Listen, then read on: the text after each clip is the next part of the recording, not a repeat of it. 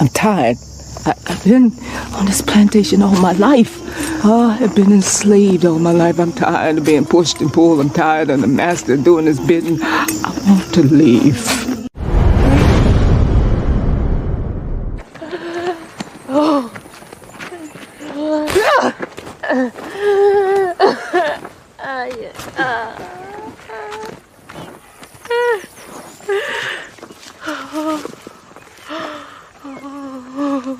You're doing this to yourself, Pats. You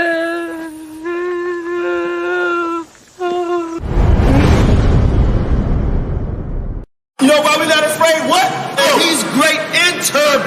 Turbo's destruction. Y'all think it come back in all peace? You got another thing coming. So we out here fighting for our brother. We ain't marching saying, yes, we can. No justice, no peace. Go!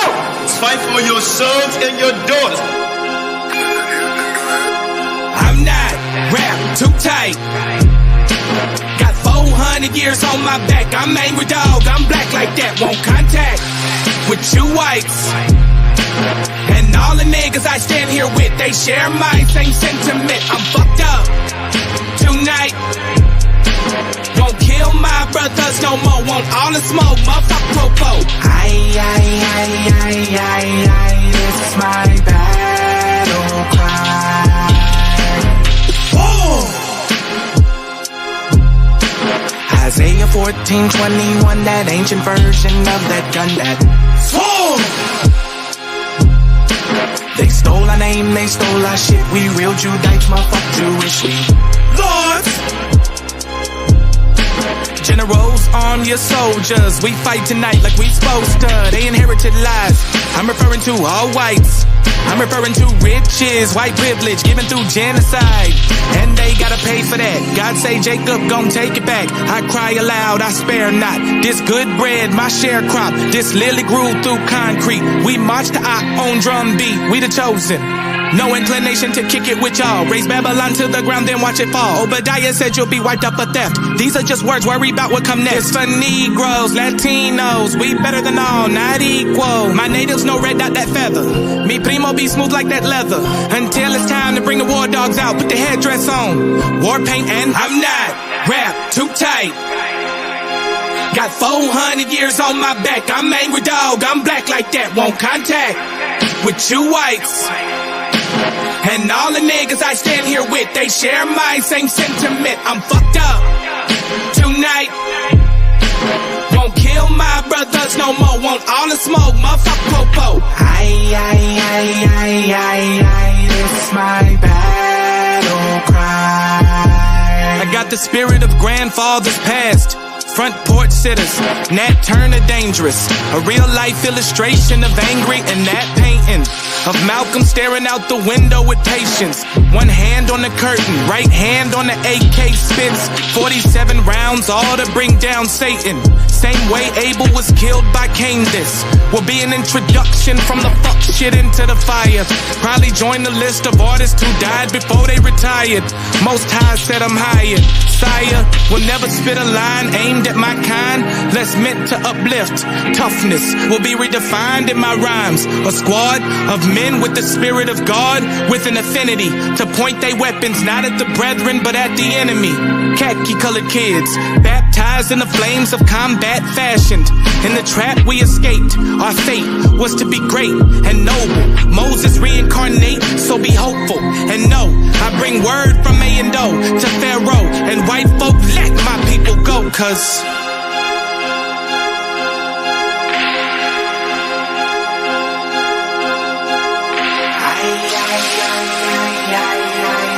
my battle cry.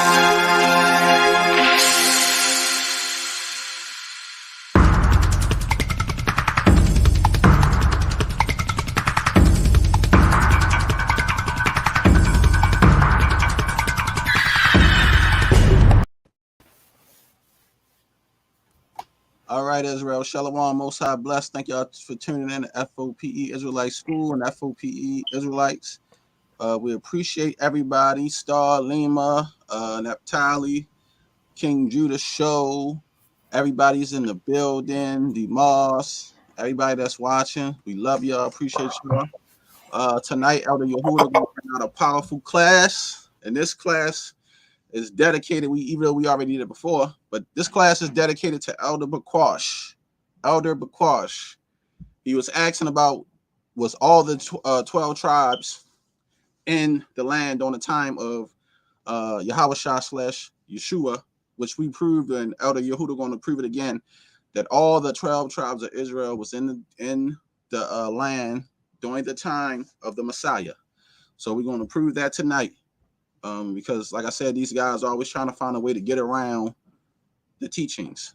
So, without a shadow of a doubt, did you want me to drop the link for anybody, or you can drop the link. Anybody want to come on? I don't mind. Yes, but don't interrupt the presentation. They can come on. If you want to come on and read, you can, but don't interrupt the presentation. Yeah, I don't mind people come on. Okay.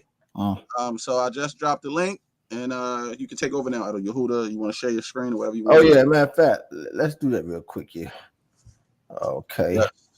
And shalom, most high bless everybody. Let me put up my disclaimer. Hold on, Elder Yehuda. Okay, take your time. A disclaimer.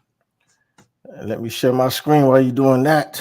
For our beautiful channel, copyright disclaimer under Section 102 of the Copyright Act 1976 allowance is made for fair use for the purpose such as criticism, commenting, news reporting, teaching, scholarship, research. Fair use is permitted by a copyright statute that might otherwise be influencing nonprofit, educational, and personal use. Tips and balance in favor of fair use. All right. Once again, much love to everybody out there. I want to make a quick statement again that FOPE is a Black Jewish platform, and we are against anti-Semitic hate. So if I come on here with anti-Semitic hate, you will be prosecuted, and we will be forcing YouTube to take the channels down for attacking us for our right of freedom of religion, press, freedom of speech, and freedom to practice Judaism. So please do not attack us. We are against anti-Semitic hate for anyone who practices Judaism. All Jews of all colors around the world, we are against anti-Semitic hate. Okay? Have no issues with anybody from the LGBTQ community. You have the right to live any way you like. That's your business. Us over here at FOPE Israelite School, we do not care. So please do not come over here with anti-Semitic hate. All right. Well said. Can you hear me, Shawshan? Yes, I can hear you. Yeah, well said, because we are Semitic peoples. Exactly. Okay. Well said. Yep. You ready to get started? Yep, you can go ahead. Okay. Look, I'm gonna mute out and step away for a minute. And okay. I'm gonna be coming back and forth. Okay. Okay, no problem. I should be jumping on sooner in a minute, sooner or later. No problem. Yep. Because I say about maybe a day or two, I had an opportunity to watch a dialogue with the brother Bakwash came on, and it was a good dialogue. It was no disrespectful going back and forth. And I think he made a statement, and the statement was that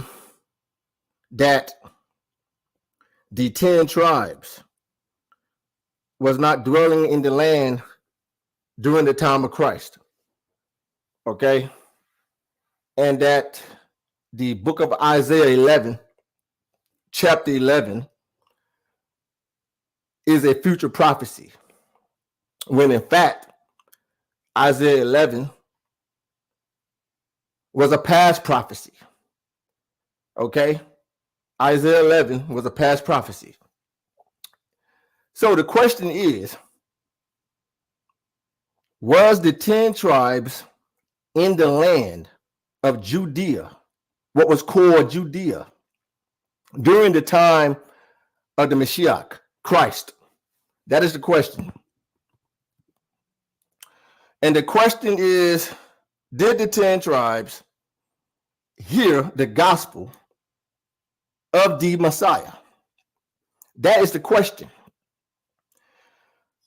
I'm here to tell everybody that indeed I'm going to show through the Bible, the Qanath, the New Testament, and ancient eyewitnesses, and prove without any shadow of a doubt that the 10 tribes was indeed in the land of Judea and Galilee, etc., when Christ was on the scene. Okay, because first of all, I have to say this too. The Father did not send his Son to the earth to preach the gospel to the lost sheep, his children, but teach the gospel to only 3 tribes. So God sent his Son to earth to only teach 3 tribes, when he was supposed to come save all of the house of Jacob. So let's start. So that is the question. So the first place I want to go, Genesis 49:10. Genesis 49:10. It reads, "The scepter shall not depart from Judah, nor a lawgiver from between his feet, until Shiloh come." Shiloh is the Messiah, the Mashiach, until Shiloh come. And it says, "And unto him," the Mashiach, "shall the gathering of the people be." This verse alone proves that all of Jacob's descendants were dwelling in the land to hear the gospel of the Messiah. Let me read it one more time. "The scepter shall not depart from Judah, nor a lawgiver from between his feet, until Shiloh come, and unto him shall the gathering of the people be." Prophecy, unto him shall the gathering of the people be. Now, let's deal with the Psalms. King David. Not only was King David a righteous king, okay, the prototype before the Messiah, the Mashiach, David also was a prophet. Okay, David was a prophet as well as a king of the house of Jacob. Many people forget that David was a prophet. Let's go inside and see if David prophesied the whole house of Jacob dwelling in the land during the time of the Messiah. Psalms 137. David prophesies the captivity of the house of Israel, right? Psalms 137. It says, "By the rivers of Babylon, there we sat down. Yeah, we wept when we remembered Zion." He prophesied that the Jews will go into captivity. "By the rivers of Babylon, there we sat down. Yeah, we wept when we remembered Zion." Verse 2. "We hang our harps upon the willows in the midst thereof. For there, they that carried us away captives, they require of us a song. And they that wasted us require us of mirth, saying, Sing us one of those songs of Zion." Because the Babylonians, the Assyrians, they always asked our ancestors to sing for them. Doesn't that sound familiar today? Who's the best singers on the earth? The Negro. So the Assyrians and the Babylonians require a song from our ancestors. But David prophesied that they would be taken into captivity. Now, Not only did David prophesy that the house of Israel would go into captivity, David also prophesied that they will return from the captivity. Let's go to, in fact, let's read a little more. Verse 4. He says, how shall we sing, or the Jews, our ancestors, they said, how shall we sing the Lord's song in a strange land? If I forget thee, O Jerusalem, let my right hand forget her cunning. If I do not remember thee, let my tongue cleave to the roof of my mouth. If I prefer not Jerusalem, it says, above my chief joy. So again, David prophesied that the house of Israel will go into captivity. Now, one more time. Not only did David prophesy that the house would go into captivity, he also prophesied that they would return from the captivity, all 12 tribes. Psalms 53. Psalms 53. It reads, the words of David. He says, the fool has said in his heart, there is no God. Corrupt are they, and have done abominable iniquity. He says, there is none that does good. Then he says in verse 2, God looked down from heaven upon the children of men to see if there were any that did understand, that did seek God. Verse 3, every one of them is gone back. They are all together become filthy. There is none that does good, no, not one. Verse 4, David continues to say, have the workers of iniquity no knowledge? Who eat up my people as they eat bread? They have not called upon God. Verse 5, there were they in great fear. It says, where no fear was, for God has scattered the bones. For God hath scattered the bones of him that encampeth against thee. God has scattered the bones. Thou hast put them to shame. God has scattered the bones of Israel and put them to shame, because God has despised them. Here's the kicker right here, verse 6. Now, David prophesied that they would go into captivity. Now he's about to prophesy that they will return from the captivity, all 12 tribes. In fact, after I read this verse, I believe I'll stop the lesson. I proved it already. David says here, oh, that the salvation of Israel would come out of Zion, when God bringeth back the captivity of his people. Jacob, or 12 tribes, Jacob, the house of Jacob, they shall rejoice, and Israel shall be glad. So there you have it, Brother Bakwash. Even before I even go into the new covenant, David prophesied not only would they go to captivity, David also prophesied that all 12 tribes, the whole house of Jacob, would return from the captivity. And we all know that David was not a liar. So I already proved it, that all 12 tribes was dwelling in the land during the time of the Messiah. But let's continue.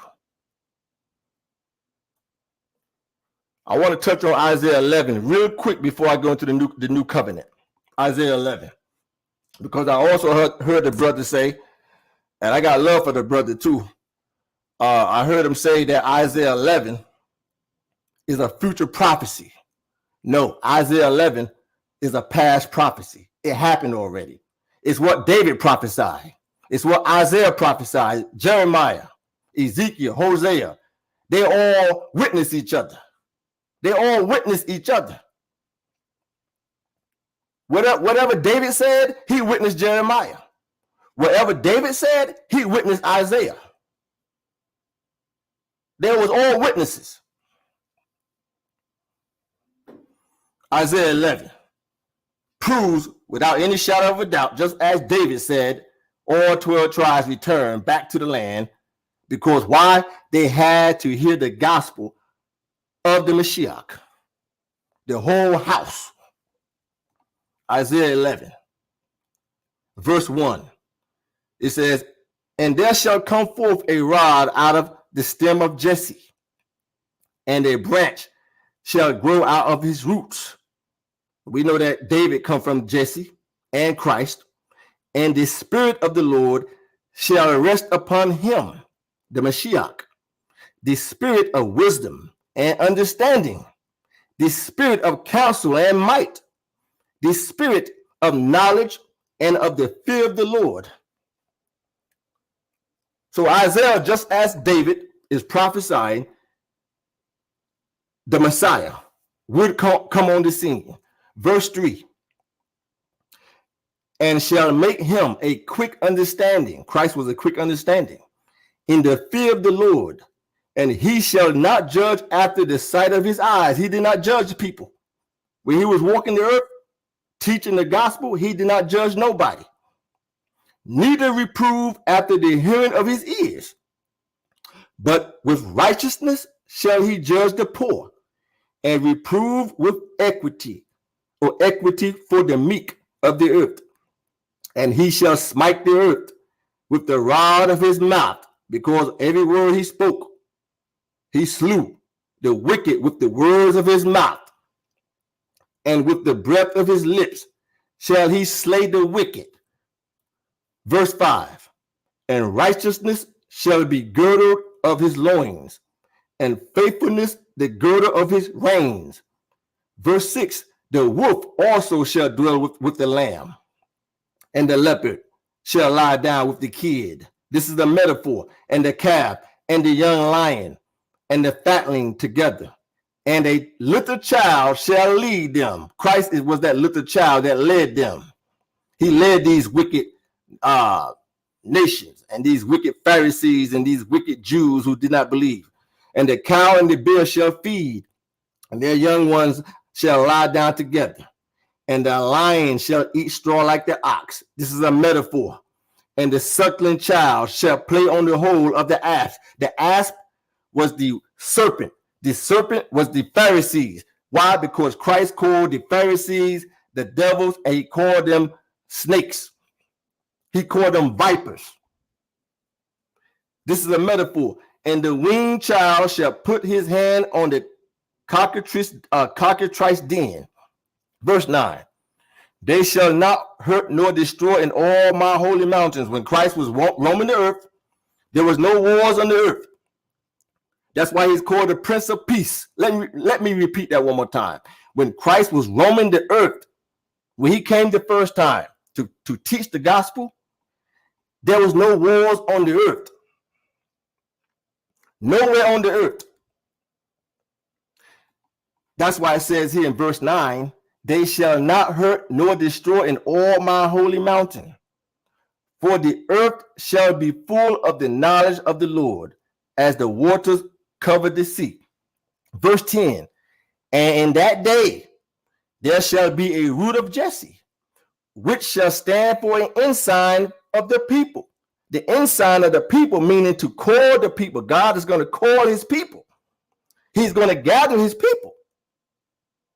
To it shall the Gentiles seek. The Gentiles did come and hear the gospel too, when Christ was roaming the earth, and his rest shall be glorious.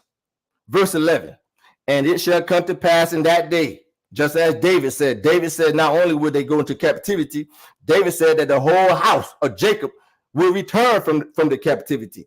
And then it says, and it shall come to pass in that day that the Lord shall set his hand again the second time. When was the first time? The first time was the redemption when Moses led the Jews out of Qanath, Egypt. That was the first time. This is the second time. It shall come to pass in that day that the Lord shall set his hand again. That's why it says again the second time to recover the remnant of his people, which shall be left from Assyria. The Jews was in Assyria in captivity, and from Egypt, because many of the 10 tribes mentioned in 2nd Ezra, they went right into West Africa, and they came right back up through Egypt, and from Patros. Patros is near Ethiopia, and from Cush. Cush is Africa, and from Elam, and from Shinar, and from Hamath, and from the islands of the sea. Elam is in that area also of what we call above the Euphrates and the Tigris rivers. When it says they should come from Egypt and Patros and Cush, these is talking about the 10 tribes mentioned in 2nd Ezra. God says a second time, the Lord shall set his hand again the second time.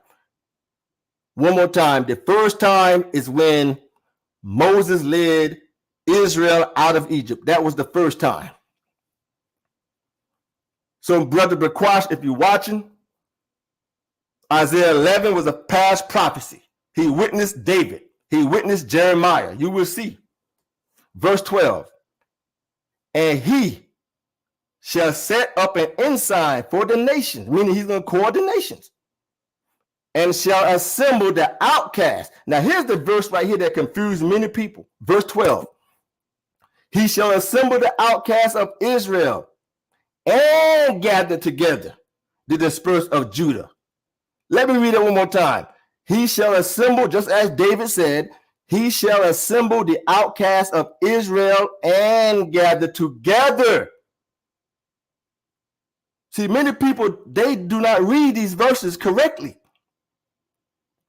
And gather together the dispersed of Judah from the 4 corners of the earth, showing you that Israel and Judah scattered from the 4 corners of the earth. And when it says the 4 corners of the earth, it's not talking about the whole planet. Okay, I can show you a verse where it says that God brought Jacob from the ends of the earth. It's not speaking about the 4 planets, but why? Because Jerusalem was the center of the earth. That's in the scriptures. God says all of the nations and countries is considered to be the 4 corners of the earth because Jerusalem is the center of the earth. Let me read verse 12 one more time. And he shall set up an ensign for the nations, meaning the nation of Israel and the nation of Judah. See, 2 nations. And shall assemble the outcasts of Israel and gather together the dispersed of Judah. They came back together. You will see, watch this, from the 4 corners of the earth. Verse 13. The envy also of Ephraim shall depart. Why? Because they returned together.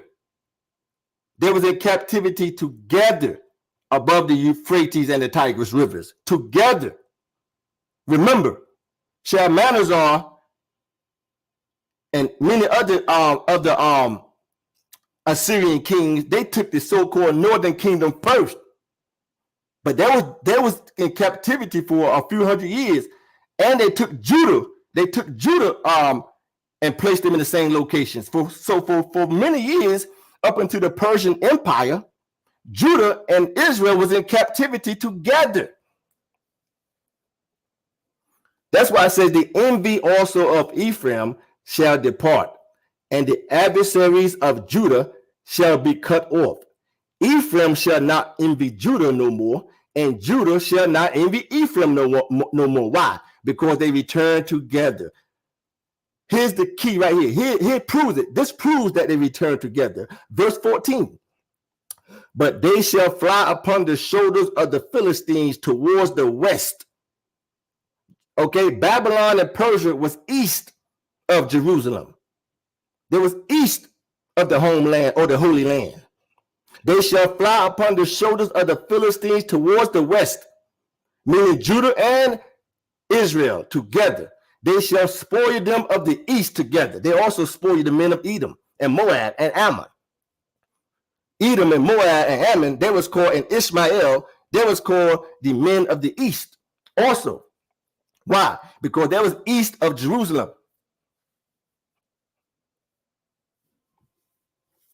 They shall fly upon the shoulders of the Philistines towards the west, Judah and Ephraim together. Verse 15. And the Lord shall utterly destroy the tongue of the Egyptian sea, and with his mighty wind shall he shake his hand over the river, and shall smite it into 7 streams, and make men go over dry shod. Why? Because they returned from Egypt also. I read it. When you go back, I read it right here in verse 11. They shall come from Assyria and Egypt and Patros and Cush and Elam. And the Lord shall utterly destroy the tongue of the Egyptian sea, and with his mighty wind shall shake his hand over the rivers and make men go over dry shod. So they came through Egypt also. These were the 10 tribes. Verse 16. And there shall be a highway for the remnant of his people, which shall be left from Assyria, like it was to Israel in the day that he came up out of the land of Egypt, meaning all 12 tribes.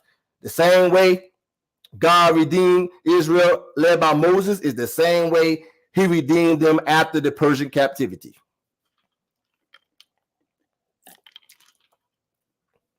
They all went back to the land. Every tribe. So Bakwash, I just showed you. I proved it right there. Together, they came back together. This is the second redemption. The third and final redemption is going to be when Christ returned, all 12 tribes, excuse me, mentioned in Ezekiel. When Christ returned, all 12 tribes, when he returns and fight in that region and fight the Antichrist and the new Ottoman Empire. It says he's going to fight in Edom. It says it right by the Red Sea. God's going to destroy Mystery Babylon before that happens too, which sits by the Red Sea. Christ is going to come back and fight in that region. After he fight in that region and destroy Gog and Magog also, he's going to return all 12 tribes from all countries in the earth. That would be the final and third redemption. Excuse me, the third redemption.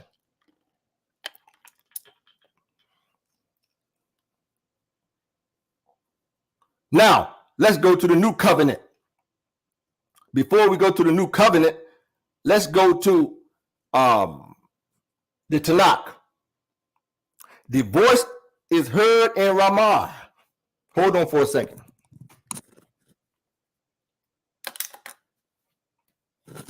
I had to grab my glasses. Your boy Yehuda getting old.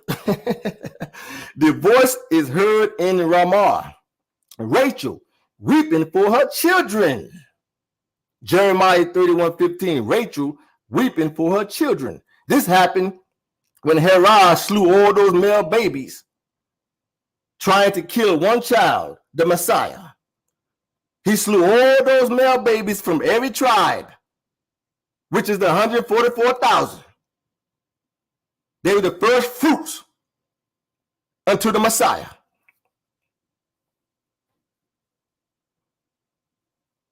Jeremiah 31:15. Thus says the Lord, a voice is heard in Ramah, lamentation and bitter weeping, Rachel weeping for her children, and refuses to be comforted for her children because they are no more. Okay? This is the prophecy that's going to be read also in the new covenant. This is talking about all those male babies that were slain by Herod the Great. Come. Proving that all 12 tribes was in the land. That's why it says Rachel weeping for her children. You want to say something on Shawshan? No, I'm just listening. Okay. Now let's go get that prophecy. The book of Matthew chapter 2. Now when Yeshua was born in Bethlehem. Oh, that go Bakwash right there. Bakwash, you can come on. Yeah, you can come on. I'm gonna drop the link. Rachel weeping for her children because all those male babies were slaughtered by Herod the Great. The book of Matthew chapter 2. And when Yeshua was born in Bethlehem of Judea in the days of Herod the king, behold, there came wise men from the east of Jerusalem, or to Jerusalem. And when they were departed, behold, the angel of the Lord appeared to Joseph in a dream, saying, Arise, and take the young child and his mother, and flee into Egypt, and be thou there until I bring thee word. For Herod will seek the young child to destroy him. Verse 14, and when he arose, he took the young child and his mother by night, and departed into Egypt, and was there until the death of Herod, that it might be fulfilled, which was spoken of the Lord by the prophet. I just read it, Jeremiah, saying, Out of Egypt have I called my son also. Have I called my son. Verse 16, that you can also read that in the Old Covenant too. Verse 16, or the Tanakh. Verse 16, and then Herod, when he saw that he was marked by the wise men, he was exceedingly wroth, and sent forth and slew all the children that were in Bethlehem, and in all the coast, meaning all Judea thereof, from 2 years old and under, according to the time which he had diligently inquired of the wise men. Then was fulfilled that which was spoken by Jeremiah the prophet, saying, In Ramah was the voice heard, lamentation and weeping, the great mourning, Rachel, weeping for her children, and would not be comforted because they are not. Okay, this proves it right here. That all the tribes was dwelling in the land. But I'm going to prove it even more. Watch this. Let's go to John 11. Verse 1. Now a certain man was sick named Lazarus of Bethany, the town of Mary, and his sister Martha. And then many of the Jews which came to Mary and had seen the things which Yeshua did believed on him. But some of them went their ways to the Pharisees and told them what things Yeshua had done. And then gathered the chief priest, it says, and the Pharisees a council, and said, What do we? For this man does many miracles. If we let him thus alone, all men will believe on him. And the Romans, they shall come and take away both our place and nation. Watch this here. And one of them named Caiaphas. Also, when you go read the writings of Pontius Pilate, he said Caiaphas was a tall, dark-skinned man named Caiaphas. He was the high priest that year. Being the high priest that same year, look what he says here, folks. He said unto them, You know nothing at all, nor consider that it is expedient for us that one man should die for the people, and not, it says, and that the whole nation perish not. Verse 51, and this spake he not of himself, meaning Caiaphas. He wasn't speaking of himself, but being high priest that year, he prophesied that Yeshua should die for that nation. Watch this here. And not for that nation only, but that also he should gather in one the children of God that were scattered abroad. This also proves that the Jews was coming up from Africa and the Asia Minor to hear the gospel of the Messiah, because his fame spread through all that region. Caiaphas just said it right here, that they came from all over to hear the gospel.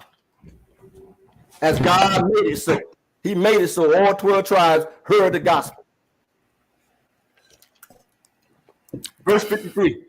And then from that day forth, they took counsel together to put him to death.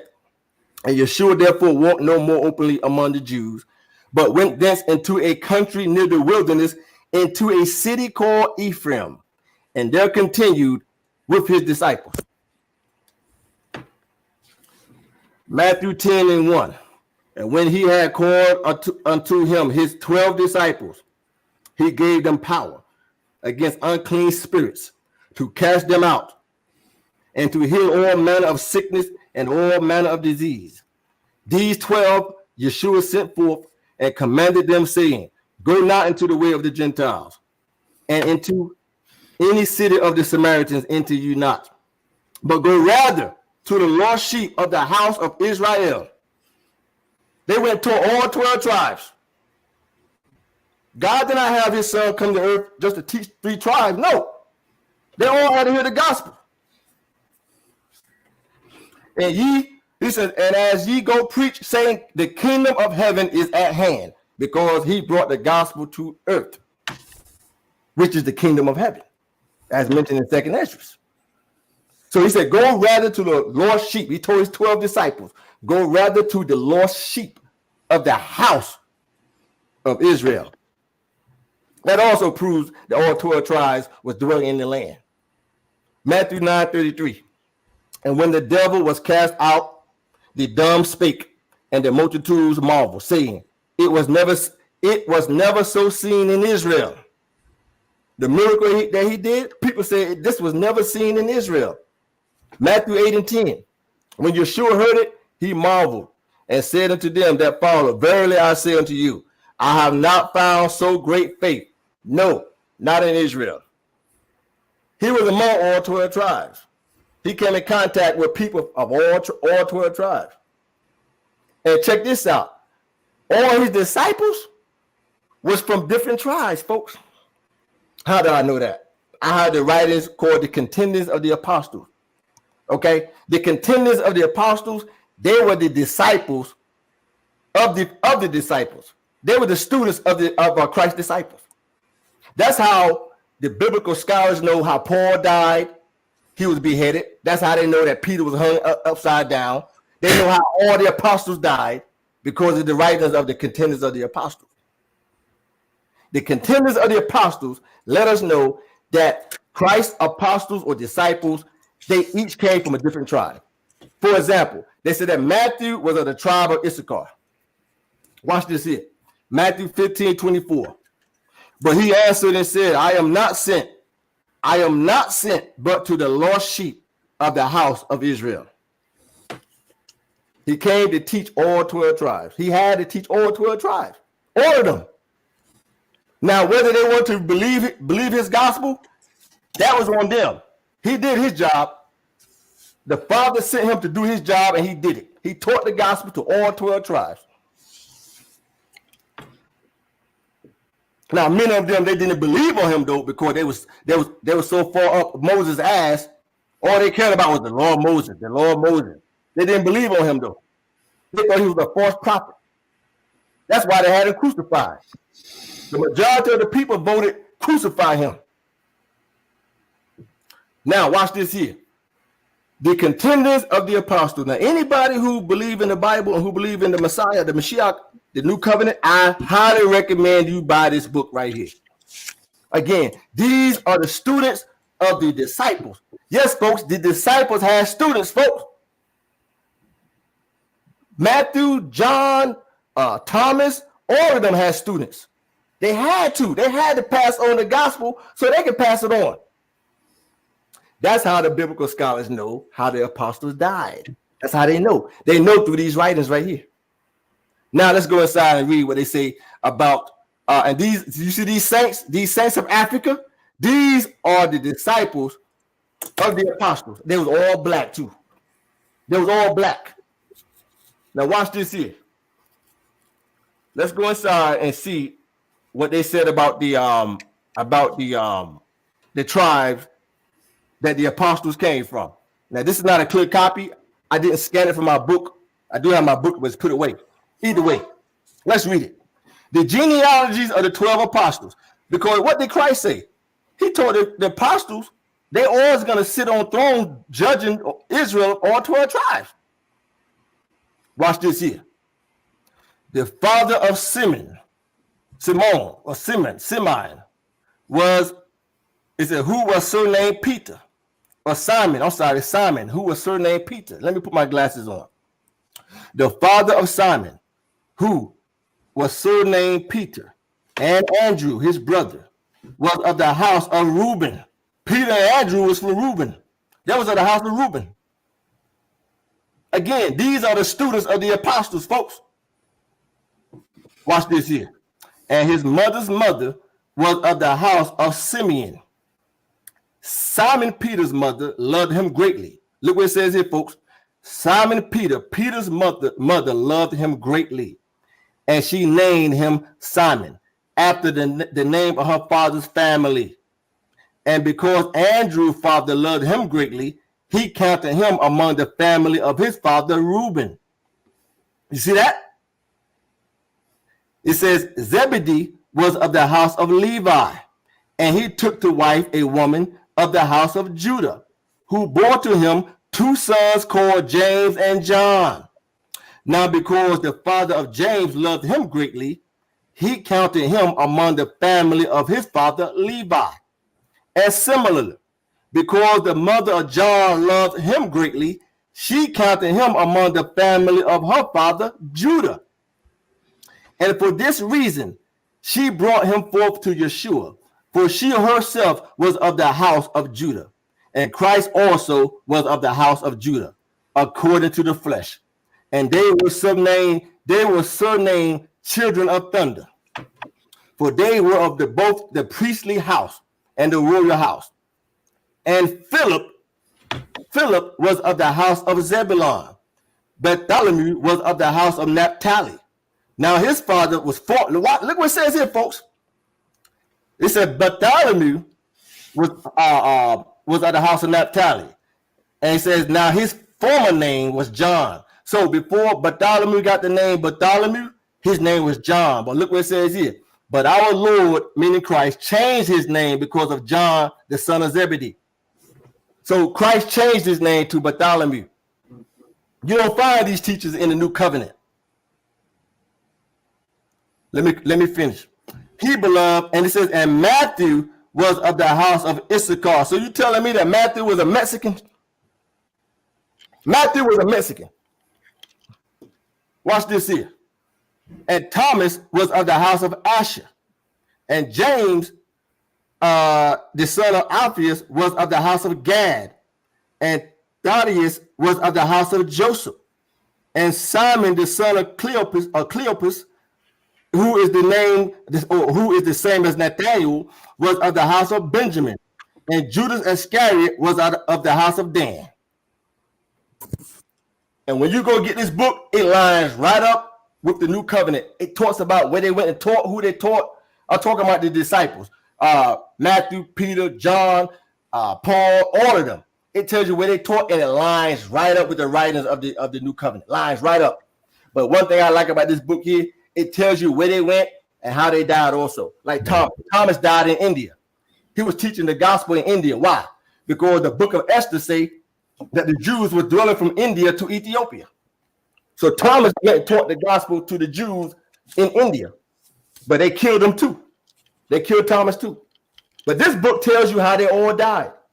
That's how the scholars know how they died. By reading this book right here. That's a fact.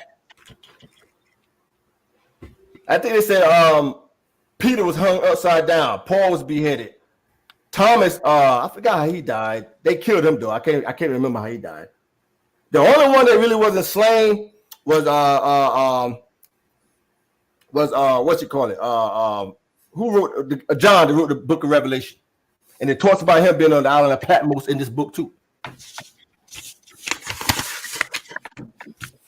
Matthew 19:28. And Yeshua said unto them, verily I say unto you, that ye which have followed me in the regeneration, when the Son of Man shall sit in the throne, shall sit in the throne of his glory, ye also shall sit upon 12 thrones. That's why I just showed you that was from different tribes. How they gonna judge all 12 tribes and they was from the same tribe? Hold on, I gotta do like how my brother Shaka used to do. Bring it on!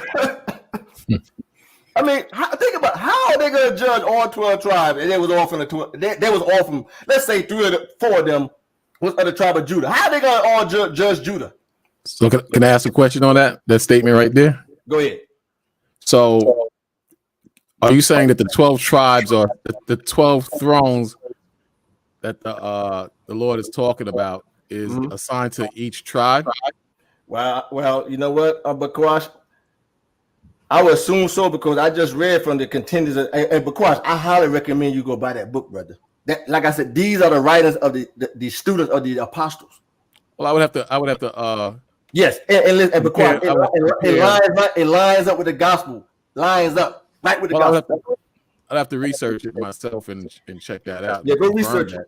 Yeah, go research it. But my question to you is, I got a few questions, because I can't be long because I got to go to bed. Hold on, before you ask the question, before you answer the question, excuse me, both of you. How much longer on the class you want to cut it short and get a few questions in, and we go do a part 2? It's up to you. I don't know how much longer, but I got more. I got more. I know you do. I got more. You know what I'm saying? But it say Christ said they're gonna sit on the throne judging all 12 tribes. Right, judging all 12 tribes. Yeah, judging 12 tribes. Yeah. How many disciples were there? It was 12. It was 12 disciples. Okay, we so know that. Hold on, guys, because I want to be decent. I really want to be decent because I'm glad you came on. This is what we've been asking for. Well, I'll let him go. I'll let him go. I know you got to go to work. My question: how long you been watching this class? You talking to me?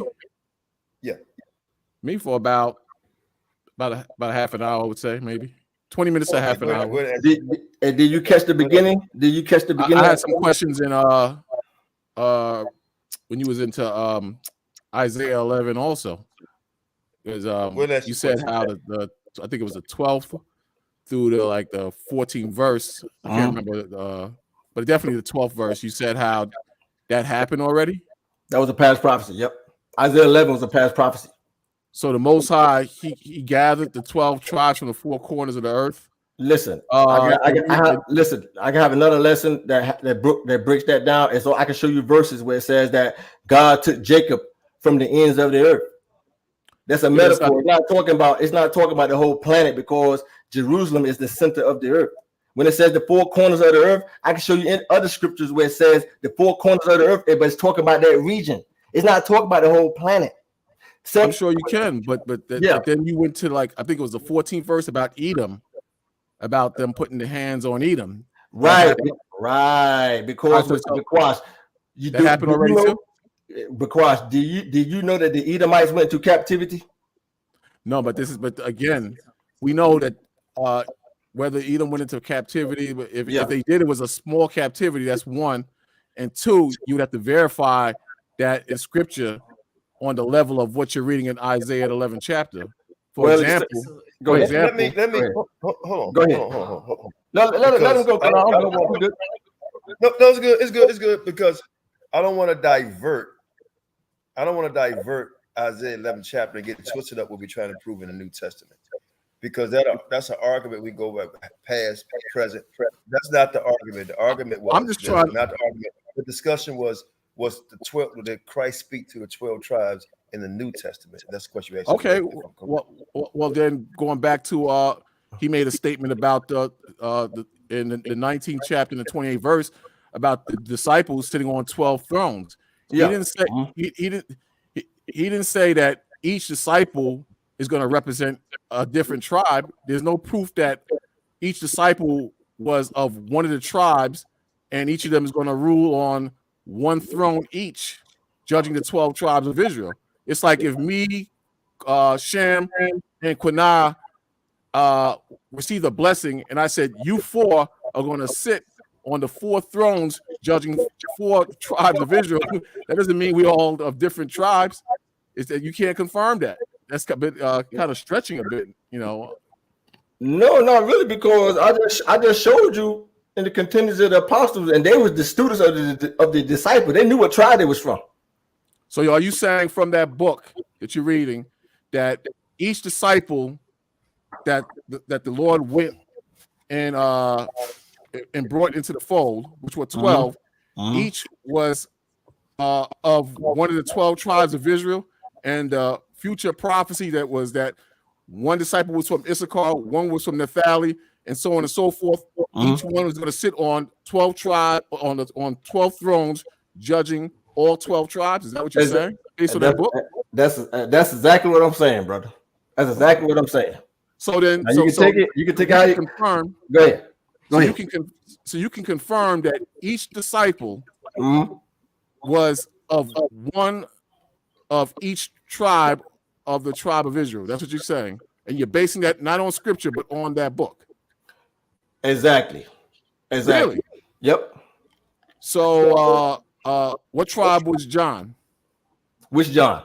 John. I just read it. I read it when in the book. Inside the book, I read it. Okay. Go back and watch which disciple according to that book was Naphtali? Yeah, he just I read it. Go back and watch it. You was on the show when he was reading all of it. You weren't listening? He read a few. I read all of it. I read it all. But I want you to finish up a little bit more. But here's my thing, because I mean the lesson can straighten out more. My whole, when I had a question before, and when the question was this, it's a two-part question to anybody in the comment section, you Quash, anybody, where in Matthew said Christ said he came for the lost sheep of the house of Israel. And I went back to James 1:1 and said to the 12 tribes scattered abroad. So I don't know why we need like a whole lesson on it, because Christ came to speak to 12, the whole house of Israel. And James said, give me James 1:1. Somebody, James 1:1. And Christ said salvation is of the Jews. They started calling all the tribes Jews during the time of Antioch. What was that king name? Xerxes. During the 70 provinces, even the northern tribe. That's a fact. That's also in many historical books like Josephus. He talks about that too. They became known as Jews. Right. Before you go to Chronicles, Naphtali, Zebulun, Issachar, doesn't matter. Right. We're still called the Jew. Right. So that's why when he said devout Jews came to the Pentecost from all the regions, that's why I was telling you they came from all the different tribes, because all of them was called Jews. It wasn't just Judah, Benjamin, and Levi anymore. All of them was called Jews. Uh-huh. So let me ask this question right here. This question for Quash, because we try to answer the question to best ability. And I think 2 verses just cut the whole thing where Christ said he came for the lost sheep of the house of Israel. That's not 3 tribes. If he said he was coming for a particular tribe, he'd have named them. He said the house of Israel. And James, he said to the 12. He didn't name all of them, but he said to the 12. He named by name, but to the 12 tribes scattered abroad. James in the New Testament. And he said, Shay, give me James 1:1.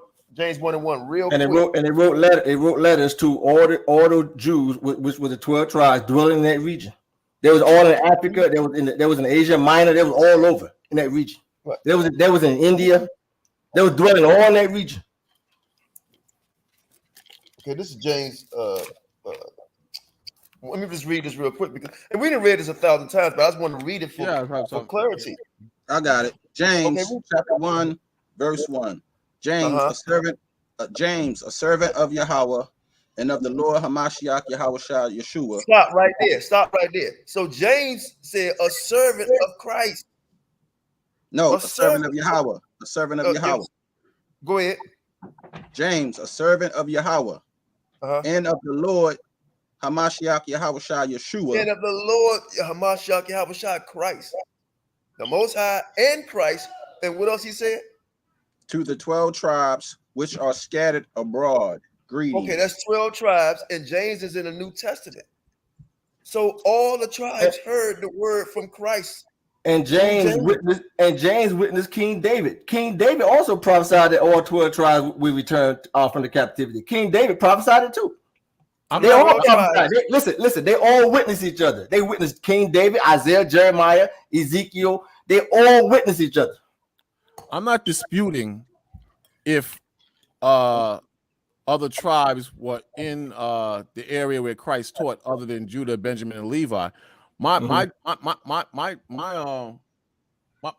dispute is the number or the amount of the other tribes outside of Judah, Benjamin, and Levi that was in Jerusalem or that did hear the gospel. James 1:1 says the 12 tribes which are scattered abroad. So if the 12 tribes are scattered abroad, we have no way of knowing the amount or quantity of tribes outside of Judah, Benjamin, and Levi. Let me take that. That heard the gospel or was in that region when Christ taught. That's what I'm disputing. Let me just finish up. Go ahead. Just 30 seconds. And to say that each disciple was of each tribe, and the judgment was that each disciple that was of each tribe is going to sit on the 12 tribes, judging the 12 tribes of Israel. That's a bit of a stretch there, man. That's a bit of a stretch. I'm not saying that Naphtali or Issachar, a small remnant, or even a pretty good remnant was in that region where Christ taught. I'm just saying that it's just kind of hard to fathom that. Well, let me answer part one first, brother. Let me answer part one first. We know when it came down to counting tribal members out of each tribe, it usually came down to war, or it came down to counting gifts, right? When they did with the Levites had to get this amount because they was the smallest tribe, if I'm not mistaken. So we understand that. What you're asking is not in the Bible because you can't count how many hairs on your head. So it said 12 tribes. They say, okay, to the 12 tribes, Judah, we know you 50,000. Levi, you 5,000.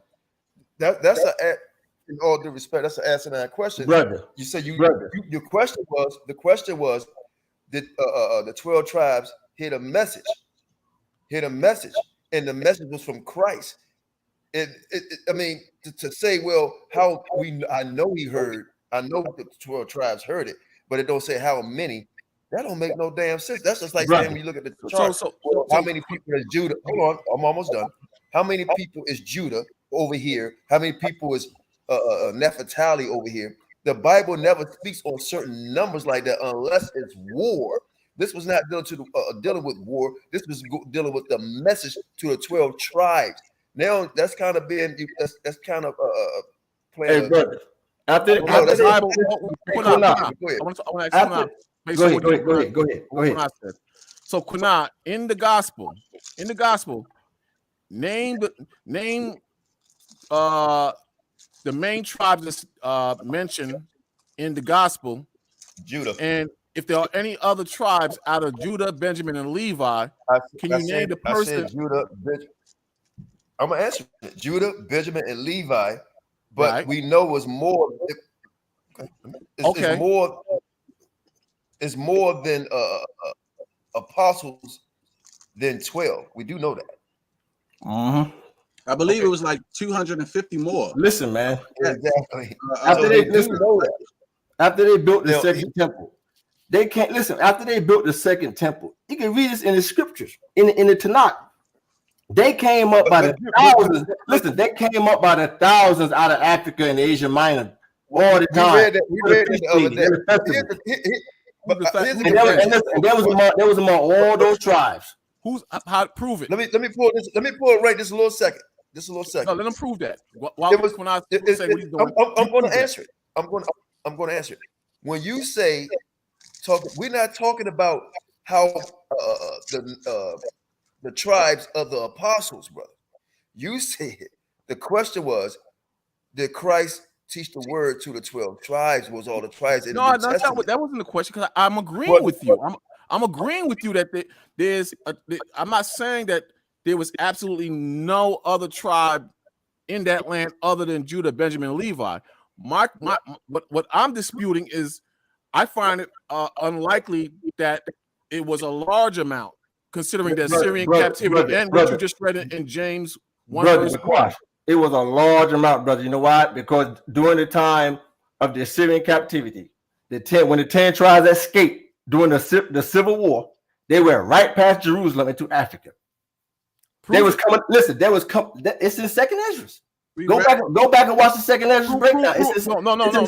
Proving Second Ezra. Hear me out. Proving Second Ezra that they went to Africa. Watch this. Wait. Watch this. Let me go get my book. No. Use the scriptures. Use the scriptures, because if you could use books, wait a minute. Why can't I use books and y'all don't believe in the ships? No, I'm going to use the scripture. Out of the quash. There's no ships there. Show me. Right, so by your logic, Shem, by your logic, all right, Shem. Okay, listen. By your logic, there's no ships. And usually I would go to a book or something like that and prove it. What I'm telling the brother, let me stand back. I'm back. Hold on. I heard you out. Let me say this real quick then, right? So, because we spoke about this already, right? Now, when we dealt with this whole matter before, dealing with Second Ezra, right? Now, we read in there out the Bible where y'all say they went through the Euphrates. We read all that, right? Now, You know our stance, we know your stance. You believe it's ships, we don't believe it's ships. Even when we came down to breaking it down with the ships, I showed the ancient Assyrian ships out of a two biblical Babylonian source.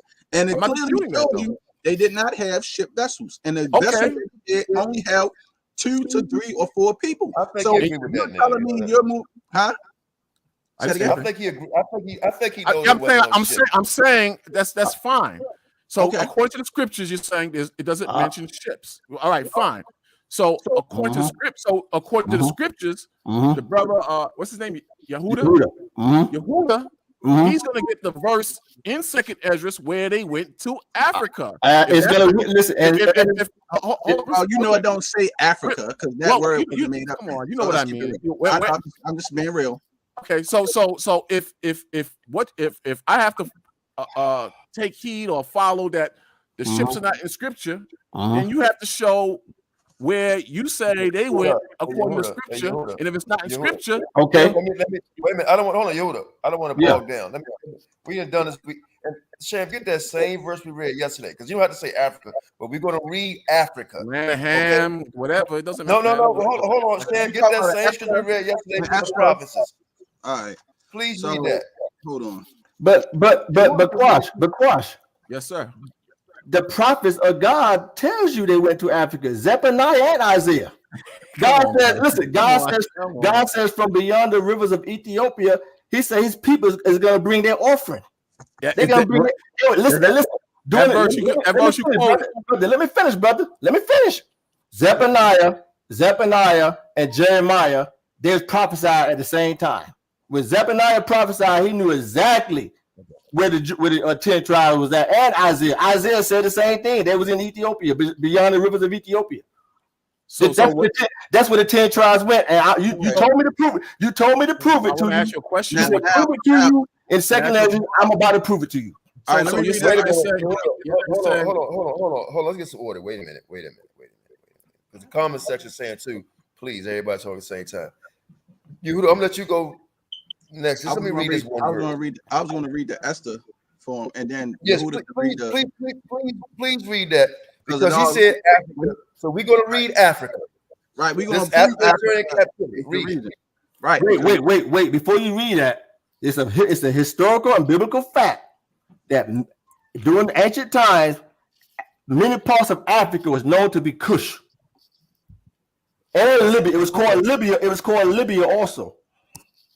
Okay, and you're right. But let's do what Bakwash asked. He wanna know, was the 12 tribes in Africa, because we was talking about 2nd Esdras. So we're gonna read it in the Bible. No, let me be clear on my question. Let me say my question again. We teach that the ships brought us here to the Americas, which you brothers say there's no ships mentioned in 2nd Esdras. Cool. So you brothers say that they went. Asareth is another land in Africa.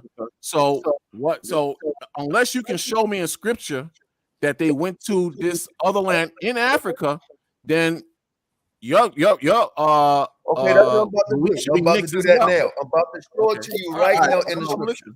But wait a minute, Ethiopia is Africa, and the original translation is Cush. The original translation is Cush. Who's that Sham talking? Let me read it. Let me read the Bible, brothers. Read that scripture right there, Sham, and then you take it.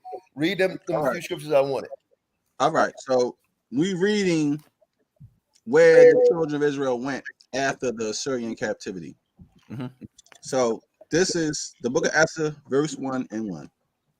It says, now it came to pass in the days of Antiochus, in the days of Xerxes. Xerxes, yeah.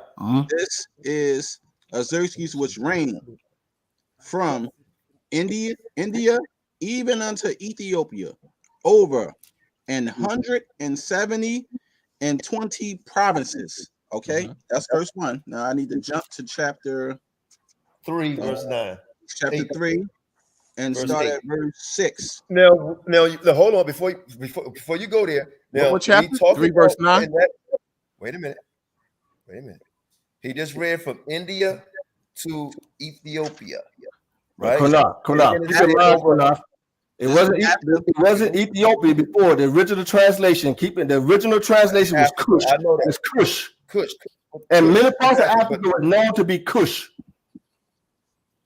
All right, I'm gonna read it again. Okay. This is Esther chapter 1, verse 1. This is after the Assyrian captivity. When they started leaving the Civil War with Sennacherib. They left Libya and all these different regions over there during the time of the Civil War. Right. Okay. Now it came to pass in the days of Xerxes. This is Xerxes, which reigned from India even unto Ethiopia, over 170 and 20 provinces, right? Mm-hmm. Stop right there. We know Ethiopia, like Yehuda would say, is Africa back in the day. But let's say you don't agree with that, right? But we do know, let's say let's talk about Ethiopia. Ethiopia is in Africa.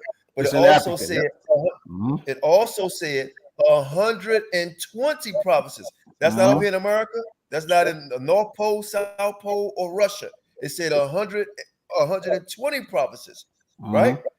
From India to Ethiopia. Now, we're going to find out who these people are that was in them provinces or countries that Xerxes ruled. Let's go to chapter 3, verse 6. And he thought to scorn to lay hands on Macedonian. They had showed him the people of Macedonian. Mordecai, sorry. Wherefore Haman sought to destroy all the Jews that were throughout the whole kingdom of Xerxes. Stop. All the Jews that were throughout all that kingdom from 100 and some provinces from Ethiopia to India. All that is Africa over there. And there was all a mixture. There was all a mixture. All 12 tribes. All 12 tribes.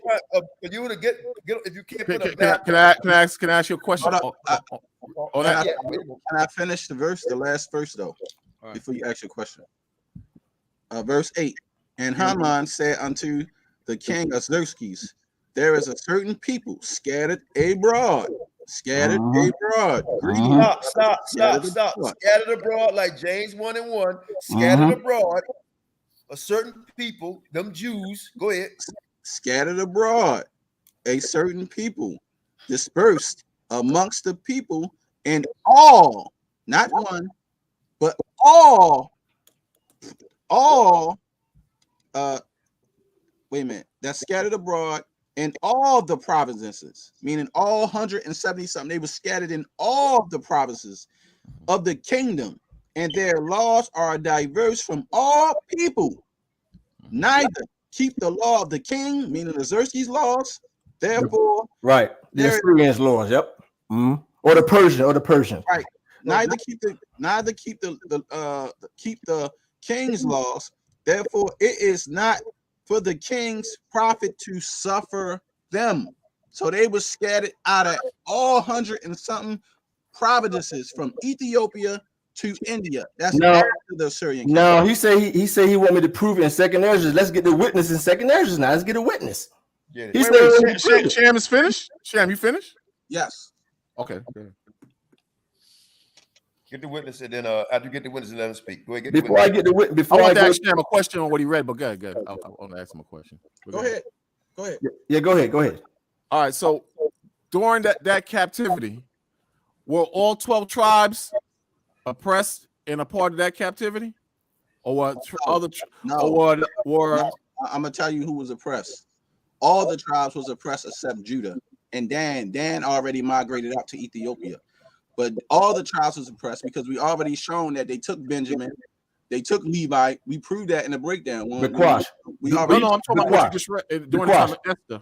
Because we proved through scripture that when the Assyrians first came down and took the Israelites in captivity, they took the Jews or the Hebrews within all the tribes except for Judah. Judah was the only tribe. Hold on. They didn't take Judah. They took all the tribes except for Judah. No, this is what I'm asking Sham. Hold on. But no, before you ask Sham, hold on, brother. I don't like we running from one question, and once we answer the question, you asserting like we didn't answer it. You said, can you prove, talk about what's the Arthurus, right? Or then you use the word also Africa. And I showed you where to use the word Ethiopia and India in 120 provinces.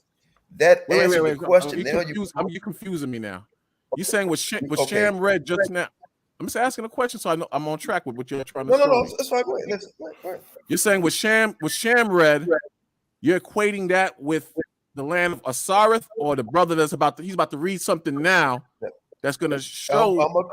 I'm equating it to you're saying.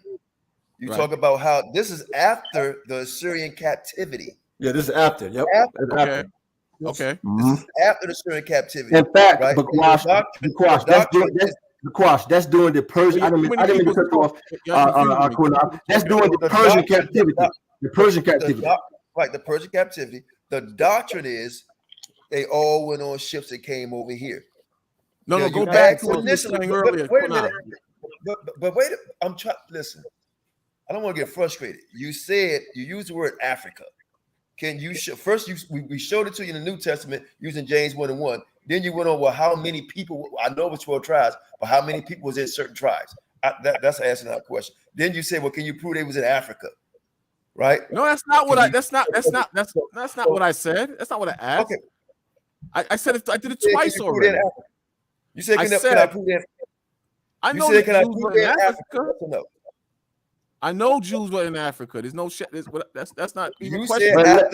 I'm talking about Osiris. Hey, Qanath, let me prove in Second Ezra that they went to Africa. He said, "Can I prove it?" I'm not questioning if they went to Africa. No, he's saying now, did they show him where they went to Osiris? That's what he's saying. What you guys say is in Africa. That's what let me show it to you. Go ahead. Let me show it to you. Go ahead, brother. Before I show it to you, because I have a question. You gonna show it to me? Yeah, I'm gonna show it to you, Second Ezra. But before I show it to you, I have a question. What's the question? Where's God's borders? Where's what? The Most High's borders. His borders? Yes. I don't know. I guess Israel. I guess Israel, exactly. Everybody know. All biblical scholars know the borders of God is Israel. True facts. Okay. Let me start. I'm not gonna start at verse 1. I'm not gonna start with Christ because really, but when you read Second Ezra, starting at the first chapter, it's talking about Christ and the 10 tribes returning back to hear the gospel. That's all Second Ezra is talking about. But I'm gonna pick it up right here where the One West camps pick it up at. Let's pick it up right here, verse 39. He says, "And whereas thou sawest that he gathered a peaceable multitude unto himself." Because these are the 10 tribes that returned to Christ. Those are the 10 tribes which was carried away prisoners out of their own land in the time of Hosea, the king of Shalmaneser, king of Assyria. Led away captive, and he carried them over the waters, right? And so they came into another land. But they took the counsel among themselves that they will lead the multitude of the heathen and go forth into a further country where never mankind dwelt. That's only mean a part of a region where people never dwell. You got places in America today where people don't dwell at. But let's continue. Verse 42, that they might there keep their statutes which they never kept in their own land, and they entered into the Euphrates by the narrow parts of the river, for the Most High showed signs for them, and to hell still the flood until they passed over. For through that country, through that country. So they crossed the river first and through a country. Before I continue, watch this, Bakwash. We're in contact with an Iranian historian. He said that these camps are liars. He said no ships can go down the Euphrates. He said the Euphrates and Tigris is over 100 miles long with many parts where you can walk right through. And he said you got the Iraqi marshlands. That's before the Persian Gulf. He said no ships can go through there. He said these camps are liars. Let me continue. For through that country there was a great way to go, namely a year and a half, and the same region is Osiris. Watch this. Then dwelt they, and it said, then dwelt they there until the latter time. That's why it says when they shall begin to come, because they had to come back to hear the gospel of Christ. All you have to do is pick it up at verse 1. But watch this. I'm going to prove it. You said prove it. Watch this here. Then dwelt they there until the latter time, and now when they shall begin to come, the highest shall stay the springs of the stream again. See, that they may go through. Therefore sought thou the multitude with peace, because they had to return. This time they returned through Africa. How I know? Watch this here. but those that be left behind, meaning among the 10 tribes when they migrated, but those that be left behind of thy people are they that are found within my borders. So when they left Assyria, they crossed the Euphrates, they went right back toward the homeland. Many of them decided to stay behind in Jerusalem while the remaining went into Africa. Can I respond? Go ahead. Number one, when you asked me about the border, I just, I threw that out. Like it could be Israel, might not be Israel. You gotta look further into that. That's number one. And number two, it says that country dwelt there to a latter time, and it mentions crossed over. Mm-hmm. Crossed over to where?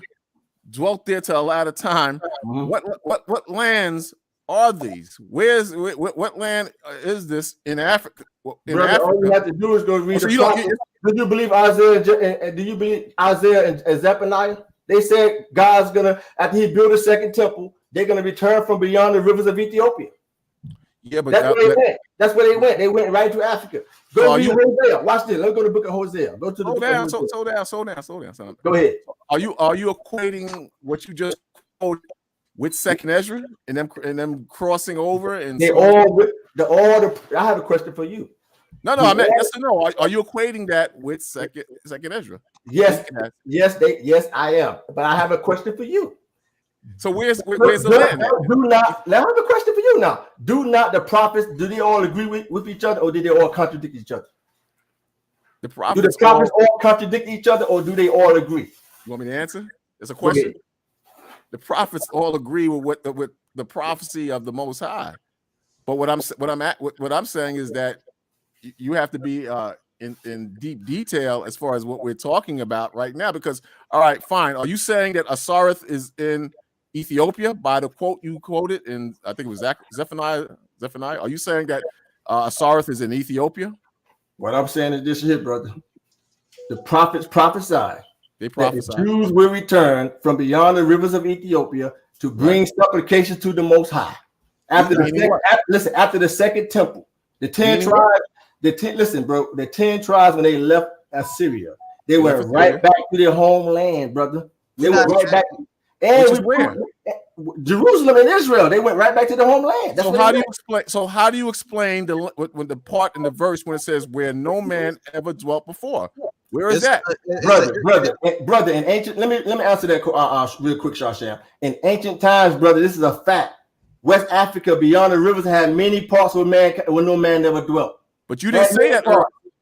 You quoted a scripture that said by the rivers of such and such by Ethiopia. West Africa and Ethiopia is completely on the other side of the world. As far as Africa, which is it? Is it West Africa or is it Ethiopia? Are you talking about? Wait. Are you talking about what Shasham then brought out? No, I'm talking about what you just said. Let me answer this. You got me. You better help him for now. No, you got us confused. Let me answer this. Hold on, Qanath. Nobody said Ethiopia is. No. He quote the scripture you quoted again, brother. I just said, according to Zephaniah and Isaiah and Jeremiah, it says that God said His people. He said His scattered people, is beyond the rivers of Ethiopia. And they would come up bringing their offerings to the Most High. That's where the 10 tribes went. They was in Africa, beyond the rivers of Ethiopia. Okay, so meaning on the other side of the rivers of Ethiopia, all in West Africa. That's what it means. But Ethiopia is not near West Africa. And you said earlier, you asked me what was the border. Let me answer this. I'll be right back. Let me answer this. Now, I don't want to. I'm standing the scripture. I have a question for him. But no, whoa. Wait a minute. Listen. Go ahead, I'm being talked over. Go ahead. Listen. Go ahead. Okay. We're going. Now, we can go to, I think it's in 1st or 2nd Kings, but I'm gonna go back to 2nd Ezra, right? Because 1st and 2nd Kings said they would still be there until this day. Now we go back to 2nd Ezra. Let me find it. Right? Beware to this day, Qanath. Beware. Beware what? You said they're gonna be there until this day. You said you quoted that a verse that said we're gonna be there to this day. Where's the Okay, watch this. Go to Second Kings chapter 17 real quick for me, both of you. Second Right? Kings We just 17. read that in Esther. We read that in Esther, but I'm gonna go back to Ezra. We read that Esther, the 120 provinces. Now go to Second Kings in chapter 17.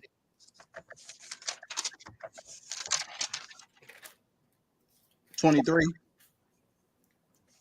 Second Kings 17. Before we go to 23, let's read. No, before we do that, I'm gonna read verse 1. Okay. I'm gonna read verse 1. In the 12th year of Hassad, king of Judah, begun Hoshea, the son of Eli, to reign in Samaria over Israel 9 years. 9 years. And he did that which was evil in the sight of the Most High, but not as the king of Israel that were before them. Verse 3. Against him came up Shalmaneser, king of Assyria. Right? Hoshea became his servant and gave his presence. Now we go to verse 6. In the 9th year of Hoshea, the king of Assyria took Samaria and carried Israel away unto Assyria, right? And placed them in Halah and Habar by the river of Goza. Go look this up, Gaza. And in the city of Medes, if I'm saying it right. Now, this is in the Assyrian captivity. Right, this is in the Assyrian captivity. Now, jump to verse 23. Yeah, jump to verse 20. Wait a minute, verse 15. And they rejected his statute and his covenant that he made with their fathers, and his testimony which he testified against them. And they followed vanity and became vain, and went after the heathen that were round about them, right? Concerning whom the Lord had charged them that they should not do like them. Okay. Now this is talking about in our captivity, like we're in captivity now. We're doing what the same thing these heathens doing. We copying off their customs and everything. This is what Israel did in their captivity. Now, when you read verse 23, read that, Sham, and then we're gonna go back to Second Ezra. Verse 23. Until the Lord removed Israel out of the sight, as he said by all his servants, the prophets, so was Israel carried away out of their own land unto Assyria till this day. Till this day, carried out of Assyria until this day, still in captivity. But here's the thing: out of the land of Assyria. Hey, Qanath, after that, let's go to the book of here's Jude. the main one. Hold on, real quick. This is the main one I want to get. This is the main one I want to get. We're going back to Second Ezra because reading and comprehension is paramount and understanding definition of words. When you understand, I can ask this question, but I'm scared if I ask it, and it's going to give 1,000 answers, then everybody going to bring out other scriptures. When you look up the word region, a part of the body, especially round or near the same origin. The same region, origin, the same area, area, division. Right. A region is the same area, round about the same area, right? Region means land. Now let's go this again. Wait. Go back to what you just said something. You said carried out of Assyria. To where? You read it. I asked you that question. It says they was carried away out of their own land to Assyria to this day. So they was carried I'm sorry, Qanath. It says to Assyria or out of Syria? No, they was carried out of their own land unto Assyria until this day. And they would still be there. You will still have some little remnant of them in the land of Assyria still to this day. That was the last verse you read, Qanath? About it said. Yes, I'm gonna read it again. Because I might have misquoted. 2 Kings 17 verse 23. Until the Lord removed Israel out of his sight, as he had said by all the servants, the prophets, so was Israel carried away out of their own land to Assyria unto this day. Okay, my apology, Qanath. Qanath, suffer me to read Judas and Baruch. That same.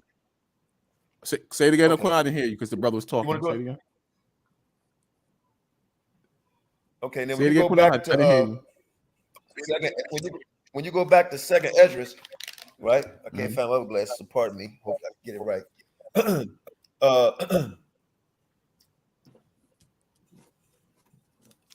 Now watch this, brother. Let's go start at 2 13, verse 32, verse 41.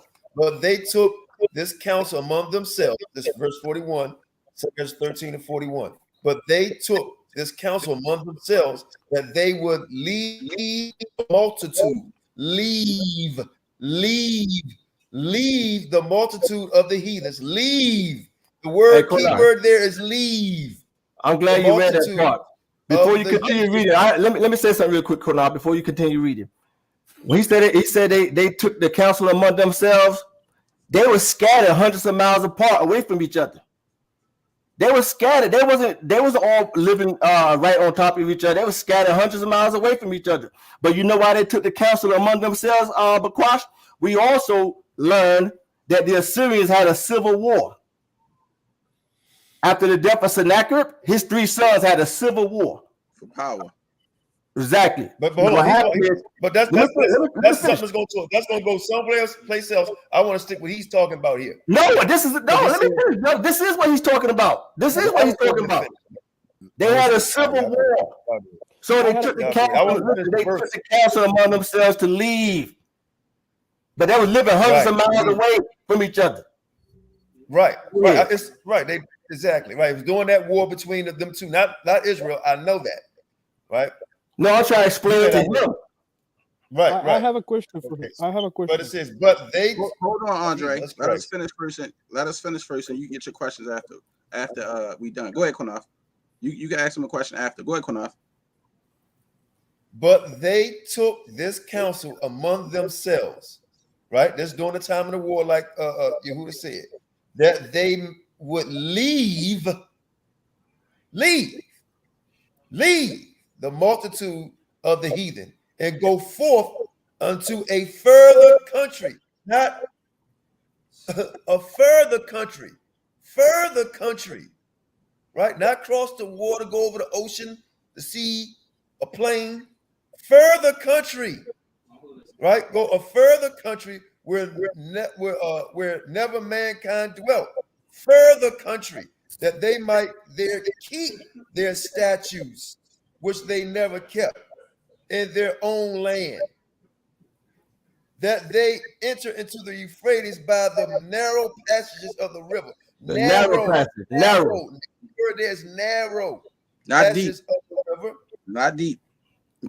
44. For the Most High then showed signs for them, and they held still the flood. An ocean cannot flood. It can go over its bank. Why are you showing me this? I don't understand why you're going through this. I'm not disputing about the ships or America. Why are you showing me this? I'm showing you this to show you that they was in that same region. All the ships we showed you through a further country, right? Yeah. I'm showing you all that and how Israel will still be in Assyria this day. Read James of 2nd chapter 17 verse 17th chapter, showing you how they will still be there this day, how they was in 120 provinces, how they went through a further country, region, same area. Okay, so where so that region, are you saying that's Asareth, where no man ever dwelt? Bro, that's my question. Okay. No, Asareth is in that same region in different parts of. I give you an example. Everybody, so you can't. You got the desert in America. It's places in America, Arizona, nobody never stepped. So you're saying that they walked back to Assyria, and that's not what he's saying. That's not what he's saying. To make it simple, where is Asareth? Give me the name of the place. I'm reading where it is, brother. It's in that same region, brother. So you don't know where it's at, brother. No, Bakwash, let me ask you something. It's in that same region. It's in a further country in that same region. What's the name of the country and region? We don't know the name of the country because I'm gonna tell you why. Because when you look, let's listen. When you look up Arsaras in the Hebrew, it says mystery. That's what it says. So it's saying it just says a further region of the country. That's all it says. When you look it up in a biblical dictionary, it don't give you the land mass in Africa. It don't give you America. None of that. It is sometimes it say mystery or it say further in the country. That's what it says. And then wait, and also it says in the dictionary I got. The 18-something Smith dictionary, it says beyond the rivers of Ethiopia. That's what it says for all the rest. So this is interesting because in the past, your brothers wasn't saying that. Let me find it. No. Because you saying that because the brothers had found that old map and we put up. Yeah, that was. Hold on. You remember? And they right? said that it was in Allegra, which was we called Allegra today, which possibly could be true, but so I don't know. No. Listen, I told everybody when they was asking about that, even when AOC asked us about that, I told them about that map. I said, listen, that's that man video. He discovered that map. I never had that map. I'm saying he's showing it out an old map that he had and found and saying they had off the rest on there. I'm not saying that's exactly where it would be at. I'm saying it's possible if that's he proven that. Can I finish reading though? Can I finish reading the scripture though? Because Bakwa stopped me. Can I finish reading the scripture? Because Bakwa stopped me. Real quick, Bakwa stopped me. It says, I'm not going to start all over. I'll start at verse 43. And they enter into the Euphrates by the narrow passage of the river, 44. For the Most High then showed signs to them and held still the flood till they were passed over. Verse 45. For through that country, held still the flood, saying go through the country, not over the water. For through that country, right, in that same region, for through that country, don't mention the name, for through that country there was a great way to go, namely of a year and a half. And in the same region, area, place, it's called Asherus. Whatever that place is, Asherus is in that same region, same countries. One thing we do know with your smile, it's not a boat.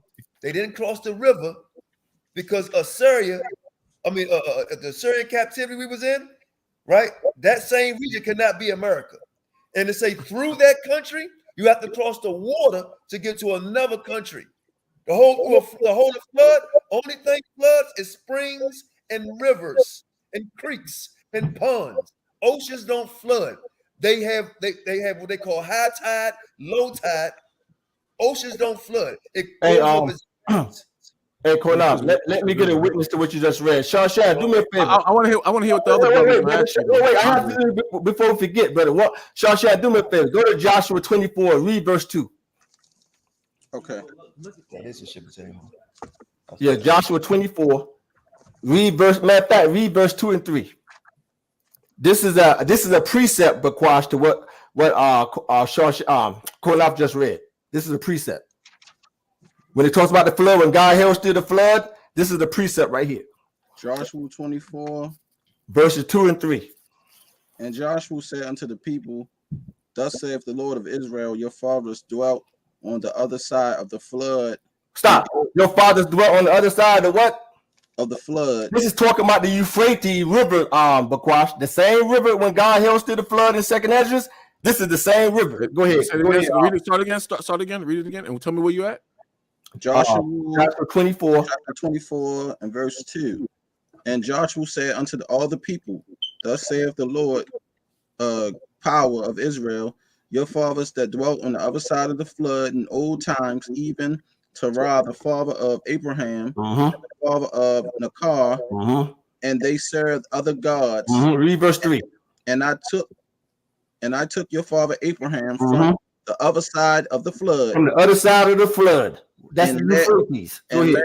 And led him throughout all the land of Canaan, and multiplied his seed and gave him Isaac.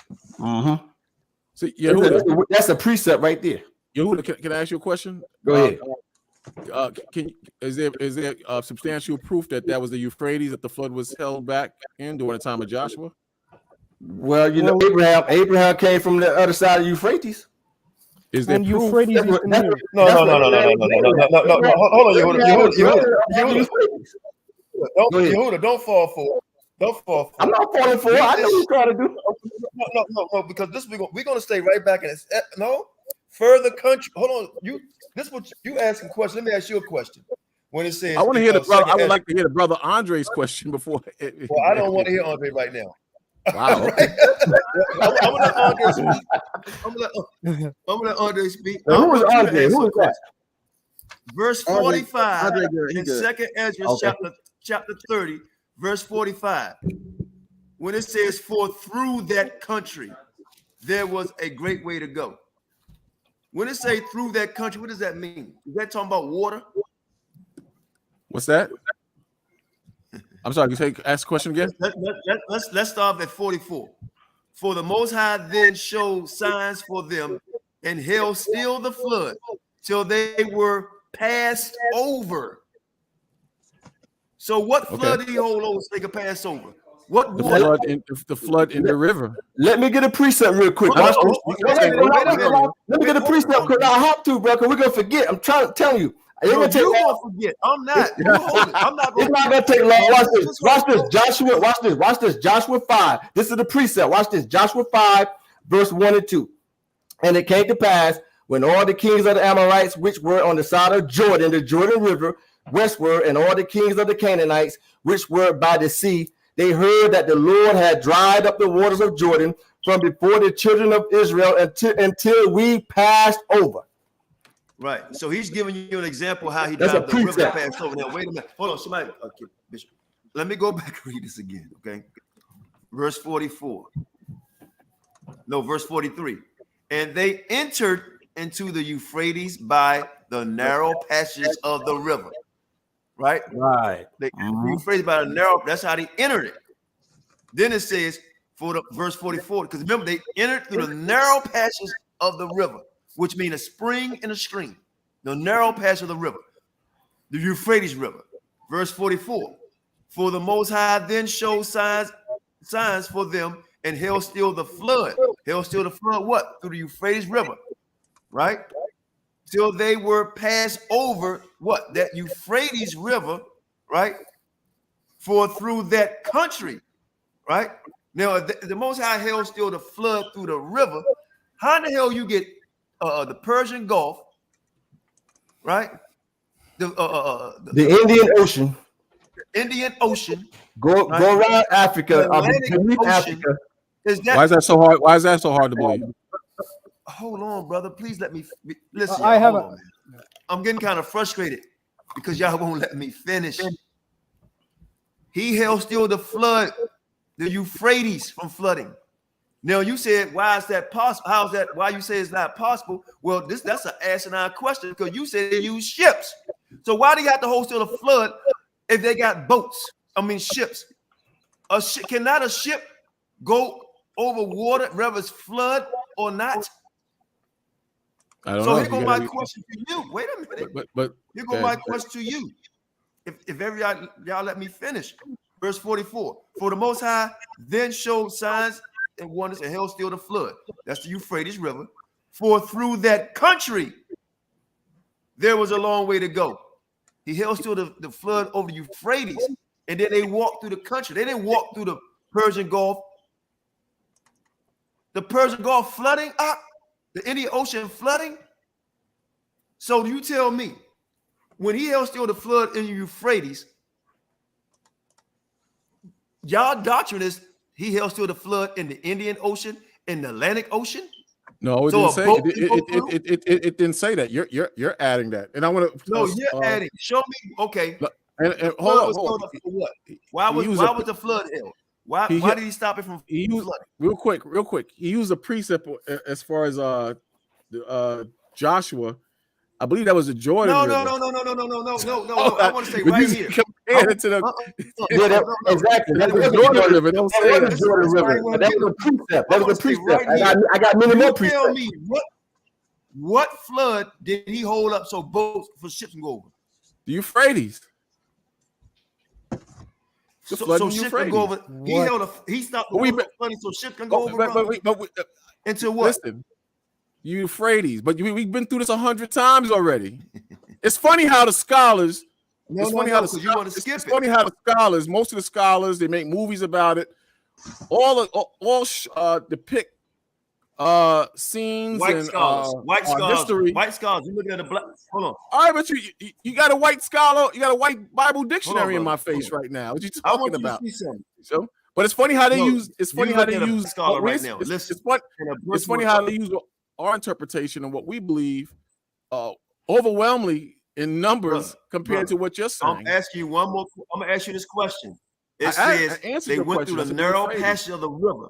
The narrow, no, you didn't answer it. The narrow passages, it's the springs and springs. If I keep reading, but I can't because y'all keep stopping me. The narrow passage of the river, and it said it held up the flood, the Euphrates, from flooding over. Now, you telling me a boat that y'all talk about is not in none of these verses can't go over something that's a flood? And not just a boat. A boat with a boat can go through the Euphrates. They had to row the boat. They had to row the boat. He held the flood. He held the flood. Flood up for what? So the boats they can walk through or take a boat over the flood. I believe it's ships. I believe they had ships back then. I believe they had ships back then. So that is adding. Is that a belief? Is that a belief or a fact? I'm adding. But when he added that 12, the 12 disciples. No, I'm talking about me. We ain't talking about him. But was he adding? About him, Bakwash. Don't do that. It's funny how he was adding. I'm talking about him. I'm talking about me, and I'm talking about you. And I'm telling you, I believe that he held up the flood through the Euphrates so they can cross. So they can cross over it, right? To get to a further country in the same region. You don't, and he held. He stopped the water. The same region you're talking about took a year and a half to cross over a river and to go over a region. So I'm glad you said that. Now you know what you just did. You just buried. Hold on. You just buried yourself. So you telling me it took a year and a half to cross the Euphrates? Wait a minute. It took a year and a half to cross the Euphrates. The journey to a land which man never dwelt, which you don't know where the land is at. You're just saying a region. Hey, Qanath, how long land is that? It took a year and a half to get there. You're not answering my question. I answered your question 3 times. I'm gonna tell you what you have. What's that? I'm going to answer it for you. This one took a year and a half.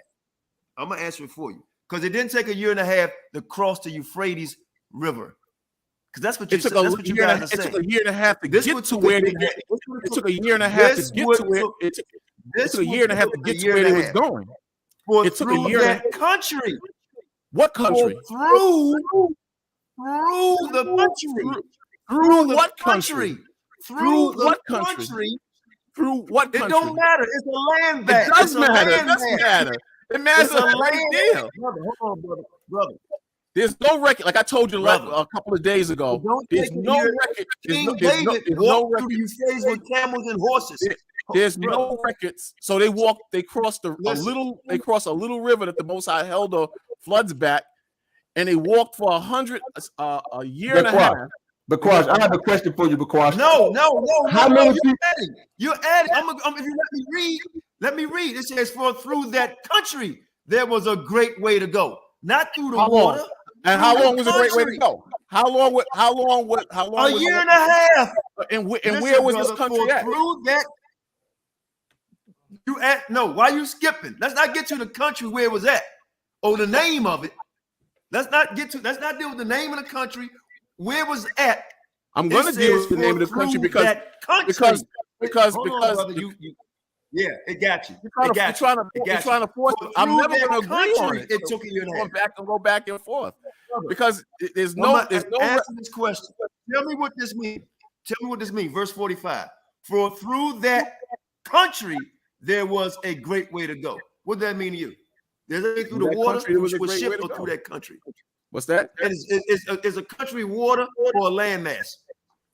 Okay, so let's say for the sake of argument, no. Let's say it's funny. Brother. It's funny how when I'm making my points, like I gave the example. Make your point.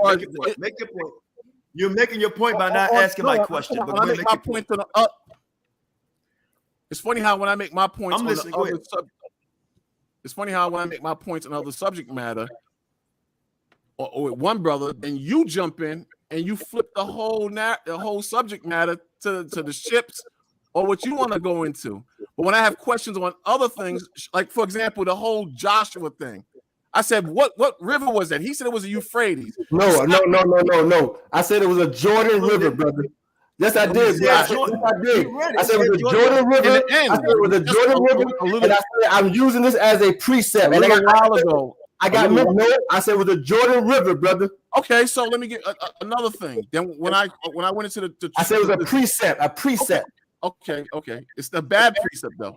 So a bad precept where God said the same thing he said in second Esdras? That's a bad precept. So another thing. Smash this right here.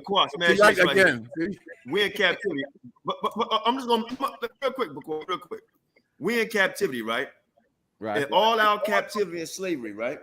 Put the link in the room so JT can come on to y'all. The link is in the room, JT. Right. We're in captivity, right? Right now. Right? Listen, just real quick. And all our captivities, in slavery, when you're in slavery and captivity, you don't own anything. So during our Assyrian captivity, right? Where we get the ships from? That's why I want to talk about. So now no ships mentioned in the verse. We got the ships from. That's why I want to talk about those ships. Maybe there's a lot of things. Andre been real quiet. Let him speak. Everybody's just going. Yeah, I can't believe why people still like arguing where's Arsenal. Like, what he said, I can't say it again. Can you guys hear me? Yeah, it's kind of muffled, but I can hear you a little bit. Yeah, it's I can't believe like people still like arguing where is Arsenal. Like it has to be somewhere like in Africa because the Yoruba and the Igbo has the same tradition. But you don't know, brother. Come on, man. You don't know that. Okay. Hold up. Just give it up. Let me ask you let me give you an example. Hold real quick. You're trying to force me to say that I don't see the ships or there's no ships. But at the same time, you won't yield to the point. You won't yield to the point that you don't know where Asareth is at. Okay, so hold on. But you don't know where the ships at. Hold on. The ships? How could you make? But then listen to what he's saying. It has to be somewhere. The other brother's saying it's on the outside of Israel. You're saying region. That's an area. Just say you don't know. Okay, let me ask you. Sam said he don't know. Hold on. Where? Okay, let me ask you this. I'm starting to believe. Hold on, Andre. Hold up. No, wait a minute. Q, I want a piece of this, man. I'm starting to think we're dealing with something on a higher level here. Because you're saying, say we don't know. You already said you don't know. You saying region means same area. Look it up. Do you know what? You don't know what that is. Region could be. Do I know what? So you don't know. Region meaning the same area. Oh, come on, stop it. That's so vague, man. You tell me what it means. You don't know. You tell me what it means. It means you don't know. You don't know. No, I'm telling you what it means. You tell me what it means. I don't know. The region of where? The region of where? Where's the region at? Brother, tell us where the region is. I'm going to tell you. Region is not a specific. Region. Tell us the region. Is not. Region is not an address. Region is an area in the same place. Now, where's the area in the same place? I know what you mean. Where's the area in the same place, Qanath? Where's the area? And no man ever dwelt there too. Where's the area in the same place? Where is it? Be specific, bro. You can't. Oh man, man, boy. I got $1,000 for you. Prove that country. I got $1,000 for you. Country. Prove that country, because you don't know. You don't know. Hey, but Andre knows. Andre knows. Andre said it has to be Ethiopia. Andre said, I have a question. Is America? Wait. Is America, North America, and South America is the same region? Let Andre speak. No. Wait. Is North America and South America the same region? No. North America and South America is not the same region? No, it's not the same region. Oh my It is. I'm done, bro. I'm done. Andre, you can speak. I'm done. You can speak after this. Yeah, you just because you know my question is, that's a loaded question, bro. I'm done. Hold on. Quash, when he asked you was North and South America the same region, and you said no, but you want us to pinpoint a spot. So you do know what region. No, I'm telling. What I'm saying is that you don't know. That's what I've been trying to say since I've been up here. You don't know, but then you want me to answer direct questions. Hey, Bakwash, what is it that I don't know? Bakwash, I have another question. Wait. I have one more question. I'm done. Bakwash, can 500 to 1,000 people fit on a vessel that can only hold 8 people? How do you know the vessel can only hold 8 people? Brother, the boats. You asked me a question. You asked me a question. I'm about to tell you. Before you answer the question, do you have who built the ships in that region? Who was commissioned to build ships? You don't know. Who was commissioned to build the ships for the Assyrians and the Egyptians? Who was commissioned to build the ships? Do you have substantial? How many people could those ships fit? Answer you. Go ahead. Do you have substantial proof that one, the most of the boats only held 8 people? 2, the heathens would allowed us to build the boats. 3, a historical track record of every ship design from the time of Solomon to that time. Do you have that? You know what, though? Hey, Andre, I'm gonna hold on. Andre, Listen. According to history, Bakwash, during the time of the Assyrians, Bakwash, it was the Phoenicians who built the ships. During that time, but it don't. You're gonna say no, they didn't. Yes, they did. They said during that time. I don't have any proof of that. During that time, he has no proof. We don't know what reasoning. And you had to row. Go ahead, Andre. Yeah, my question was Oracle. Yeah, I got a quick question. Yeah, my question was, where did they get enough ships to fit 50,000 to 100,000 people? What's that? Did the Assyrian? You don't know. Yo, Bakwash, when they're saying that's let him answer the question. Hold on, y'all. Let him answer the question. He's ready to go. All right, check this out. Yo, saying that JT, hold on. Andre wasn't done his question. No, let him answer. Hey, Andre. He answered. Oh, he did. Yeah, Andre, go ahead. Andre, you said sheep? Is that what you said? Where did they get enough ships to fit 50,000 to 100,000 people? How do you know it's 50,000 to 100,000 people? It could be even more. It could be even less. It could be. What did they get? Hold up. How many people? How many Israelites came out of the land of Egypt? How many of us came out? I don't know. Almost I wouldn't go as far as almost 2 million. So how you tell? Let's say it's a half. The scripture says. Wait, hold up. Does the scripture say almost 2 million came out of Egypt? Well, it was all 500,000 soldiers. So you can a little bit like calculate. So we don't know how many actually came out of Egypt. Then we don't. We can't say we know how many came out of Egypt. But it was. You're basically on. Hey, hold on. Soldiers. Wait, hey, Andre, superhero, super Andre, Israelite. Hey, Andre. Hey, Andre. Let me read the scripture. See this. Hey, look, hold on. But Quash want me to read the scripture because remember it says go the narrow passages. Oh my God! So now you still in? No, skip that. Let's jump up. Let's jump down to verse 47. We can cut that in verse 47. Verse 47 reads, "The highest shall stay the springs of the streams again." Again, a second time. Again. Okay. And that second time, Are you saying that the Euphrates River just only consists of a stream? Big ships can't go through the Euphrates? You tell me what the scripture means, right? Is that what you? No, I'm asking you a question. Qanath. Yes, Quash. But Quash, what? Hold on. Quick point. To know Qanath and just hold on, y'all. Hold on. I want him to break this scripture down for me when it says in verse 47. The highest. It's the Euphrates I say quick point. Again, what that mean, Bakwash? And it says, and they may go through. What that mean? It says again. What does that mean? I know the Euphrates don't only consist of streams. Are you saying? Brother, I'm asking. What do they call it? Down. What that mean? When it says the highest shall, verse 47, the highest shall stay the springs of the streams again, that they may go through.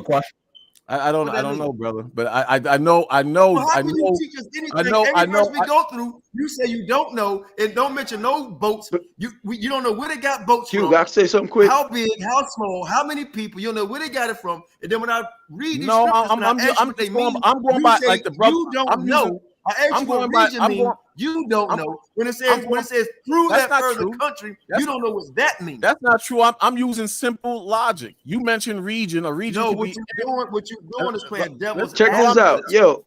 Quick point. Y'all got that Qanath roll right now, bro. Hold on, no. Q, can I say something quick? One point. Go ahead. Can I say quick point? Now, you said region ain't the same. Now, North America and South America are right next door to each other. Did you know that? That doesn't mean that. Now, if you live in, yes, that's true. Check it out. If you live in California, if you live in Arizona, you live in Texas or New Mexico, you can cross into Mexico. Mexico is Central America, and they are right next door to each other. Did you know that? If I'm in Africa, and I said you're going into the you're going to United States. Make it up as you go. It's the same region. No, that's a little bit too far. No, but hey, JT. Here it is, JT. What does region mean again? Listen, I read the definition. What does region mean? Listen to my question and tell me if it fits your definition of region. This is crazy. If I'm leaving Africa and I'm flying over to America, and someone tells me that Peru, South America, is the same region as America, does that sound logical? Does that make sense? It's the same region? I want you to tell us.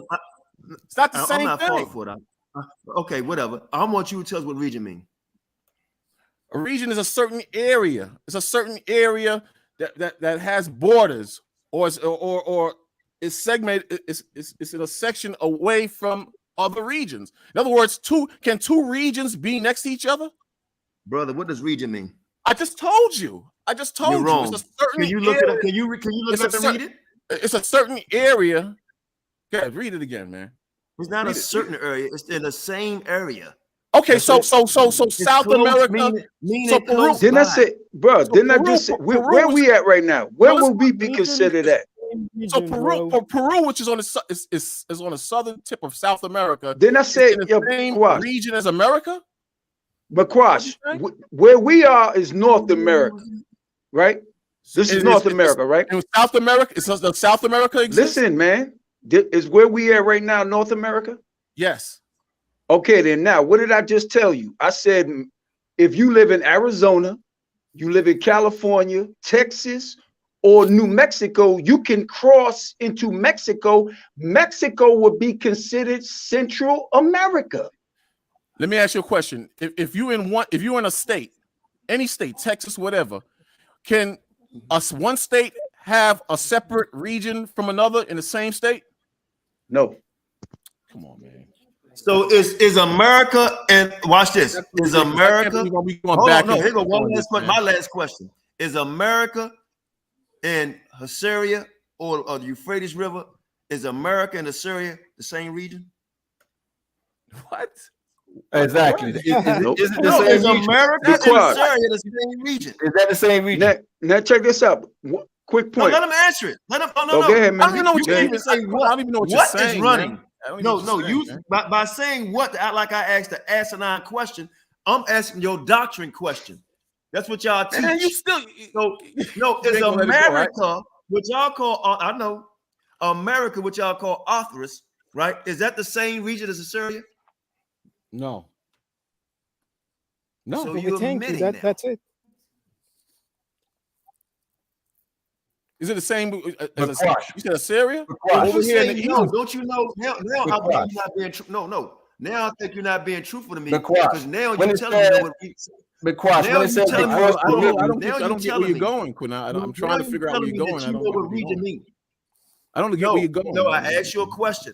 I've been asking you for 5 minutes what region mean, and you went all around Robert Hood's bend. Then when I asked you, is America and Assyria the same region? You said I'm just trying to establish that you don't know that the America, South America, Central America is not the same region. That's what I'm just trying to show you, man. That's it. I'm asking. So you do know what a region means. So you earlier you saying it was all one region. America and Assyria and America is not the same region, right? It's not even the same. Canada and what we call America is the same region because Canada would be considered North America. When it says, we ain't gotta go there. We're gonna stick with the book. So Canada and America is the same region. Yeah. No. Let's stick with their doctrine. Listen, brothers, y'all don't open up another hole. Listen, please. I'm just gonna keep telling you the same thing, Qanath. You're trying to trap me up so bad. No. I know. Every time I open my mouth, you keep going back and forth onto this. Like you want to ain't gonna get me. I'm good with this. I'm good in dissecting. Listen, you just told me just now that you do know what region means. At first, you tried like you didn't know. So now you do know. No, I did not. No, I did not. You were saying region. This is like the peanut factory after a while. You were telling me that America and South America and Canada is all the same region. Verse 45, they was going across the Euphrates River when the Most High held back the flood through the springs and streams. So they went through the Euphrates River. Verse 45, through that country. There was basically what it's saying, Bakwash, is that river 1 year and a half and the same region. So they wandered around. They wandered around Syria, right? They wandered around like when we came out of Egypt in the wilderness for a year and a half in the same. No. Do you think that they were on a ship for a year and a half coming to what you classify as America, man? Calm down. One at a time. How they wandered around. I'm asking you a question. I'm taking this right now, bro. We're not talking about how long they wandered around or they wandered around. We're dealing with region. So the same way you're asking me questions. No, because y'all say the region is over here. No, you just admitted that we're saying. Okay, when it say the same region, where's the same region, brother? So by your logic, Assyria. What countries are around? What countries is around Assyria in the same region? How do you? But if they walked for 100, what continent? If they walked continent is around Assyria? If they left Assyria, they keep the laws. Ain't no if. Ain't no if because it says it right here. I read it. Ain't no if. Listen what I'm saying. Let me finish. But no, you said if. We're dealing with facts. If they did this, if what you're saying is right, if what you're saying is right, let me rephrase what I'm saying. They went towards God's borders. They went back to God's borders. God's borders is Jerusalem. Prove it. Prove it. In Second Ezra. Prove it. See, scripture. Do you believe it? Brother, I probably believe you don't believe in the Bible. He let the fish off the hook. You don't even believe in what's written. It says right here, the borders of God. They went back to the border, God's borders. Go ahead. Go to Judith, brother. Go to Prove Judith. that God's border is Israel. We gotta go there. God's border's not Israel. God's borders not Israel. So wait, Qanath. He just admitted to the whole world that God's borders is not Israel. No, I just asked you to prove it, bro. I don't have to prove it. I know God's borders is Israel. So you can't prove it. Everybody know that. But you can't prove hold on. We're not dealing with God borders. We're not dealing with. I know he's wrong, but we're not dealing with God borders right now. We're dealing with this. I got you. And you know it. Because you said if. Been trying to get me for years. You're trying to get me. It says it's verse 42, that they might verse 41. But they took this counsel among themselves that they would leave. Ain't no they if they left. It says they left. It says where they leave. Where did they leave? But where did they leave? But where they did they leave? took this counsel among themselves that they would leave the multitude. You said if they left. No, they left. No, I said, and they went okay, further. but all right, so by from what you're saying, we don't know where the further country is. We know they traveled for a year and a half. Brother, the further country let you know. The further country let you know. It's verse 48. It's like a firewall. Every time I say something, let you know in verse 48. It says, but those that be left behind of these 10 tribes, but those that be left behind, God says, my people are they that are found within my borders. God's borders are America. So show me a verse or something. I just showed it to you. Listen. Let me read one more time. Verse 48. But those that be left behind of thy people are they that are found within my borders. This is showing you what direction they went to. Okay. So can you establish with a verse or the Bible dictionary that God's borders is Jerusalem? Hold on, Yehuda. Please keep talking. No, Yehuda, please. Thank you. We're not talking about God's borders. That's a fallacy. So you can try to skip over. No. That's why I don't want nobody to say nothing. No, because you want to go someplace. No, we're gonna go back and forth on this all night. The same thing all night. No. I'm sure because you won't answer. You just Andre said got you a question. Got a question. Sister got a question. You gonna stay on this? It's been like over 20 minutes now, man. You gonna stay on this? You're not gonna change my position. Everybody interrupted me. Because everybody keeps. We know where you go. I know. Everybody know where you're going. And the point is, you came on, but I have questions and act like you didn't know what the word region meant. And then I asked you, was America and Assyria in the same region? And you said no. That's not what you know what region means. So now, when it says every region scriptures, you won't read it, by the way. Everybody knows. Ask me what South America and so it says, verse 47: the highest shall stay the springs and streams again, that they may go through. Right? That multitude went through the streams and springs, held back that flood. So when I asked you that same region through that country, I asked you what is in the same area as Assyria. What countries or continent in that same region is there? The 45th verse says, for through that country there was a great way to go. So where was that country? What country was a great way to go? Let's start with there. Reading comprehension. The country wasn't. We want to go through it now. Let's go through it. Verse 48. But those that be left behind are those that are found within my borders. Every time I say something, you know right here what direction they went to. It's letting you know. Just read verse 48. Okay, brother. I'm gonna tell you what country it is. Get your map. I'm gonna say exactly what country it is. Qanath, just save time. I'm gonna tell you. Hey, Sham. I'm gonna tell you. You gonna call Sham to help you? Just tell us, man. No, tell us. You've been through this 100 times. Hey, let me ask you a question.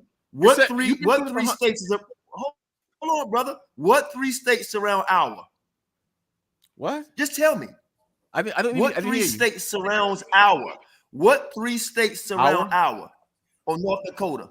What 3 states surround North Dakota? I don't know. Right. So you got to get a map to see it, right? It's not that you don't. It's not that I don't know. I need a map so I can tell you what country surrounds Assyria. Come on, brother. So it's not that I don't know. But the map. I don't know all the countries there. So I'm going to tell you. I'm going to tell you when they cross the Euphrates, it has to be the countries in that region that's around Euphrates River.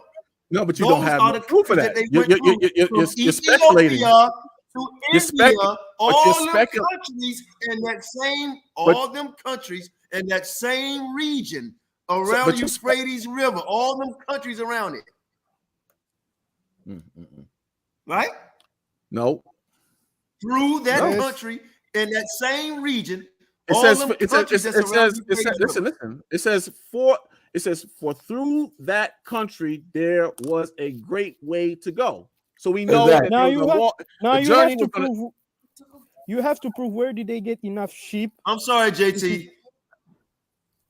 Yeah, where did they get enough sheep? You're right, Andre. We didn't say sheep. You just read it yourself. You just cut yourself. You know that, right? Through that country.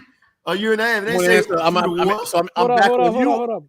Am I back on you or Andre or everybody? Or which one? One at a time. I had a conversation. I have a conversation. Hey, Andre, let Oracle speak. Andre, let Oracle speak, and then you go, Andre, because you already asked a question. You being real patient. Really, and then Jason come back and ask you a question. Now. I was a little frustrated. Go ahead, Oracle. It's gonna be a firestorm. I'm semi. Go ahead, Oracle. Shalom come to back, the panel. JT. Shalom. Can y'all hear me? Shalom. Yes, go ahead, sister. They Yes, claim Go ahead, sister. they claim Arzareth is America, right? Yeah. Is that the One West thing? I'm sorry. Do the One West camps claim Arzareth as America? Yes. That's the only way they could get the 12 tribes chart, right? I don't know about that, but that's what they say. Yeah, because Hispanics don't have a presence nowhere but here. Okay, but what's the question though? Why are you? The question would be, I'm not going to follow you down the rabbit hole. Well, America has a civilization. America has a civilization that predates the Hispanics. So this can't be Arzareth. Okay. So all of America. You would have to prove that it is. So can you prove that where the majority, for example, Puerto Rico, can you prove that there were people on the island of Puerto Rico before the Tainos and the Bariquans? Can you prove that? Say that again. You said that Africans or some people were here in the Americas before Hispanics. Can you prove, I'm using Puerto Rico as an example, can you prove that there were other people on the island of Puerto Rico before the Bariquans and the Tainos? Y'all don't claim Arzareth as Puerto Rico. Y'all claim Arzareth as America. Yes, I can. Can you have to explain the 3,000-year-old calendar that they use? It's 3,000 years old. So the 3,000-year calendar, you're relating that to Puerto Rico?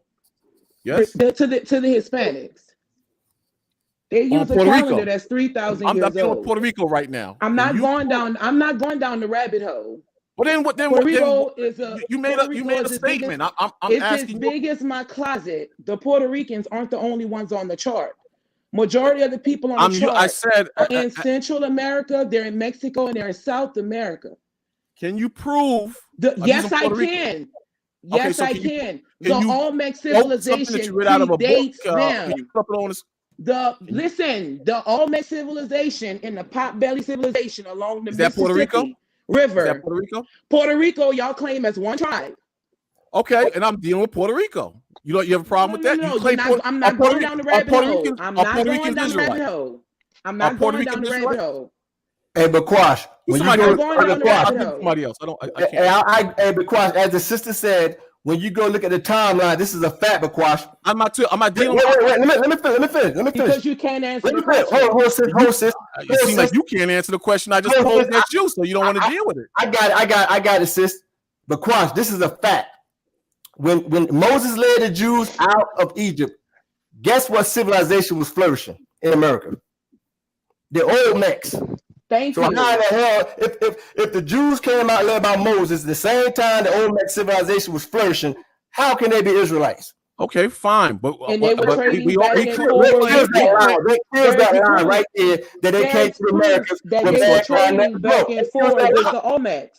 They were trading back and forth with the Olmec. They're the ones who gave the Olmec that name. The Olmec people, meaning the rubber people. Okay, they're the one who named them that. Because you talk over me doesn't mean you're right. I'm not talking over you. I came on to answer a question. I came on to ask you a question. I'm not talking over you. And what we teach is that Hispanics came to this land on ships. What you said is that there were people, the Olmecs and so on and so forth. The Pot-Bellies. Last time we spoke, that there were people here on this side of the world already. So I just simply use Puerto Rico because we believe that Puerto Ricans are Israelites. I said, is there proof that people were on that island prior to the so-called Tainos and Bariquans in that island? Simple question. Don't you know that the Taino were not always there? Do you know where they come from? It comes from Guyana. And guess what Guyana is? It's in South America. I don't believe you have to do your research. I've been doing this since I was 12 years old. They come from South America, and then they populated those islands. So they were not always there. And no Hispanic, let it get the walls of Assyria. You can't find no Hispanic. Let her rock. Let her rock. Let it rock. Let me ask you a question. You those said that people on those islands were not always there. They came from Guyana. So how did so you're saying the Taínos left the Arawak, the Taínos and Bariquans? Are you saying they left Guyana? Name. They come from Guyana, sir. Sorry, West Side Rod. I'm sorry about this. South America. That's in South America, yes. I know because it's part of my own ancestry. I mean, even prove that the Tim tribe came to America. I mean, what proof that he has? Hey, Andre and Oracle. Let me ask y'all a question, especially you, Oracle. He keep on saying Bariqua. How old is that word? Oh, it's a couple of 100 years old. Okay, you keep on saying Bariqua, right? And I'm trying to tell him Arawak because it's That's what I know you was going. That's why I was like, you keep on saying Bariqua, right? So I'm trying to figure out how old is that word. And she asked you. You say they come from Israel. It's more than 500 years old. But what I'm saying is this, and I'm trying to be respectful to everybody, get a chance. And it seems like we over talking. And I'm quite frankly, because you when we ask you a question, you would ask another one. And no, that's not what's happening. You ask me a question. Let me give a quick statement. Let me give a quick point. Then someone else will throw another. Let me give a quick statement. A quick statement. You don't know where the boats come from. You don't know how they got them. Hold on, bro. Hold on. You don't know where the boats come from. You don't know how they got them. We didn't answer everything we possibly could ask about region. You will not answer my question when it said in that same region, in the countries around it. Oh my God! How they got it? You can't even tell us how they got here. You just say these boats. Don't know how they got them. How they financed it? How did they have the equipment to make it? Where did they get the material to make it? Right? It was a war going on, so they said, you know what, y'all, all you slaves, just get the hell out of here and get on the boat. And on top of that, don't forget, Qanath, the scriptures say that the Assyrians say, and the Babylonians refuse to let them go. So if they refuse to let them go, why in the hell are they going to get them ships and boats? But then second, let's come out the Bible. Let's come out the Bible because let's go to the scripture. I've done research. Wait a minute, Andre. I've done research too. When you look at the history, the people here outdate a lot of shit over here. And when we ask you about that, about the pyramids here, about the people here, you just totally ignore it. No, I did not. I was responding to that. It go one question. It go one question. That's not true. She made that statement already. This is a yes or no question. Was the Aztecs and Mayans here before the Israelites? You know what? I'm just wasting my breath because you're trying. Now what you're trying to do? Yes or no? She asked a question pertaining to where you're going, and I led her to Puerto Rico. Because I know what she was saying. She asked you a question in Puerto Rico, and she was answering. Can I answer? Because all you're doing is covering for her. That's all you're doing. I don't need my help. I'm well equipped. I don't need my help. All right, I got coach. Go ahead. She asked the same question, and somebody got feedback. I don't know who it is. That's not me. I don't think that's me. That's someone. You guys. Sister, ask him a question again. He asked Hold on. I want her to ask you a question.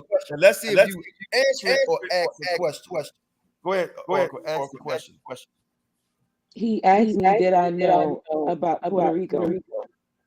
He said he was dealing with the mainlanders. He wanted to deal with the islands. That's cool. He said, well, were they anybody there prior to them being there? Well, they weren't. My answer to that question would be they weren't always there. They come from South America. That's just history. And then they populated those islands. They were not always there. The Arawak come from what y'all call Taino. and Boricuan, they're Arawak. That's their name. They come from Guyana.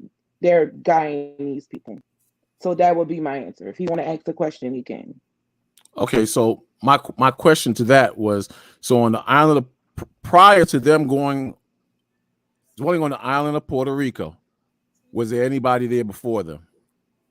Yes, I can answer that question. No, see, there you go, Qanath. That's exactly what happened. I have to, bro. See what I'm talking about? And then Schultz talk over him, and then you come back at me, and then everybody starts going crazy. Then Qanath will say, "Yo, we gotta have order. We gotta one person at a time." That's exactly what I'm talking about. They've been there, brother, for thousands of years. They've been there since the Tower of Babel.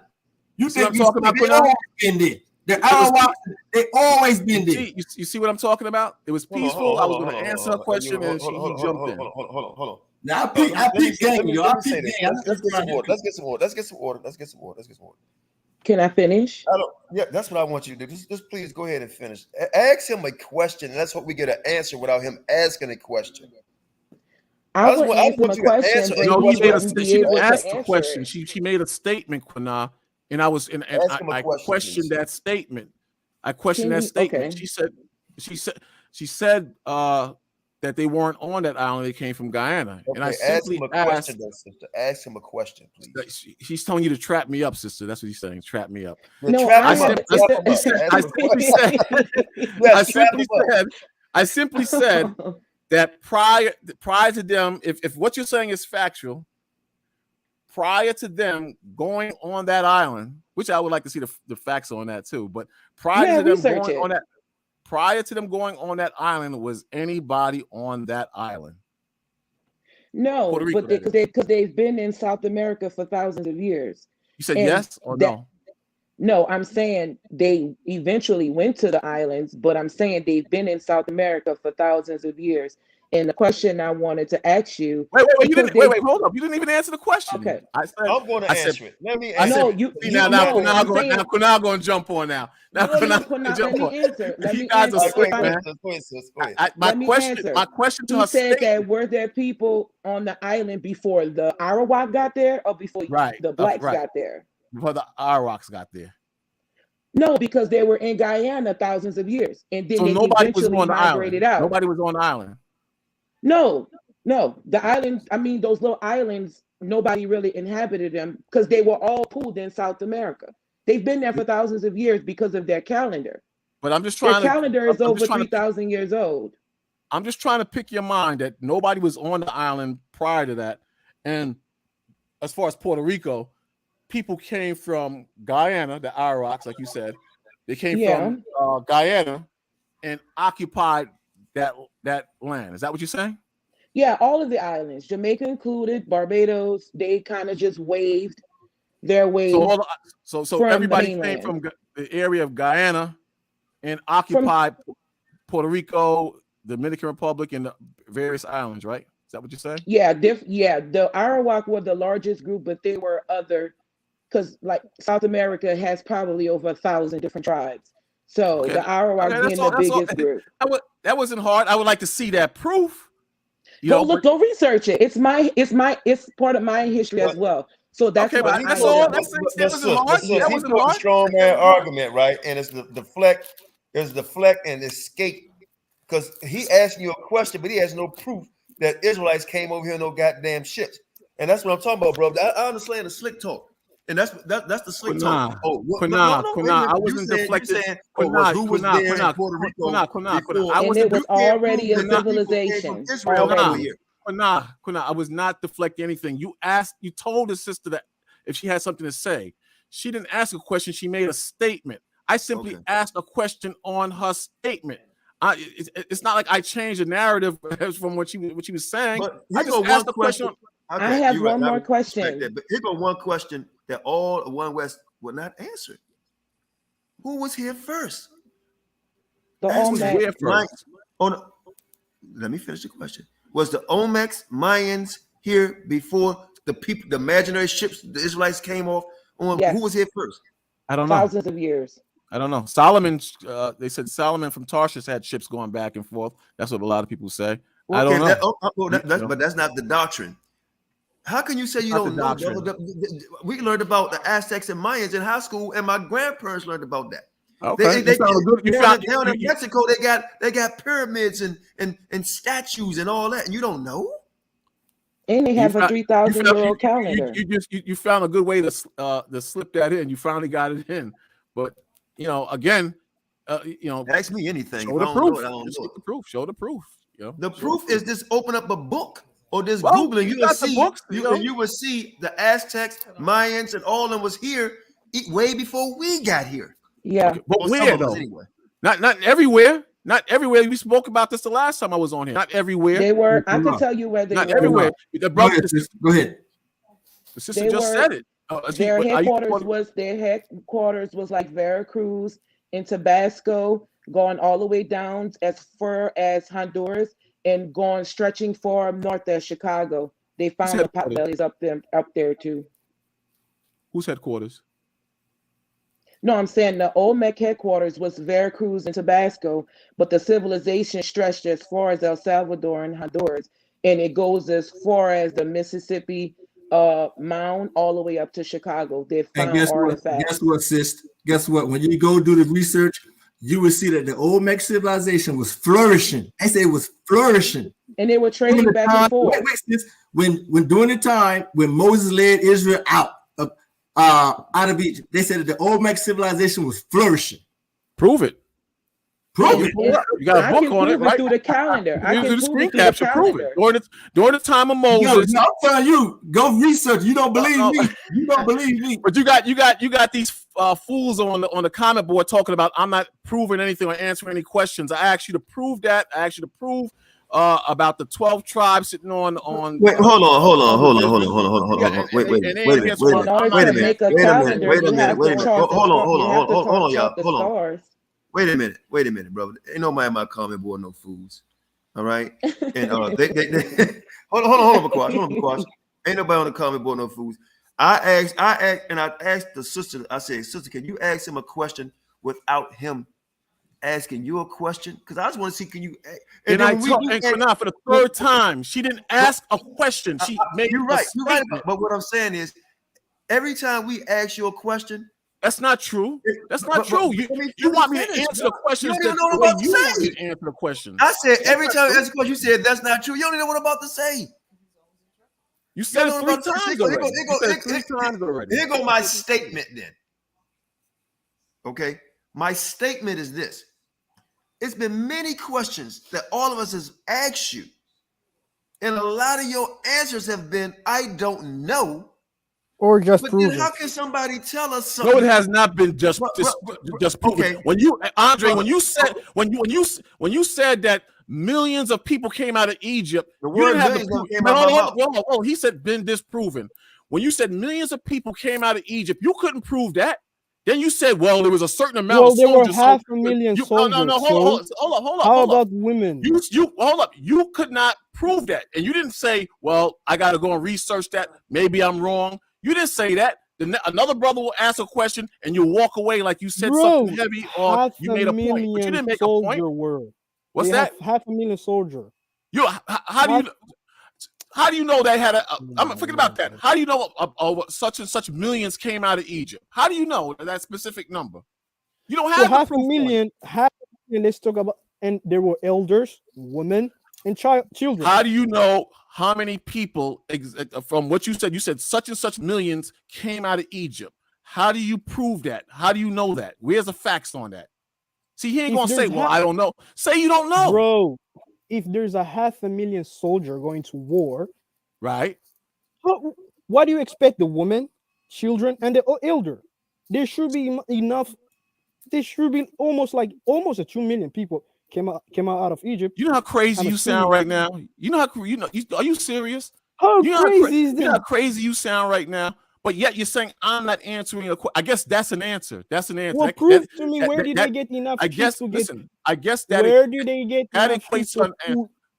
So you're saying you're basing that sum. Hold up. I'm going to be clear with you. Saying. You're basing that sum. Wait, hold up, Andre. You're basing that sum on the amount of soldiers, Egyptian soldiers, right? how do you know how many Egyptian soldiers existed? Did I say Egyptian or Israelite soldiers? Israelite soldier, bro. What's that? Israelite soldiers. All right, so how do you know how many Israelite soldiers existed or walked the earth during the time of Moses when we were coming out of Egypt? How do you get that number then? They were going to war. What do you think? Okay, so how do you get the sum? All right, so they were going to war. There was many wars. It was Greek wars, Roman wars. How do you get the sum of those numbers? It's in the Bible, basically. So you saw the sum of the number of Israel that came out of Egypt, and the sums of Israelite soldiers as well that came out of Egypt. Is that what you're telling me? And don't forget the Levite didn't have to go to war. So what are you telling me that for? They're the priests. Why are you bringing that up? I'm talking about the exactly. sum. That means there were even more people came out of Egypt. See what I'm talking about? But I'm not answering questions now. Who's not answering questions now? Who's not answering questions now? You're not answering questions. I answered the question. You're not answering questions. Where did they get enough sheep to feed 50,000 to 100,000 people? Just surmising and just throwing out hypotheticals. No. Bro, you're running for the question. You're running for the proof. Now I'm running from the question, but you couldn't answer that question. Yeah, you're making a lot of sense, you know. Bro, okay, let's go to your point. Where did they get enough sheep to put to feed 50,000 to 100,000 people? Until you admit you don't have an actual number. Yehuda, can you go Judy 4:1 all the way to 3? Let's actually destroy him. One second. Because if you're just going in circles, if that's the case, if I say I don't know, or you're playing games, and I'm going to just I'll fend you off. But if you don't know, and if you're wrong, you won't admit you're wrong. I don't know, or you're playing games. Hold up. If you're wrong, just say you're wrong. Or you don't know. Say you don't know. Say you don't know. I have a question. Can I ask Elder Bakwash a question? Who's speaking? Who's speaking? Oracle. What did he say? I didn't hear him. Go ahead, Oracle. I wanted to ask him a question about something. If he seen, I don't know if y'all seen it. I mean, I guess I could ask y'all too. The northern only tribes, the northern kingdom only, they say that Christ came here. You mean about the Mormons? And no, I don't know if you've seen it. That's why I'm asking. Them Hispanic people. They say that Christ came here and was crucified, and they say he was Montezuma. There's a pictograph of Montezuma, quote unquote, being crucified. You're talking about actual. I've seen the northern tribes say this.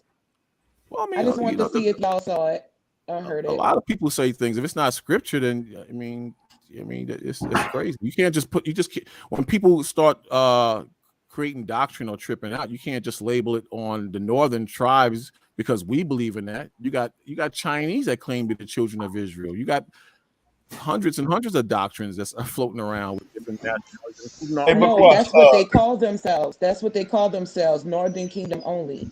That's why I was asking, have you heard of them? Oh, the leader, one of them guys used to be in our organization who actually lead the yeah, they say Christ was Montezuma.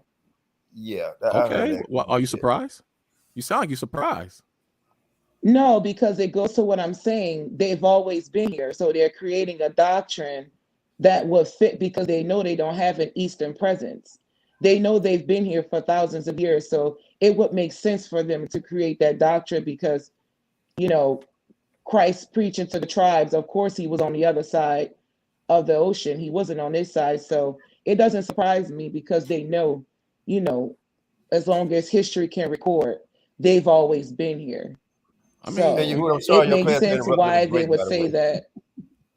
I mean, you from the Caribbean. The Rastafarians, they base their tribes on their birth date, and they consider themselves 12 tribes of Israel. Put the link in the room if anybody else want to come on before we close out. Anybody else want to come on? Put the link in the room. Sorry, cut you off, Bakwash. Go ahead.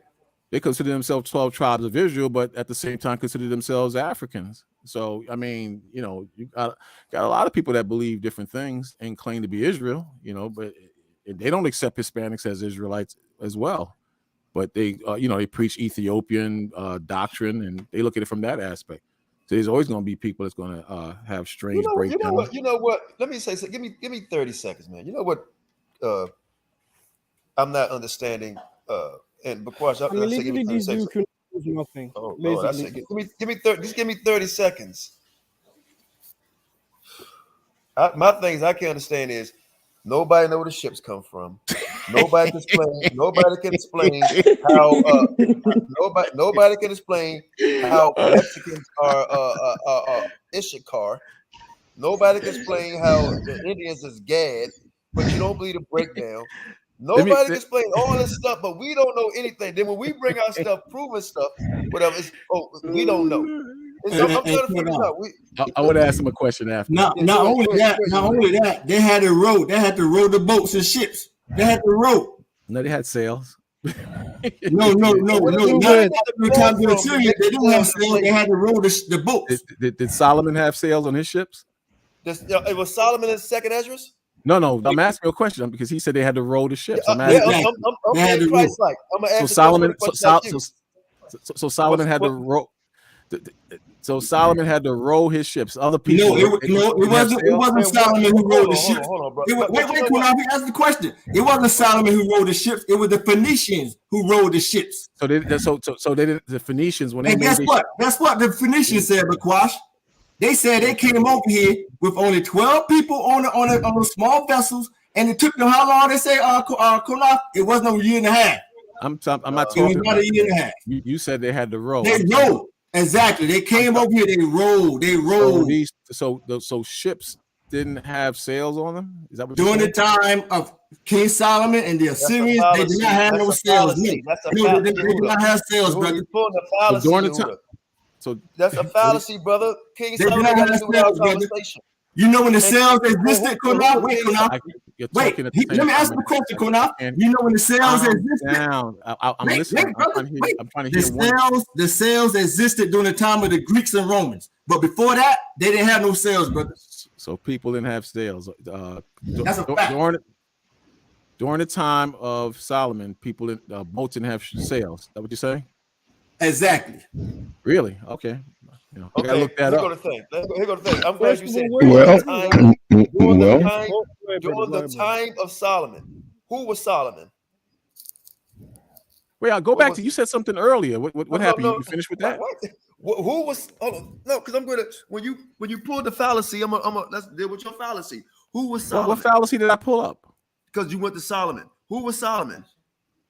I was just simply saying that during the time of Solomon, that the boats had, I believe, sails. Who was Solomon? Solomon was a king of Israel. So Solomon had power. Solomon was a king who had power if he wanted to make ships and everything. If he wanted to, during the Syrian captivity, we had no power, no sails, no boat, no money to do. How do you know this? So how do you know this? Wait, hold up. Watch this. Now let me say this. You finished 10 minutes ago. No, I'm about to get you now. I'm about to get you. You talking about sales, right? You're gonna say something when I say something that you didn't. Qanath gonna jump on me. I was dealing with Qanath, and I'll come back to you. No. I'm gonna say this, bro. I'm gonna say this. You talking about sales? You try to go to sales, but guess what? Even when the Greeks and Romans had sails, they still had to row the boats. Okay. They still had to row. Okay, I just was saying that the boats had sails. They did not row no boats, brother. They did not come over my point was this. When he mentioned Solomon, my point was this. Solomon was that's why I said, what was he? He was a king, meaning he had power. Okay. No, what I was going to follow. So when I'm saying during our Assyrian captivity, we had no power. That's why you don't know where no damn boats come from. Exactly. There was no sails. We had no boats. So we had no power to do that. We was in captivity during that war. Like right now, if America and Russia get in a war, where we gonna get boats from? To get the hell out of here? Steal them probably. And if we go to a boat, we try to steal somebody's boat, they'll blow our damn head off. So at the end of the day, go ahead. What's your question? So my question to that point, my question to that point is, it's not possible that they built boats. It's not possible. No, they did not. No, it's not. Man, no, that's what I'm trying to say all the time. It's impossible. My thing is, do you believe in the principle of first mention? First what? First mention. Do I believe in the principles of what was first mentioned? Is that what you asked? Of first mention, yeah. I don't know. I don't know where you're going with that, brother. Okay, where it's first introduced into history according to the scriptures. What is first introduced in the history of Scripture? Whatever you're talking about, whether you're talking about sails or wheels or what have you. No, they're throwing that out. I'm kind of no. I'm asking you a question. I'm asking you a question regardless of that. I'm trying to tell you the different points and subjects that's being thrown out. I'm just responding in terms of, well, do you have the proof of that? Do you have the proof of this or that? No, you're not answering my question. I'm answering your question. Believe? No, you're not. My question is this: What's your question? Do you believe in the theory of first mention? What is the theory of when it's first mentioned? When it's first mentioned in the scriptures? What is the theory of first mention? I just told you when it's first mentioned in the scriptures. Sales and so forth are first mentioned in the scripture, and it's after the time that you're talking about, bro. So I have to go into the scripture. So if sales are not mentioned in the scriptures, we prove everything by the scriptures. Okay, okay, very good. But I talked a few things and subjects came up, and everyone was improving everything through scriptures. I didn't catch that. A few subjects or points were made, and a lot of them couldn't be backed up with scriptures or proof. Okay, you're coming in behind. You're coming in behind a point that I don't know anything about because I wasn't privy to that. Well, wait a minute. Hold on. Hey, Don, time out. Time out. That was a false statement. Only person who couldn't prove anything in scripture was you. Okay, let me ask you a question that I asked as far as proof of scriptures. The brother Yehuda said that each disciple was of the 12 tribes of Israel, and the Lord said in yes, different tribes. Yep, go ahead. The Lord said that each one of the disciples would be sitting on thrones judging the 12 tribes of Israel. Mm-hmm. So one disciple was Levi, one was Manasseh, one was Judah, one was Benjamin, and so on and so forth. So is there a scripture to back that up, that each disciple was from one of the 12 tribes of Israel and would be sitting on the 12 thrones of Israel? Well, I showed you the book, the Contenders of the Apostles, and there was listen, they were students of the apostles. They were their students, and they let you know they was all from different tribes, brother. How do you feel about that? Yehuda, let me answer. Let me answer. No. Hold on. Let me answer. Don, go back to Don. How do you feel about that, Don? I like how he did that. Oh, really? When he got slapped straight in the face. No, don't answer that question. Don, hold up. Don't answer that question. Oh, I'm not answering his question on the 12. He's not going to answer the question. But I'm going to tell you why he shouldn't answer it, and even should Yehuda. It's an asinine question. No, it's not. Let me tell you why. No, it's not. I'm going to tell you why. I'm going to tell you why. I don't care if all the disciples was Judah, or I don't care if they all was Benjamin. I'm going to tell you why. But he's saying they were, though. Wait a minute. Because it doesn't matter, because James says, I'm speaking to all the 12 tribes. That has nothing to do with what that's nothing Christ to do with said, I only came for the lost sheep of the house. Meaning that has the proof. It don't matter. Christ for all 12 tribes. James, it don't matter. All 12 tribes. It don't matter. Qanath. The brother said to prove everything by scripture. The brother Yehuda said that each disciple, came from. How many disciples were there? Wait, hold up. One came from each disciple. One of the 12 came from each of the 12 tribes of Israel. You didn't say one of the 12. One of the disciples was a Levite covering the Levite throne. One was of a Judite covering the Judite throne. I'm simply saying that's not scripture. It does. If you could say it's an asinine question or it doesn't mean anything, the brother. To the point Don, I'm talking about. Maybe not to where you going. Hold up, real quick, 30 seconds. The brother Don said to prove everything through the scriptures. That cannot be proven through scriptures. But you can't. But you did not prove that they took ships through scriptures either. Okay. Well, the thing is this. The thing is about that is this. You said prove everything to the scriptures. We could actually do that. Could you? Yeah, we could actually do that. You specifically. No. Let me finish, okay? Don't cut me off. Let me finish. Because we could prove everything by the scripture because they give their lineage. Now, here's what the deal is, what you did. Gotcha. That's great. When I was making a point, you cut it off. And when did I do that? Didn't have to. When did I do that? You got into this whole diatribe. No, when did I cut you off? Hold on. Wait. Let me finish. I'll tell you. Before Qanath came in and said, hold up. And I yielded to Qanath because, that's my elder, that's my brother. So I'm going to yield to him. But I came to you at the point, and the scriptures improving who these people were, and you couldn't address that scripturally. And we were talking about sales. That's what we were talking about. No, we weren't. We were talking. We were talking about. Yes, we were. We were talking about sales. We were talking about sales on ships, and I was going to the principle of first mention. First mention is a major principle in any type of exegy studies. Okay, if you don't work with the spirit, with the principle of first mention, brother, you can't study. So you can. When was that first mentioned? When was this first mentioned? And you work from there in the scriptures. I don't have to. The scripture says, here a little and there a little. They don't say no. Don't try to confuse stuff, okay? I'm not trying to confuse. Don't take a scripture. This is a wild one. This is a wild one right here. Don't take a verse out of context to prove your pretext. Don't take a verse out of context to prove your pretext. I didn't take a verse out of context. Here a little, there a little means something else. You have to go back up to what it says about that before it says here a little, there a little. Don't play with people. So if I'm debating or questioning or making a point with scriptures or on a subject, I have to go to the where the tents or shoes originated. I have to pull a verse where it originated in order to make my point. Is that what you're saying?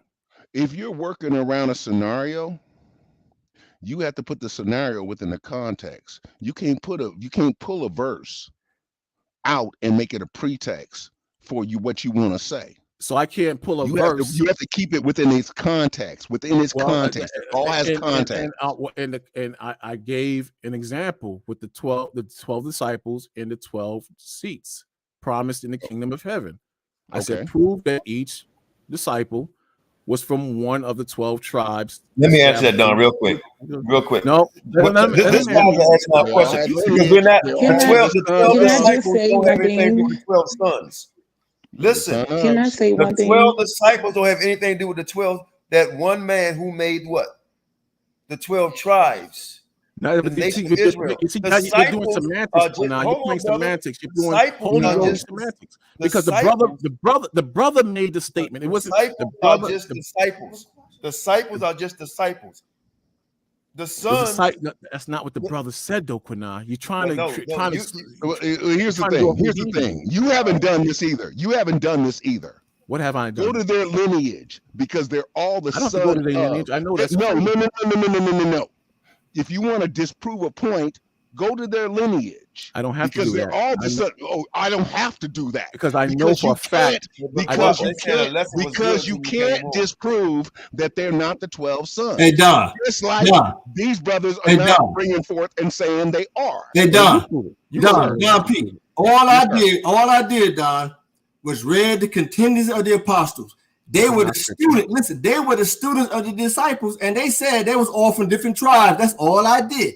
Hello, not scripture, but you got books that's printed. Wait, what do you call scripture? Now we need to get to the authenticity. Okay, but can I interject? Can I say something? What is your authoritative? How did Paul die? How did Paul die, Bakwash? And how did Peter die? How did they die?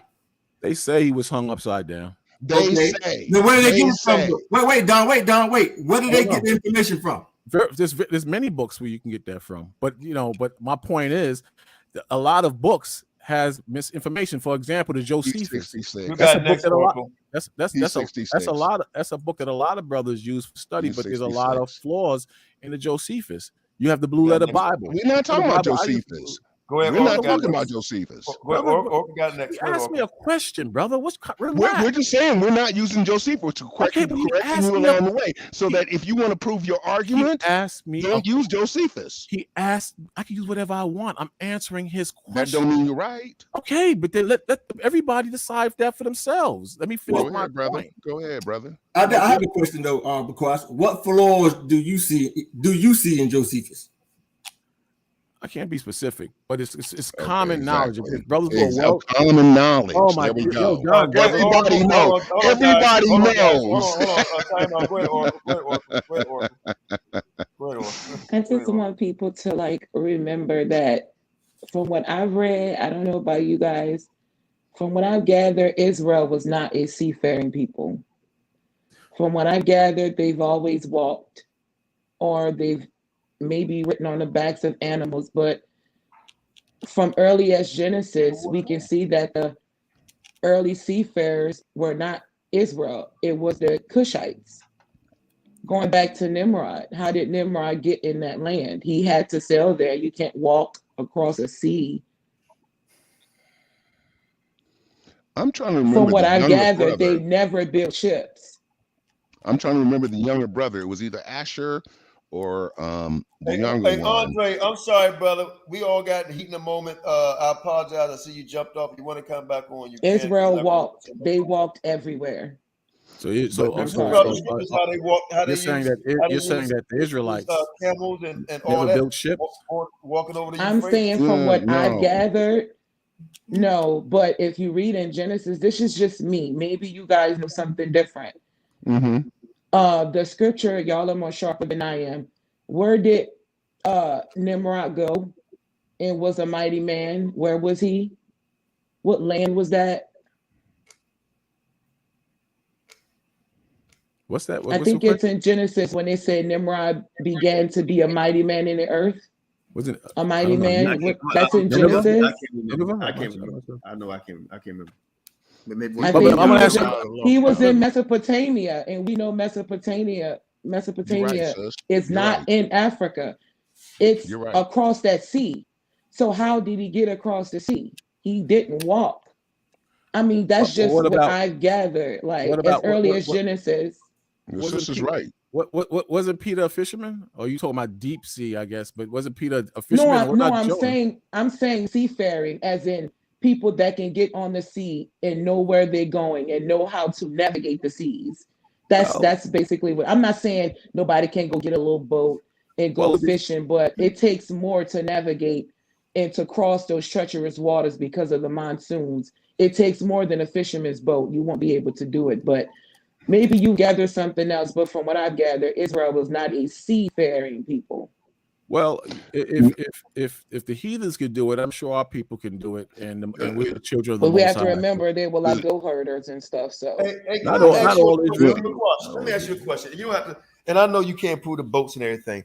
I'm just trying to figure out. Try again. Come on again. But no, I just want to know, and this I'm being sincere here. Can you please tell me can you please tell me where it comes from that we even that the doctrine come from that we even thinking they use ships? I'm just trying to. Why do we think they use ships? Come on, Qanath. Because they were over here in the Americas, brother. That's why, brother. But I'm asking you, why do we think they use ships? You're dealing with it. I know, man. Huh? Why do we think they use ships, even though it's not in the scriptures? Why y'all think they use ships? Why do you think that they went to There you Africa? go. There you go. There you go. Israel was not seafaring, y'all. I'm sorry. Why you think but sisters, on that point, you can't say that with 100% fact. If we're the children of the Most High, you read the scriptures. Read the scriptures. They walked everywhere. Don't even say that. Scriptures don't say that. No. But you can tell that wherever they went was in like a close proximity, or it was able to walk. If they're in Egypt and they're going to Ethiopia, you don't need a ship. So the heathens, were they seafaring people traveling to the Americas and stuff like that in comparison to the Israelites? Is that what you're saying? Yes, the Olmecs were already here. Where's the Olmecs in the Bible, though? We're not talking about the Olmecs. You said, but you said the heathens. The Olmec would be classified. I'm talking about the heathens within Scripture, based on what you said earlier. You was naming. Actually, I'm not going to do it now. But the Olmecs are in the Bible. They are. Well, the problem is Nimrod's in the Scriptures. The problem is Nimrod was Nimrod. Hold on, let me finish up, and then you next. I agree, Nimrod but I'm was the son of who? I agree. Listen, I agree with what you're saying. I agree with what you're saying. I'm just simply saying that those stories you're talking about, these weren't seafaring people going to the you have no proof that they was let's say hypothetically they was going to the Americas in the back. Who's to say Israel wasn't doing the same thing they was doing? They were but more you would have to as far as stay within the realm of the scriptures to prove it. You can't. Okay, but there's no scripture that says that anybody that came out of the lineage of Cush was Phoenicians was going back and seafaring people above Israel. No, this is. I think you're getting confused. I'm not saying Israel never knew what a boat was or never knew what a boat did. No. I'm saying how do you? I'm equating Israel to as far as sea travel on the same level or close to it as anybody during that time, during any time. No, there's no proof of that. I'd love to get with it. There's no proof of what you're saying, though. In Genesis, it tells you that Nimrod went to Mesopotamia, and how did he get? Because Mesopotamia isn't in Africa. How did he get there? Okay, so he had to cross that treacherous sea, and and if you're saying that the Africans, if they weren't a seafaring people, I would ask you the question: who was? Are you saying who was he the son of? So are you saying? Are you saying that that Israel wasn't capable of crossing those same seas or any seas the same way any Ethiopian or Phoenician crossed the seas? Is that what you're saying? We weren't knowledgeable on how to do that? No, I'm saying in a time, in the context of sticking to the scriptures, Israel up against the Bible tells you that they're mightier than you, and they held you in captivity. They were a civilization above you. You became a nation in their land. It would make sense that they would be more technologically advanced, but that's just what I gather. I'm not saying Israel never did. That's not what I'm saying. I'm saying during that time, it tells you as early as Genesis that Nimrod went somewhere. And if in order to get to Mesopotamia, you have to cross a large body of water. I mean, how did he get there? He rode on the back of a winged dragon, or did he go by boat? That's all I'm saying. I'm not saying okay. I'm not disagreeing with you, but I don't believe Israel just was doing everything on foot. I believe they had boats too. I don't believe they were just farmers. Here's where you're missing the bridge. Here's where you're missing the bridge. Like the sister said, and I can't remember if it was Naphtali or Asher, but he was the boat builder. He was able to build boats that would be able to go the distance of what sister was talking about.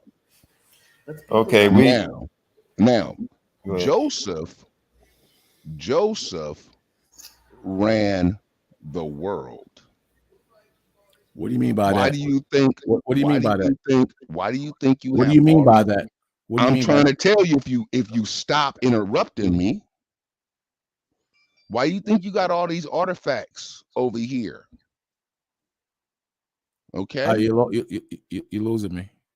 Yeah, I'm losing you because maybe you don't know history. The Olmecs, you got the Olmecs, you got the pyramids, and so forth and so on. You don't think Joseph ruled the world? You don't think Egypt?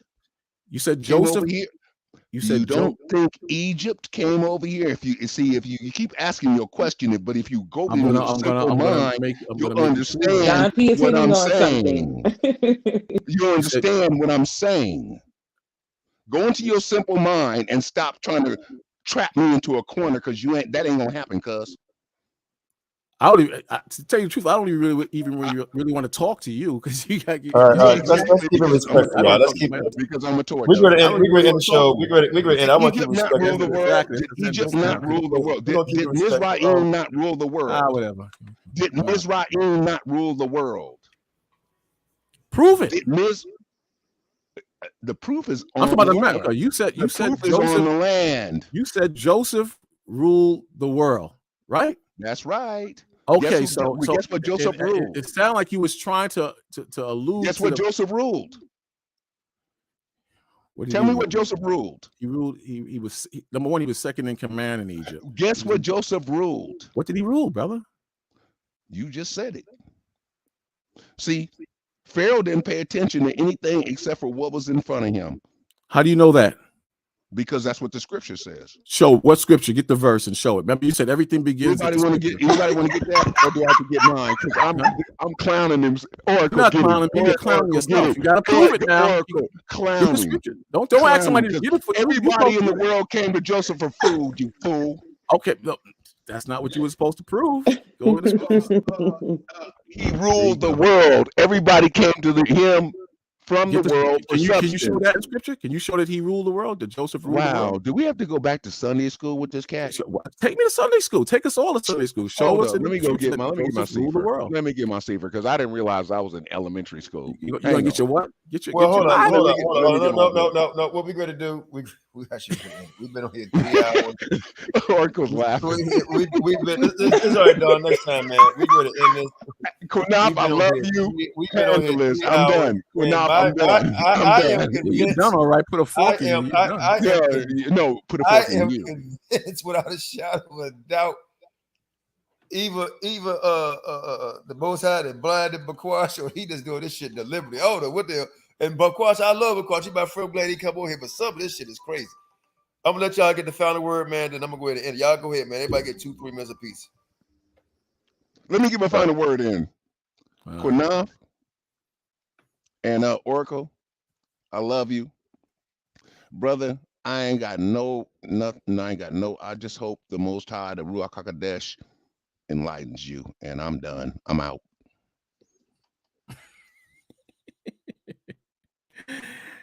Yeah, well, like all I'm gonna say, it was fun. Yeah. I think Elder Bakwash is trolling, to be honest. No, I'm not. I'm not even gonna say it. You're trolling. You have to be trolling. When you get off, you can speak to Qanath and you can find out if I'm trolling. You can speak to Qanath and find out if I'm trolling.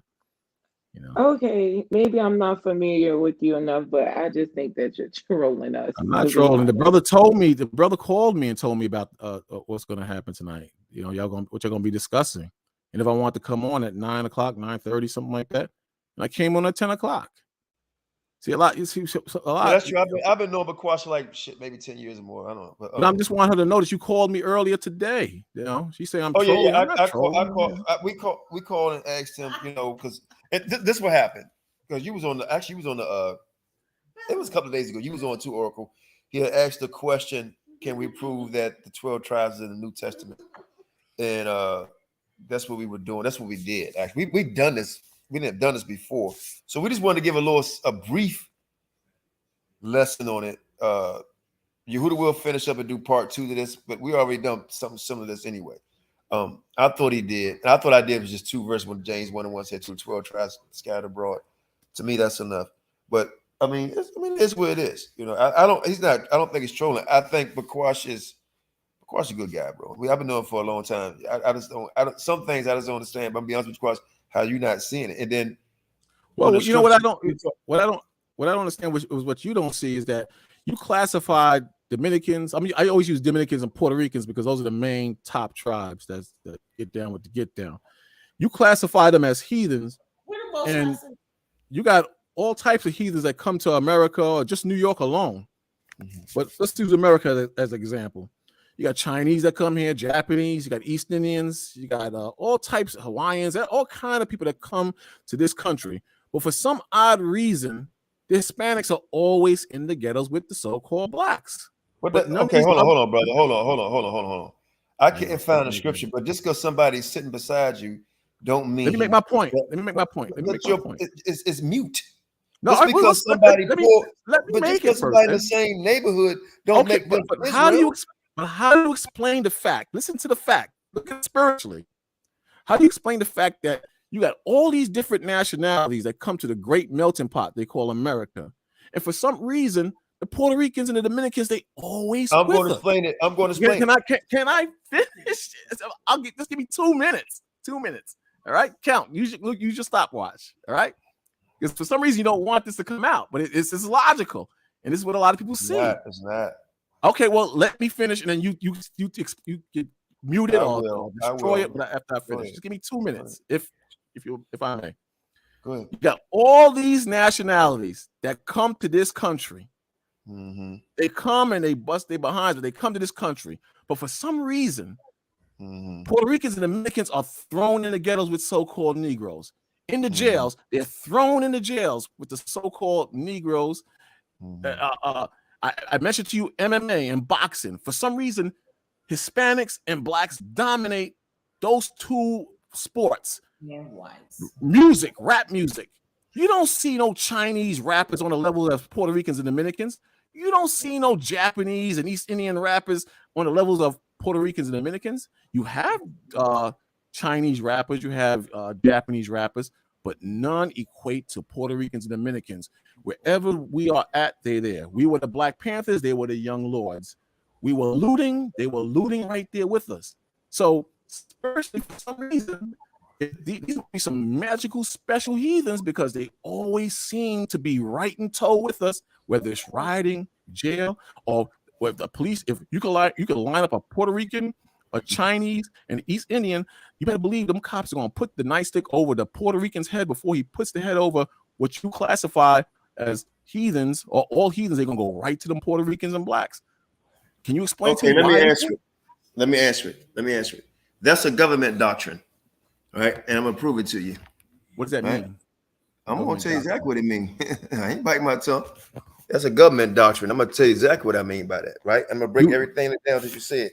Right? Real quick, dude said black to black, back to black. You have white people in the ghettos too. I don't know if you know this dude, but white they still belong. Can I answer your question? You're gonna look at the comment board. I'm gonna show you that. I'm saying what you're saying is a government doctrine, and I'm gonna prove everything you said is completely no disrespect. It's completely asinine, obtuse, and quite frankly, ignorant. Okay. Deal with it spiritually, all right? You'll give me a spiritual answer. I'm gonna deal with all that. I'm gonna deal with all that because the scripture says this. You say these people come in a poor neighborhood with us, right? The scripture also says the people we're gonna be whining, them same people that's round about us get higher than us.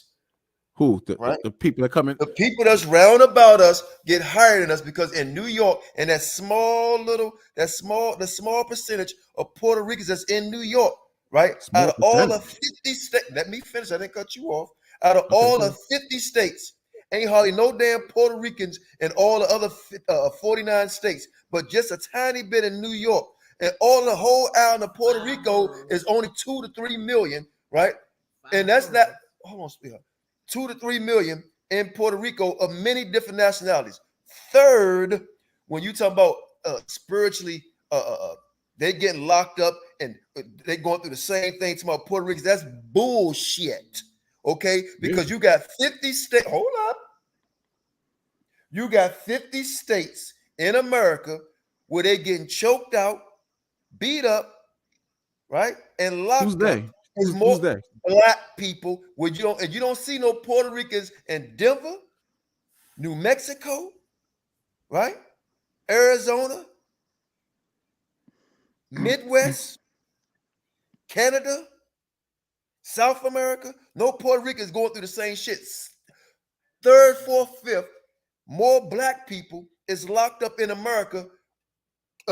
In America alone, over 2 million. And all the people in all the world that's locked up is not the same number as black people in America. 4, 5, 6 to 100. Now watch this. Watch this, right? You keep on talking about something strange, right? And in New York, it's about them Puerto Ricans. And I love Puerto Ricans, right? The ones that love me. But they the one got the bodegas. They the one got the Puerto Rican shops, the restaurants where you go and go get Puerto Rican food, where they got the shops, right? And in America, right? The other 50 countries where people come across the border to get what? Jobs, construction sites, clean the windows, being porters, right? So when you hit me about spiritually and you talk about the sports, right? It's only one race dominates sports and music. One race. You're going to have a little bit of somebody here and there of another nationality. But there's only one race that dominates music. And I've done a class on creation and creativity and music and science, right? And athletic ability.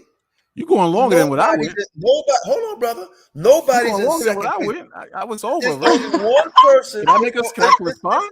It's only one. It's only one people on the planet. One people on the planet. Spiritually, hold on, bro. This is why you can't go. Stay with that point. In that case, I'm almost finished. If you want to go by your logic, then we got to say the white man, our brother. You know why? Why? Because when we go to boxing, track and field, right, basketball, right, football, dance, it's the white man that's running neck to neck with us. And everything, creation, it's the white man that's running neck and neck with us on every damn thing. Not no Mexican, not no 5'2" Mexican, right? Or no Puerto Rican. In music, it's the white man that's running neck and neck with us. The white man and woman that's running neck and neck with us in music. We make it and they copy it, and they the only one on the planet Earth that copy it better than anybody else on the planet Earth. So let me ask you a question on that point. On that point right there. Name me three white rappers that rap better than Puerto Ricans or copy rap music from black people on a higher level than Puerto Ricans. Name me three. Okay, listen, I didn't finish. Okay. That's popular today and known. Eminem is one. Eminem has been out for like 10 years now, man. Come on, man. Give me some better than that. Hold on. And he's whack. Because I don't listen. I think all white boys corny and rapping, but when it came to like no. You said. I wrote it. I'm writing down everything you said. You said in music that they ain't nobody. Listen, man. Come on. So name me three rappers. Name me three rappers. You ever heard of Harlan? Hold on. You ever heard of Harlan? You ever heard of George Michaels? Harlan Oates? You ever heard of them? Listen to Qanath. You ever heard of the Bee Gees? That's 70s. You ever heard of Elvis? You ever heard of Elvis? Elvis copied his music. You ever heard of what's that guy in the 90s? There was a whole lot of white groups back in the 90s. Listen, you can't just say you can't. You don't. You can't. No, I just answered. Don't say I can't answer it. I just answered. You've got all the white groups that came. You're gonna talk over me. What's the white groups that came out in the 90s? You're gonna talk. Those groups. Number one, I asked you. Qanath. I said rap. Number one. Number two, those groups are from the 80s and the 70s. The Bee Gees? In the 90s. The early 90s. And those are not rappers. Those are not rappers. All right. So MMA. Name me three. Well, you can find a few, but you can't tell me that white boys are white and black people dominate MMA. Hispanics and blacks. It's some good white fighters in MMA. What about boxing? A lot of good white fighters. They the ones starting the shit. I'm not disputing that, but I'm showing you that you call Chinese and Japanese heathens, and you call Hispanics heathens, but yet again they family. You ever check DNA science? If they family, they family, if Puerto Ricans and white people are family, not Puerto Ricans per se, but Puerto Ricans more Arabs. They got a lot of Arab in there, and more. First of all, let's deal with that shit because we already had this conversation. The seed of the father, Spain. They sent men. I'm not talking about. I'm talking about the character and how you move. Forget about the seed. That's gonna be a whole. That's gonna be a whole. You said. Show me the scripture just because when somebody wear their pants off their ass or get a haircut like mine. You're switching up. You're switching up. You're switching up now on me. You're switching up. Where were they in the Where were they in the 60s and the 50s and the 40s? But we're not. I'm not talking about the 60s and the 50s right now. If you want to go back to the 60s, where were the Hispanics in Americas in the 40s and 50s? You know, in the 80s, it was only in the 60s, in the 60s and 50s. I'm using the Bronx as an example. Right. That's one big country, one state, and one borough. After I make my point, you can pick a borough or a state or a country if you want. But when it comes to rioting, blacks and Hispanics have always been linked together. Young Lords and Black Panthers. Black Panthers and Young Lords. You cannot in the Bronx. In the Bronx. Okay, that's one spot. Philadelphia. A lot of Hispanics are in Philadelphia with black people. You understand? A lot in Chicago. What about Chicago? It's a lot of Hispanics there too. But my point is, in sports as well as neighborhoods, they always seem to be linked up with us, even though they might don't believe what we believe as far as being Israelites. They're always with us. You mentioned our stores. That's true. They have their bodegas where I might shop at, but where are those bodegas at? Those bodegas are in the hood. You don't see those bodegas in white neighborhoods. Those bodegas, when you say, Poppy, make me a turkey and cheese, it's always in the hood. McQuash, the scripture talk about how other nations come over here and get higher than we do, right? Just because somebody put a store, there's a lot of Chinese stores around here too, right? Are they your people too? It's Chinese stores all over America. It's Chinese restaurants all over America in the hood. When you go to California, there's Chinese people all over there getting down in California. Chinatown too. Right. Just say to somebody, America is a melting pot. Just because somebody live next door to you, where I live at, I got white, black, everybody live around me. Everybody. But the Chinese have China. The Chinese have Chinatown. You don't have Puerto Rico town. You don't have Dominican town. The Puerto Ricans, they have the bodegas and stuff like that, but they're not much above black people. They're not that higher. They right in them hoods in the projects. They've projects. Okay, hold on, brother. They have an island called Puerto Rico. Completely different down here. They don't have. Where's your island at? Listen, Puerto Rico. They don't have, that's not the Puerto point. Rico. And when Puerto Rico got hit by that storm some time ago, America. We're not dealing with storm right now. Puerto Rico has their own island, right? Where's your island at? My parents are from Belize. Where's your? That's not the point. Puerto Rico is a part of the United States. It's one of the United States. Puerto Rico is one of the United States. That's number one. And number two, when Puerto Ricans come to this country, because it's poor over there in Puerto Rico, everybody wants to come to America. The point is, when they come to America, they don't put the Puerto Ricans with the Chinese as a heathen, because you say they both heathens. They don't put the Puerto Ricans with the Indians. People poor in Africa too, right? What's that?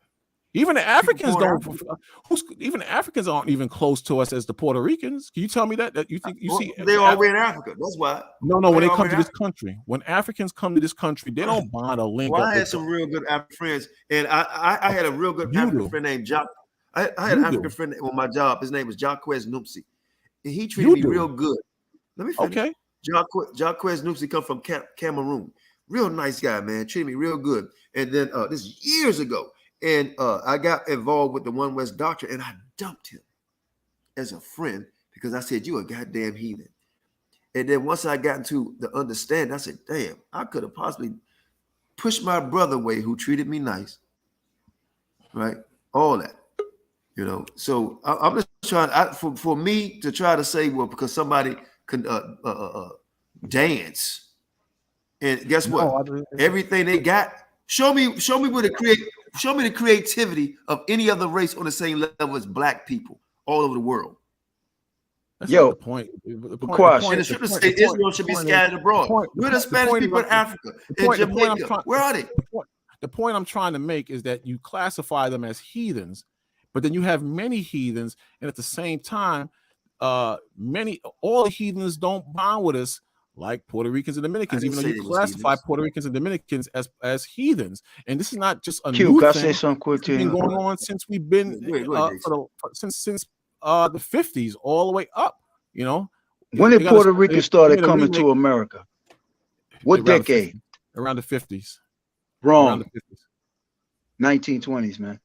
Okay, but we wasn't hooking up with them at that time. First and foremost, Quash. When you say Puerto Ricans, you got to be specific of what you. No, we're not going to do all that. No. You just said Puerto Rican. It was just a discussion. Okay. Now we're not going to. You don't never be specific. We're not going to do all that. I don't have to be. But you. No. But you saying. We're not going to do Puerto Ricans is Israelites. What Puerto Rican is you talking about? Black Puerto Ricans? We're not. See, here we go with the white Puerto Ricans. We're not mixed Puerto Ricans. Which one are you talking about? We're not going to do all that. I'm not going to do all that. That's why I told Qanath. Why you ain't going to do it? Because I told, if you was listening, Qanath understood everything I was saying. No, he didn't. If he understood, nobody on this panel understand what you're talking about. Well then maybe you don't. I'm not going to do because you don't make no damn sense, man. Okay, well I guess I'm just a confusing brother. Then I don't make any sense then, because I'm not going to go all the way to that. Let me say this real quick. And when we look at the 12 tribes, right? And and this is an honest question. Why? How come we only see Judah as being? And I know you're gonna say, well, we don't know. But when we look at the chart, and we wasn't doing all that. I just said. But hold on, brother. I'm not. Just let me finish. I'm not going where you think I'm going. The majority of the brothers in One West, when they say Issachar, it's automatically they think Mexican. When they say Zebulon, whatever the hell that is, they always think of somebody that's not so-called black. The only time you think of black, according to One West, is Benjamin, Levi, and Judah. Now I'm trying to figure out 12 tribes scattered abroad. How come you don't have them same other 9 tribes? When you guys mention these other tribes, you think people have been Spanish, because that's what you say. Why you don't see them all over the world? And how come now all of a sudden we were all black over there, and now it's only 3 black? And how come when you say Benjamin, well, that's black. Levi, that's black. Judah, that's black. But the other tribes automatically. Again, no, listen. You go when you see a Hispanic guy, you say, where you from? You say I'm from Argentina. You might say, you Nefertali. Or you see somebody, you say, where you from? He could be, or you this. How come it's only a Spanish people, these other 9 tribes? Like I told you before. Why aren't they black? Why aren't they black? Some could be black. I ain't say some could be. Why aren't they? And if they are, why they didn't change? Why they didn't metamorph into something else? Some are black. Some are black. Some are Indian. But why they didn't metamorph into a different DNA? Why did you metamorph from? Exactly. Why did you metamorph? Whatever you call it. I still got this woolly ass hair. And I'm just in different shades of brown. I'm like King David. I'm running. Now, check it. I'm trying to figure out why did they blood type change, hair phenotype change, all that. Phenotyping. You're saying phenotype because you believe. How come they ass goes straight down like a board? How come their head is boxed? How come their hair is straight? So a Dominican or Puerto Rican, their head is. Why I'm asking a question. A Dominican and a Puerto Rican, their head is boxed and their ass is flat. Is that what you're saying? Is that what you're saying? You classify them as heathens, don't you? But that's the thing. I have a question. You asked the question. But go ahead, Oracle. No, you made a statement. I'm asking. Where's you Israel? made a point, and I asked you a question about the point you made. According to y'all's logic, where is Israel? Oh, come on. There's no wrong answer. I'm not trying to trip anybody up. I mean, you just answer to your best of your ability. It's east of Africa. Okay. Elder Qanath? That tiny little spot, I don't think that's all Israel. I think Israel flowed over to Jordan all the way up. I don't think that little spot is. Want to take a guess at it? I don't think that's. We know it's around Egypt somewhere. Yeah, I know it's big. It ain't that little thing up there. I don't even think that's Israel. To be honest with y'all, but I digress. I think it's way bigger than it tells you. I think that's something they made up over there, man. You know. Okay. How the hell we can't even fit that now? It's 40 minutes.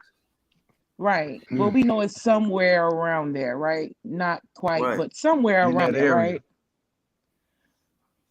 Okay, so Israel can be classified as a part of Africa, right?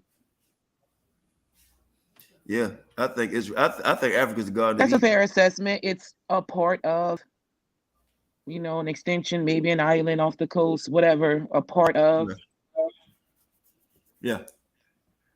Okay, we look at majority of Hispanics. They have straight hair. Can somebody show me any straight hair tribes that come out of Africa? Hey sis, I'm glad you excuse me. I'm glad you mentioned that. Well, so are you saying Israel is a part of Africa? I'm saying that's why I asked the question. It's northeast. Yeah, northeast. I'm glad you brought that up, sis, because this is the reality. Africa is so hot. Egypt is so hot. They say Europe. Even I can show you a video of a European, a recent video, not too long ago. He said it's so hot in Egypt that Europeans cannot stay in that sun long. That's why when you look at the wars of Egypt, you see the men with their shirts off. When you look at the Hebrews making bricks on the walls of Egypt, they got their shirts off. I'm glad you brought that up, sis. Let me finish. This is the reality. Let me finish.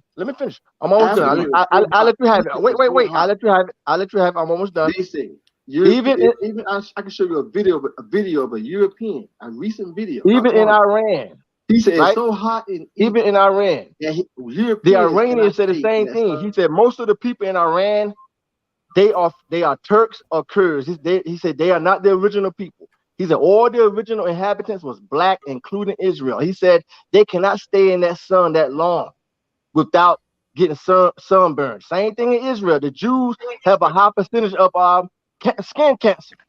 That's how we know Hispanics do not come from that region. So how do you explain the Romans in Egypt? Well, I'm glad you brought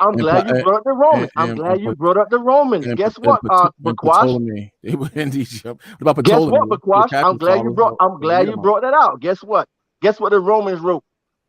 And you go read the letters of Pontius Pilate and many people. They said there was when he went to the part what you call Judea. They was glad to get away from Judea because they said it was hot.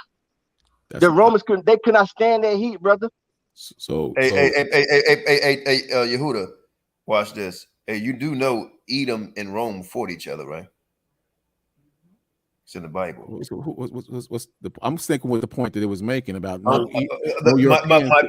point is dealing with complexion and all that, man, because I asked the question and it's like it just don't get answered. And I asked this question. Well, you want me to answer your question the way you want me to answer your question. But you won't even allow me to finish sometime. And I'm getting a little frustrated. We talk all the time. I'm asking you, how come, and you get offended when I say it, how come you and I didn't metamorph into looking like something totally different from everybody on this panel? And I'm telling you, you have metamorphed into looking. I'm talking about no. I look like you. See, you don't want somebody. You don't want my answer. You ask me. Do I like? Hold on. Get this shit.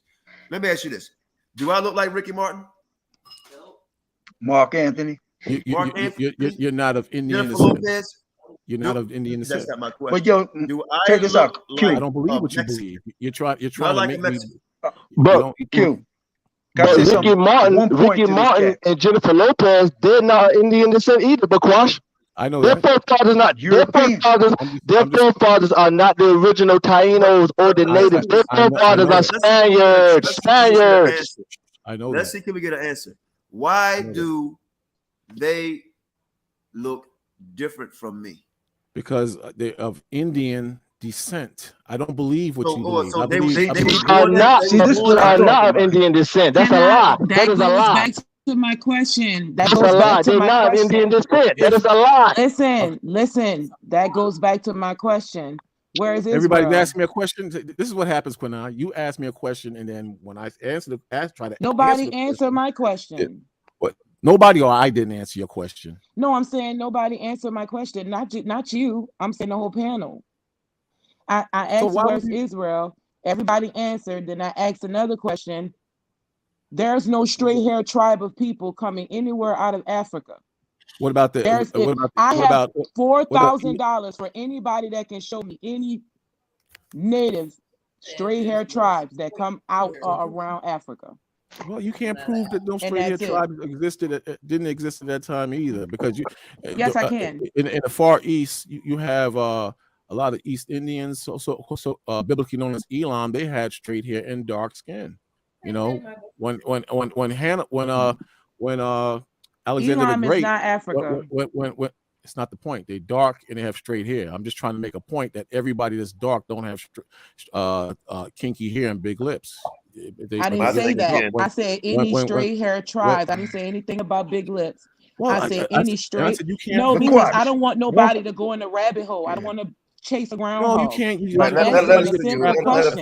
no rabbit hole. You don't want anybody to get trapped up in their statements. That's what. It's not a trapped up question. It's a straight up question. I deal with trapping people up. That's not fair to try to trap people up. I'm saying you keep talking about the rabbit. and you can't prove that didn't exist in Africa as yes, well. I Sure. can. So there was no is what was. The people are still there. Okay, well, go. Yes, that's good. But that goes to my question to everybody. I ask you again, Bakwash, how come when somebody see me, they're gonna say that's a black man? They see you, they're gonna say it's a black man. They say all of them, they're gonna say they're black men. What's that? Say it again. If they see you, they're gonna say you're a black man. Why you don't look like Mark Anthony? Why I don't look like Mark Anthony? And if I'm walking in Harlem and I see a Puerto Rican or Dominican, I'm gonna say I'm a so-called black man. I'm gonna say that's an Israelite over there. If their father is not a Spaniard. Answer my question. I'm asking you again. Why you and I? Q, let me say something quick. Why you got black people in Mexico that look at you and I?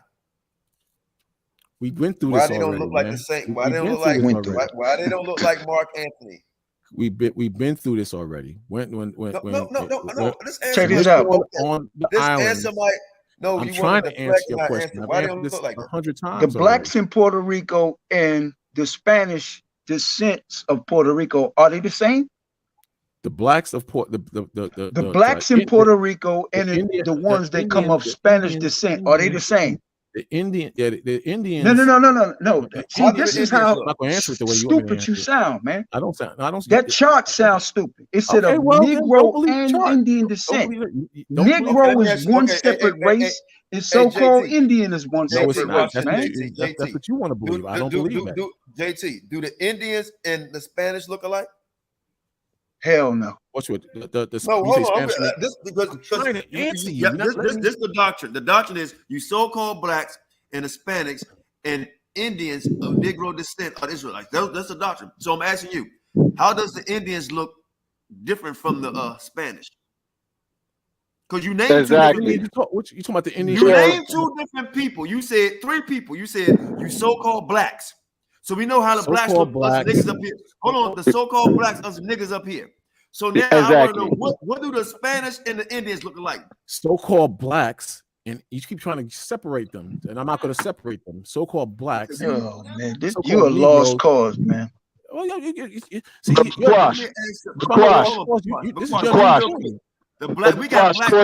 Qanath is asking you why the original natives and Thai or Arawaks.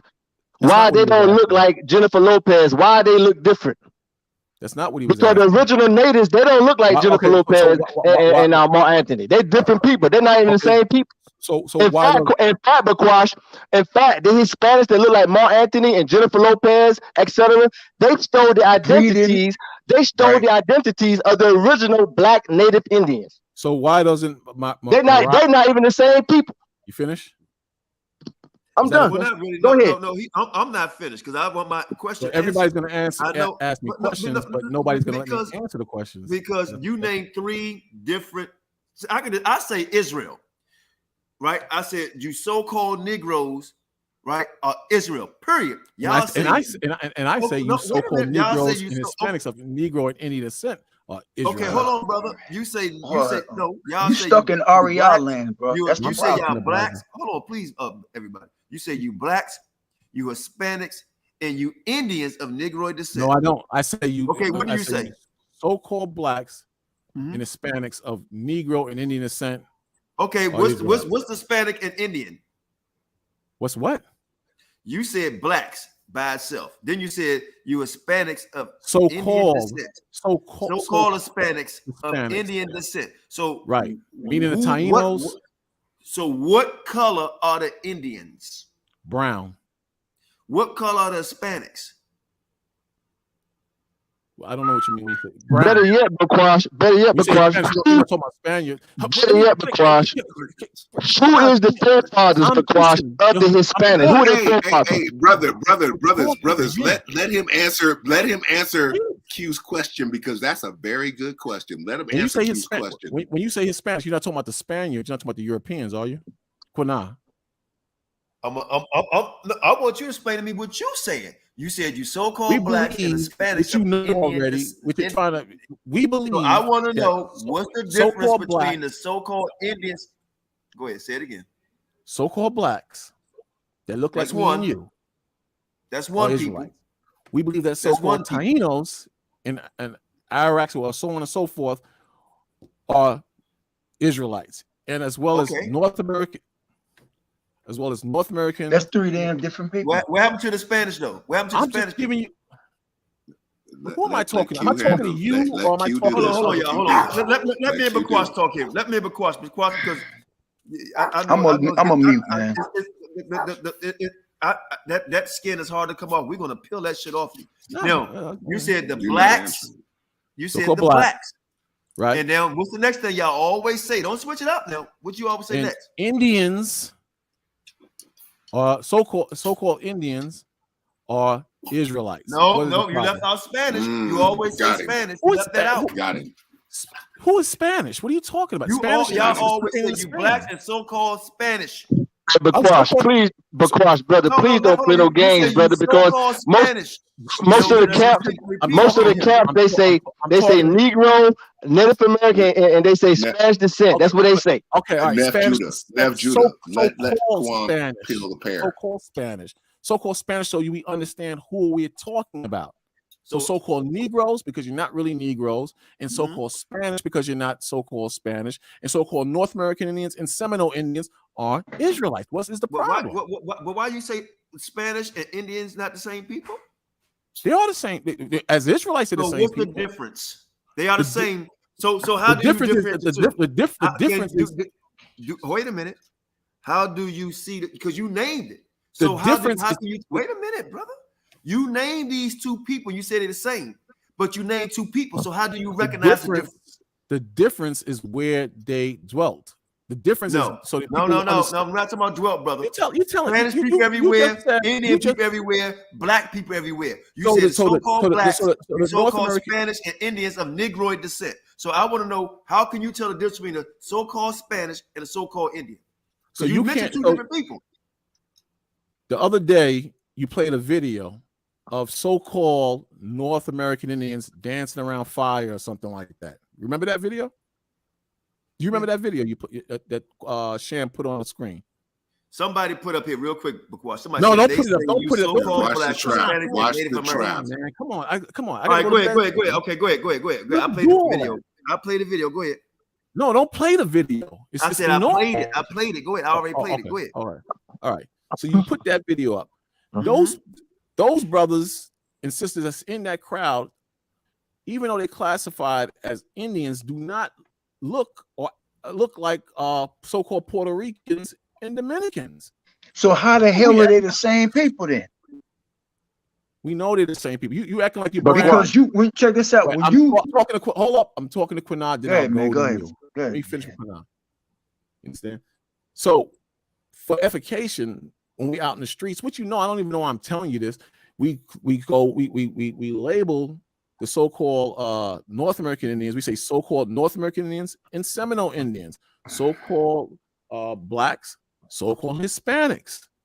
Wait a minute. So-called Hispanics are the so-called Hispanics the same as the Indians? That's why I'm only asking you. Is the so-called Hispanics the same as the Indians? If they the same, why separate the two? Listen. If I believe that the Hispanics are my brothers, and I'm naturally I'm going to believe that the Hispanics and North American Indians are brothers. But you separate them. Bakwash, I have a quick question. Please allow me. Wait, all brothers. Hey, Qanath, please allow me to answer this question. Go ahead. Y'all go ahead. I'll fall back. Y'all go ahead. This is my last question tonight. I'm going to sleep. Hey, Bakwash. Now you guys teach, right? You guys teach that the 10 tribes came to the Americas where no man was dwelling. So that means that when they came, let me finish that. I promise, bro, I'll let you have it. That means, by your logic, they came to the Americas and the Western Hemisphere and the Caribbean islands where no man was dwelling, right? Now we know that the original Arawaks and natives was black. So my question now, let me finish. I don't know. This is a fact, brother. My question now, if they came to on that, let me finish the question, bro. Let me finish. If they came to the Americas where no man was dwelling, and we know they was black, then the original Arawaks was black, and the original natives was black. Where did the Hispanics come from? The Arawak Indians, they were black with afros. And they was black. There was black people, brother. So let me ask you a question on that. Let me ask you a question. Slow down. Go ahead. So when we go into the history books and we see Columbus and the Spaniards and the Portuguese slaughtering the same Tainos and Boricuan Indians or Indians, period. Most of the time, do they have afros and big lips, or do they have straight hair and thin lips? Were you talking about the drawings or the early drawings? Because let me answer the question. Let me answer the question. Go ahead. I want you to answer my question. When you look at in the history books, you have factual pictures of the genocide of the Tainos and Boricuan Indians, as well as the Araks. Do you see mostly pictures of people with straight hair and thin lips, or afros and big lips? Both are brown skin. What's your point? Different textured hair and different size lips. Both. On the same level. I can show you many images, brother. So you see 50-50. You're saying this. Let me finish. No, hold on, Qanath. Let me finish answering, Qanath. You said both. You said both. So exactly. And let me finish. Let me finish answering the question, bro. Let me finish answering the question, brother. Go ahead. Go ahead. So when you say both, you see them 50-50 in the history books. 50% straight hair, thin lips. 50% afros and big lips. Is that what you're saying? Listen. Dude, I'm about to let me speak. I have many history books written by Europeans, early century Europeans that came to the Western Hemisphere that write and told you what these people look like. Okay, they wrote that many of the Arawaks was African looking. Some of them had brown skin with straight hair. Let me finish, bro. Some of them had brown skin with straight hair, but they did not look like these Hispanics that you see today. They did not look nothing like these people, bro. So they don't look nothing. They don't look nothing like Jennifer Lopez or Mark Anthony. They don't look nothing like these people. So you're saying that in the pictures historically that you see most of the time when you look that up, as far as the genocide of the so-called Indians throughout the Caribbean and the islands and so on and so forth, when the Spaniards came here, you see both straight hair and big lips, or just mostly nephew Judah. Like I said, I'm gonna ask you now. I'll let you guys have it. Like I said, bro, I got many books by early European explorers that came to the Americas and say that many of the people that they came in contact with was of African descent. That's a fact. Even in the Caribbean was of African descent. Columbus, here's what Columbus said. Columbus said that the Arawaks was a brown-skinned people with straight hair. Yeah, they had straight hair, but it was brown. They didn't look. Put it this way, bro. They did not. Wait.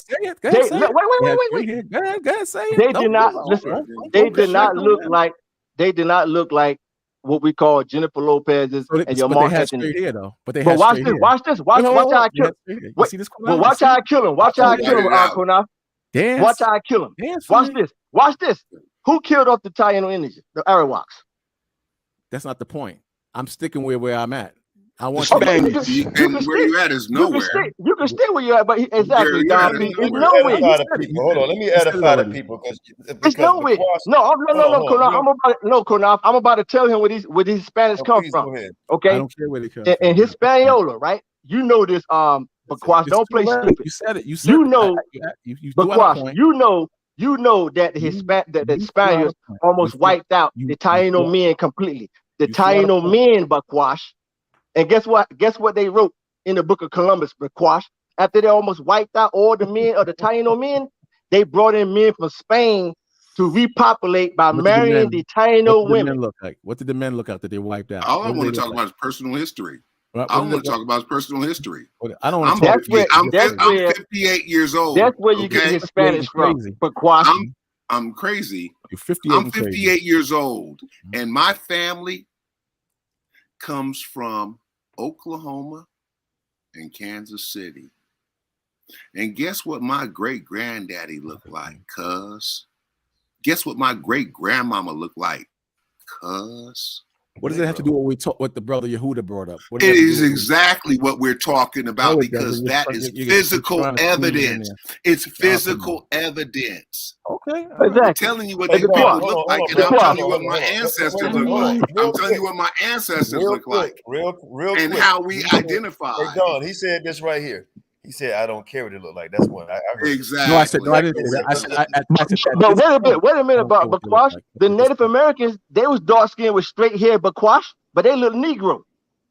So what you talking about? I'm straight up Negro, and I'm their descendant, bro. What are you talking about? You refuse to give me a straight answer. But the natives are Negro looking with straight hair. I was Negro with straight hair. My big mama, I'm trying to get a word in real quick. A lot of people on these islands, right, that you mentioned are Negro. Okay, so Qanath, I'll ask you a question. Let me almost finish. When you look at the migration from East Coast, West Coast, it's different. Right, because a lot of people migrated from that Burns Creek, even though you don't believe that, right, are from Asian, right, and Arabic descent, African, right, and Canaanite descent. Now, the question that has been eluded, and I guess will never be answered. Oh no. The question that was eluded, and every time I try to answer it, you interrupt. I'm asking two questions. One, how we metamorph. You didn't want to answer that, so I went back to where it says you so-called blacks and Hispanics and Native American Indians. They say you so-called blacks, so-called Hispanics, and Native American Indians of Negroid descent are the Israelites. So now, no, we say of Negro and Indian descent. Of Negro and Indian descent. But wait a minute, so-called blacks. You've been out the game that long, you forgot. So-called blacks, so-called Hispanics, right? That's what y'all say, right? So-called blacks, so-called Hispanics. And then what's the next people you mention? You say you Indians, so-called Indians of Negroid descent. Okay. So I want to know the difference most of the time when we out in the streets. I want to know what is the difference between you so-called Hispanics and so-called Indians of Negroid descent. What's the difference between them, man? You want me to say Q? Quick point. Could I say something to him? No. Let him answer. Let him answer. I want to get the answer. You so-called Hispanics and you so-called Indians of Negroid descent. What is the difference? I wish I was another PC. What is the difference? That's what I want to know. What's the difference? The difference between you so-called Hispanics and so-called Indians of Negroid descent. There's no. We all brothers. We all brothers. What is why? Okay, we are. Why you separating the two? No, that's for edification when we on the streets. What does edify mean? No, edify mean. Why? In other words, if you're a Hispanic, so-called Hispanic walking by, and so-called Hispanic, if your family is Q, now you know what? I'm gonna answer it for you. Okay, I got a question. I'll answer it for you. Everybody, this whole shit is asinine because this is what y'all use. I'm gonna show you if you allow me. Y'all say that Hispanics were Indians, right? Mm-hmm. Exactly. Y'all say the Hispanics were exactly. And now they are Hispanic. Q, can I say something quick? No. But now, who in the hell are the Indians? Let me ask you a question on that. You say so-called blacks, you so-called Hispanics. You cut me off. You cut me off. You said the so-called Hispanics, right, are Israelites, and they look the way they look because they was raped, robbed, and murdered, right? But they were Indians, and now they're Hispanics. Wait a minute. They were Indians, and now they're Hispanic. Now you're saying the Indians. So you separate the two. Either the Hispanics are Indians, or either the Indians are Indians. They're both Indians. Exactly. And that's all I've been saying. Hold on. No, These Hispanics, who were they before? Because you say the Indians are separate. Thank you. So who are these Hispanics then? Hispanics. That's my whole point. Thank you. Hispanics in North America, Hispanics and so-called Hispanics in North American, so-called North American Indians.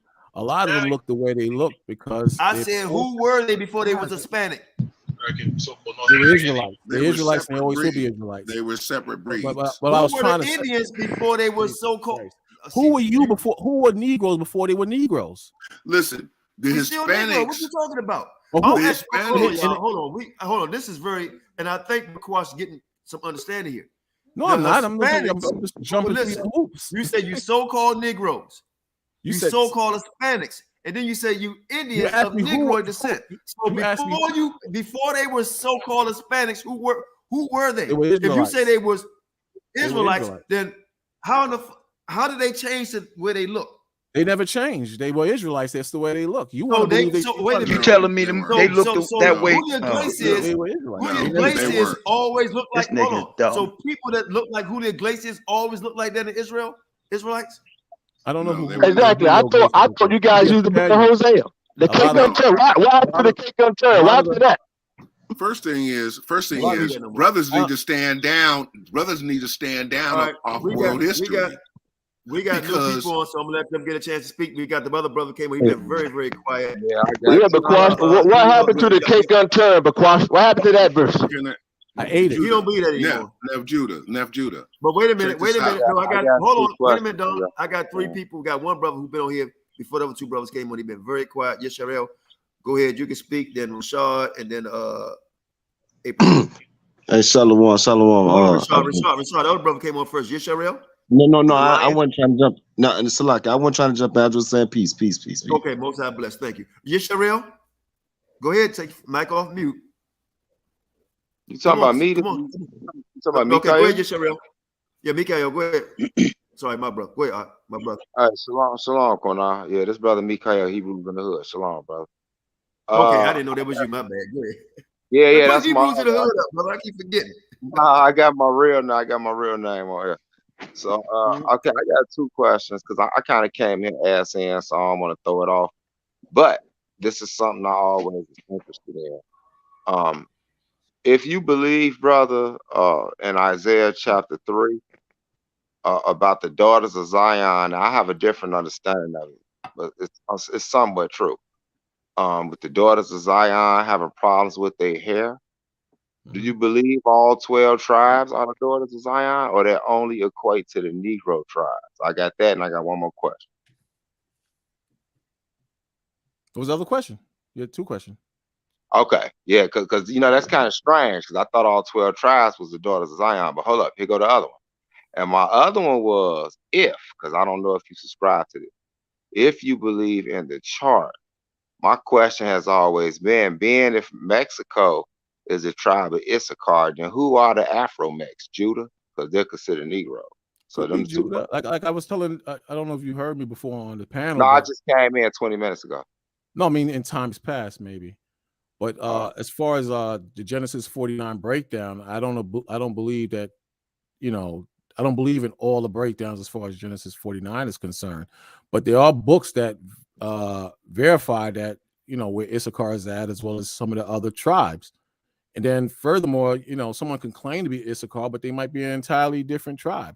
But I do acknowledge Hispanics, so-called North American Indians, as well as so-called blacks as the chosen people of the Most High. And that goes right back. Mikael, I haven't got your question, Mikael. That goes right back. I mean, okay. So again, like real quick to no, I'm saying I want you to lose focus. I can believe me, brother. I've been juggling, them around.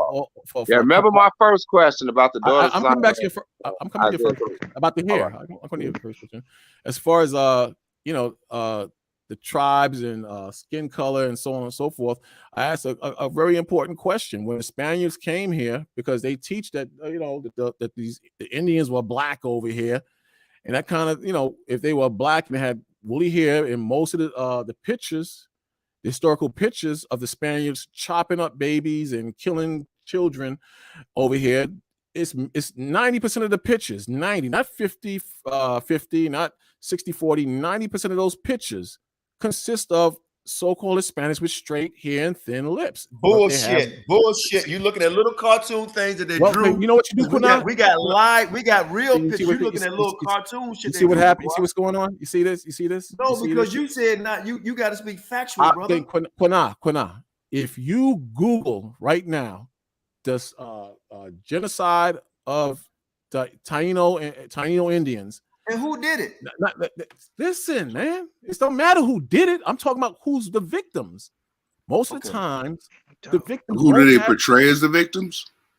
All right, so now, let him finish. Not fair because he is asking everybody. I mean, go ahead, finish. The pictures are not fake pictures. Even if some of the pictures were fake, the majority of the pictures consist of people of color, brown skin, with thin lips and straight hair. You understand?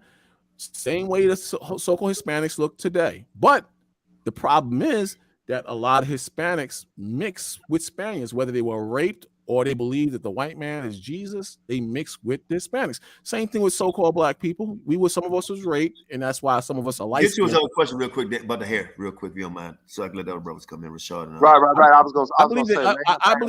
I believe that the hair is that really directed at so-called Negro women. That's what I believe. That's what I believe. That's a problem. I didn't finish. Okay, I'm sorry. I could be wrong because a lot of things that I was taught in the past is incorrect because it doesn't only mention the Negro type hair in the verse. It mentions about she shall be a rent instead of a good shape or something like that pertaining to that. She should be a rent. But a lot of things I've learned in the past, I come to find out it was incorrect.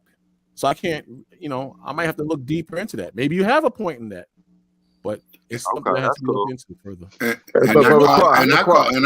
I call Ukraine. Understand that. Abraham. No, it's Abraham, and then it's damn, I just saw it. Where you go? Rashad, it's Rashad. Hold on, Yehuda. I just had two brothers. You just left off. Two brothers came back on. I gotta let them speak first. Rashad and Abraham. Go ahead, Rashad. Con. I appreciate y'all letting me on. And without any interruptions for anybody else, I kind of want to just build with the brother. And I ain't gonna be too long, fellas. I know y'all got a good deal, bro. Yes, sir. Hey, brother Bakash, can you just show me in the scriptures, like how if we call these people Native Americans and they native to America, like when did they come over here and how did they change looking from niggas to Indians? Can you just show me in the Bible? Well, I'm not going in the scriptures to do all that. We've been on here for hours. No way. I mean, it's cool, bro. I just got here. I'm not even asking a tough question. I'm not doing all that, man. Because I feel you, but can you just show me the scripture? So ask another question. He's not going to answer it. Oh, he's not going to answer that. Oh, okay. All right. Ecclesiasticus Sirach in the Apocrypha 31 verse 24 says, it reads on this wise: but against him that is a niggard of his meat, the whole city shall murmur, and the testimonies of his niggardness shall not be doubted of. Now we know this is an Israelite book for Israel, to Israel, by Israel. And the scriptures tell us that the testimonies of their niggardness shall not be doubted of. If I doubt the testimonies of the people who you call in our family, I doubt their niggardness, how do they line up with the scriptures? Like, you feel me? Like, what that word nigger? What that verse said again? Give me that. That's Ecclesiasticus 31:24. Now we can get into a long debate about what you don't have to. You don't have to. You don't have to. Anybody block this, brother. I'm gonna give it right back to you, bro. I'm not even gonna be long-winded with it. No, bro. I'm talking about the other brother, man. I'm trying to. Oh, my bad, bro. My bad. Just chill. I'm just saying, like the word niggerness. Now I've heard many people try to bring up a description of or a definition of what niggerness means, but for the life of me, I only know one people on the face of this earth who've been called niggers and their niggerness have been testified to. Like, so, how hold on, Don. No. I was just saying, let me get in after he finishes, because there's a bridge. There's a bridge. I know, but I don't. Go ahead, nephew. Thank you. Go ahead. I'll let you in, Don. I promise. Go ahead, Rashad. Don't interrupt him, bro, because he be hitting on some shit. Go ahead, Rashad. Yeah, I just want to know, like, I doubt them other people's niggerness, bro. That's all I'm saying. Like, show me in the scriptures how I could call them my family. If I'm wrong, reproof me. Like, I'm really humble like that. You feel me? Like, I can take reproof, but you got to show me how these people are my family. Like, you got to show me in the scriptures. Like, show me, bro. Like, take me there right now. You feel me? Take me there right now. Again, I'm not going all around in the scripture, but that verse you pulled about niggerness, that has nothing to do. That means just rude behavior. But niggas, this is indicative of Israel. Okay, so you're telling me when that was written, people was calling Israel nigger the same way they call What's crazy is these folks. I answered your question. I'm gonna ask you a question pertaining to what you read. Okay. Right. The term nigger directed at our people. Did it go as far as back as when that was written, or is that something that was thrown at us mainly during the time of slavery in the 1600s? I believe it went far back as this was written, because like these folk brothers, they brought some Indian brothers on, Indian, I ain't gonna call them brothers, but some Indian people, and they had a word for us, like, and it was called wabos. I just learned that they called us, their word for us being niggas was wabos. You feel me? I didn't hear them calling themselves that. So the niggerness that I testify to being, and everyone else knows in the world who a nigger is niggas. You got to make it make sense how Indians can have niggerness. No, like, can you show me the scriptures? First, I'm gonna show you the definition of nigger. No, or nigger. I think, and you can, brother. And I don't want to interrupt you, brother. I don't want to stop you. But before you get to the definitions and all this, I'm not going into no scriptures. Oh, it's cool. I just want to, but this is a Bible. But this is a Bible platform. I'm asking to, bro. I'm asking like in all humbleness and humility, brother. Show me in the scriptures how I can know that if I'm wrong, brother. I want to be reproved. Okay, so can you show me the scriptures? No, I can't. I can't. Okay, I appreciate it, brother. That's all. You can't show me how these people who are our family are in the scriptures. No, I appreciate it. A Qanath, everybody else, I appreciate. He just asked. He can't show me the scriptures. You said it already. They heard you. Let me read this real quick. It says that term have been with us since the first century. It wasn't always can I read the definition? I'm just saying. Can I read? If I'm wrong, then you can show me where I'm wrong at. If I'm wrong, it said niggardly. I'll play it. Hear it? Niggardly, not generous, stingy, serving out rations with a niggardly hand, in a stingy, meager manner. It has nothing to do with the derogatory term nigger. But wait a minute, sir. Can I jump in there, please? Can I say something? Yeah. I just want to say this. I just want to say this. Isn't this indicative of how niggas would act in those curses? Being stingy toward our brothers, having an evil eye. That's indicative of Israel. So how you gonna take our byword and our proverb and our byword and give it to somebody else when it's in? Time out, Abraham. Go ahead, Rashad. Hold on, Rashad. All right, first and foremost, I want to say all praises due to the Most High Yah and His Son Yeshua Ha Mashayach. I want to say respect and peace and all blessings to F.O.P.E. Qanath. Yeah, JT, man. I got you, JT. Call you tomorrow, man. JT, I got you, man. Don't worry about it. We good. All right, Anyway, Qanath, peace and respect to you, man. Love you, bro, all day. First and foremost, I want to ask the question: when we say about Hispanics, which Hispanics are you talking about? Because Hispanics is not a race; it's a myriad of different races. So, which Hispanics are you talking about? And if you're talking about Latino, Latino talks about the location of where Latin America is located: Brazil, Dominican Republic, Puerto Rico, etc., etc. So we have a myriad of different people in the mix. So which one would you consider is Israel, considering that Latino and Hispanics is not classified as a one particular race? What state do you live in? I live in New York. Hold on, time out. Hold on. What does that mean? What does that got to do with anything? Wait a minute. Hold on. Bakwash. If you're going to answer, you're not. You ask him a question with a question. I'm making a point. That's why I asked. All right. So what's your point?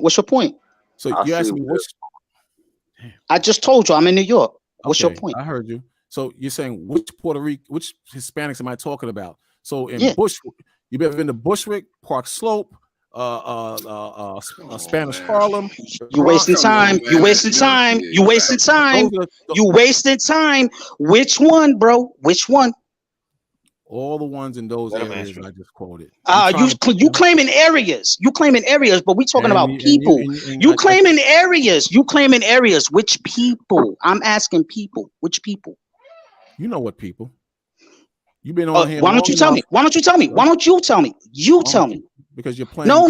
Don't assume what I think. Don't assume what I think. No. Don't assume what I think. Don't assume. I heard the question. I'm going to give him the same answer again because he's playing semantics. Well, I want to hear it again because I'm trying. The brothers in front of the bodega smoking blunts and drinking 40s in Bushwick. Or Bushwick Avenue. Exactly. Brothers on 116th Street. No. Okay. All right. Here we go. Watch this, y'all. Watch this. You got a bunch of people which are Asian too. You got a bunch of people which are Arab too that say nigga like they niggas all day. They not Israel. You got a bunch of Hispanics. You got a bunch of Hispanics that claim to be niggas and called each other niggas all day. But when a nigga come to their house, they mother and father be like, "Don't bring that nigga in here." Okay, you finished? And those same people you named. Hey, yo, those are facts, bro. Because I grew up in Bushwick. You know what I'm talking about, Yehuda. I'm in New York too. You already know. JT, go ahead. Yo, Jefferson Avenue, Knickerbocker and Wilson all day. Those are the facts. Let him respond. So let him respond. That was clear. Answer. Those same people you named Chinese, Arabs, and so-called Hispanics. Earlier, before you got on, I asked, as far as spirit, which one has a out of all three of those groups, which one has a closer spirit to Negroes? Which one dominate the rap world like Negroes? Which one dominates sports and boxing like so-called Negroes? Okay. None of them. None of them. Got you. Wait. Yehuda, check this out. Excuse me, Hispanics never always lived with black people. That's one. Two. Where do you think the Hispanic people got it from? They got it from us. Okay. They never act like that. They never act like that. They never called themselves niggas. They never did break dancing. They never did no graffiti art. None of that shit. We started that. We started that. That's a fact. That's a fact. I heard you. So, but you said that all these groups hang out on a corner and do the same things we do. So if the Puerto Ricans, the Americans learned it from us, how come the Arabs are not doing it? And how come they haven't learned it like they are? They are. I'm in New York. They are. I hear Arabs calling each other niggas all the time. I hear Arabs chilling. I see Arabs smoking blunts, hanging with dudes. Some of them having their pants hanging off their ass. Stop it, bro. Stop it. Now, you stepped in. I got something on, man. I've been waiting, man. I can't. You stepped in on a strong position. He said how. Yehuda. I didn't finish with the Abraham. Now, earlier you brought out the information about the art and how 90%.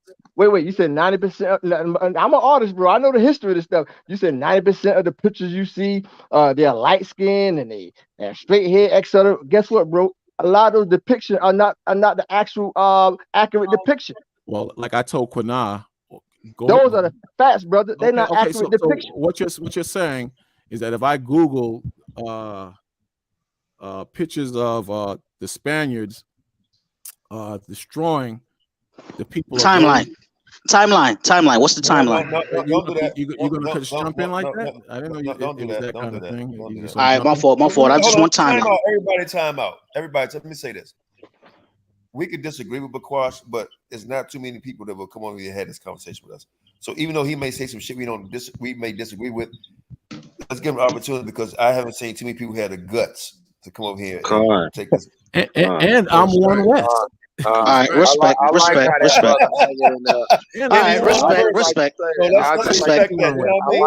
right, no doubt, respect. I'll be quiet. I like how the brother hanging in there answering these questions. Yeah, so let's respect that.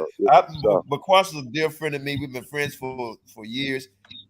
We done had our battles. So I'm glad he did come forward because he's a original One West guy. So let's, he may say some shit we don't like, but let's keep it respectful. All right, but hey, before they finish, let me just throw something out. The way the brother Abraham is asking him this question, though, I ain't gonna lie, I'm very interested to see how he answered it because I see what it is Abraham a powerful asked. question, because me too. That's one of the best. Answer one and question. let me add this in there. And let me add this in there before we get back to bro finish questioning him. Because think about it, y'all. And this being non-biased, because this is a simple thing I always thought about. If we in the Americas, right, it's very easy for us to separate the Gentiles, or you want to call them the heathens, from the Israelites. But yet we're all American. The Canadians, the Israelites. You'll say, well, the Canadian, well, that's a white Canadian. That's the Israelite Canadian. So when it comes to Mexico, why is it when we get to Latin America, we all of a sudden it's like, where the hell where the heathens go and where the Israelites go? That's what I think you're trying to add. You know what, my so let brother, him answer the question, and if we don't like the way he started out, let him answer it. I want everybody, Shemaiah, please go ahead. And that goes back to the original question of what nephew was asking him. He asked him an original question. Right. Go ahead, answer the question. Then Yehuda. I'm gonna answer. What's his name? Israel's question. Well, that goes back to what we were talking about before you got on. If you classify Hispanics as heathens, and I use Dominicans and Puerto Ricans as examples, because those are the most fiery tribes, in my opinion. I'm not saying that's 100% right, but that's my opinion. Then, and they could easily be spotted. Why are they always with us? And the powers that be, though, let's give it up. The white man, he runs everything. He controls everything. Why are they always thrown in the hood with us? Why are the cops going upside their heads just like us? The other brother, what's his name? Abraham mentioned about he see Arabs smoking blunts and pants sagging. You have that. Everybody want to be like Israel, but you don't have it on the same level of quantity as Puerto Ricans or Dominicans. You don't have the same rappers or that have that flow. Anybody can rap, but nobody can rap like a Dominican or a Puerto Rican or dance like them. I don't know how old you guys are. I got a response to that. I got a response to that. No. I'm gonna let you get back and let him finish the point. No, let him finish. Let me finish that point.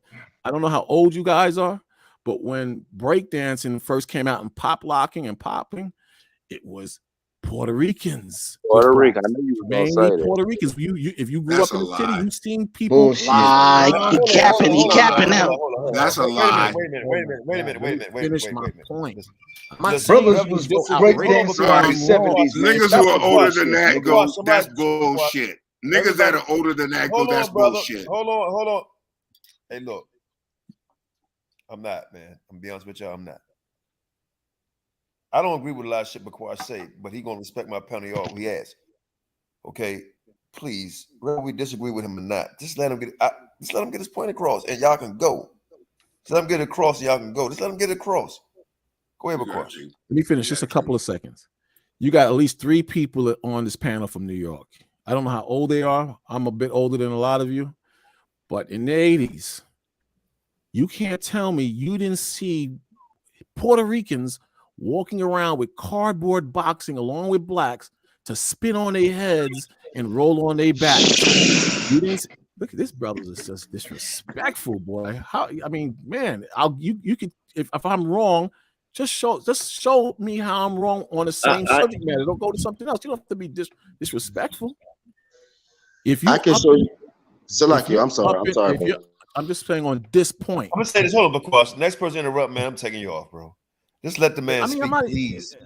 Just let the man speak, and I'm gonna let y'all in. I promise. That was me, Qanath. That was me, Qanath. My bad. All right, please don't interrupt more, man. I'm gonna take you. I don't want to take y'all off. All y'all, my brother, but don't interrupt them, please.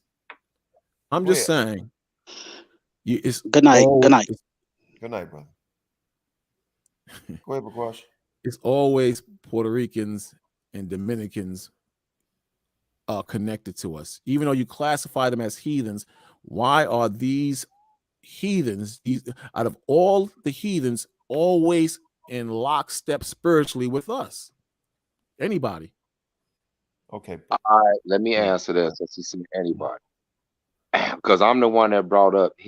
Why is it that we can separate the Israelites from the heathens as Americans, but not when it comes to Mexicans, and we can use Dominicans, Puerto Ricans, Cubans, Trinidadians, I'm trying to tell you, I'm not even disagreeing with you. The question was, how do you separate them? The question is not, are Puerto Ricans Israelites? We know it's a bunch of Puerto Rican Israelites. We know it's a bunch of Trinidadian Israelites.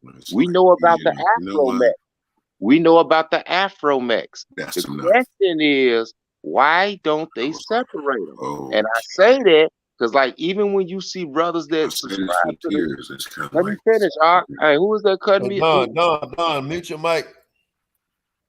So, like I'm saying, like even when you look at the brothers that subscribe to the chart, right? Listen to me, bro. Just like when you look at the brothers that subscribe to the chart, you ever notice something? They'll have Venezuela up there. They'll have Cuba up there, right? They'll have Puerto Rico up there. And guess what?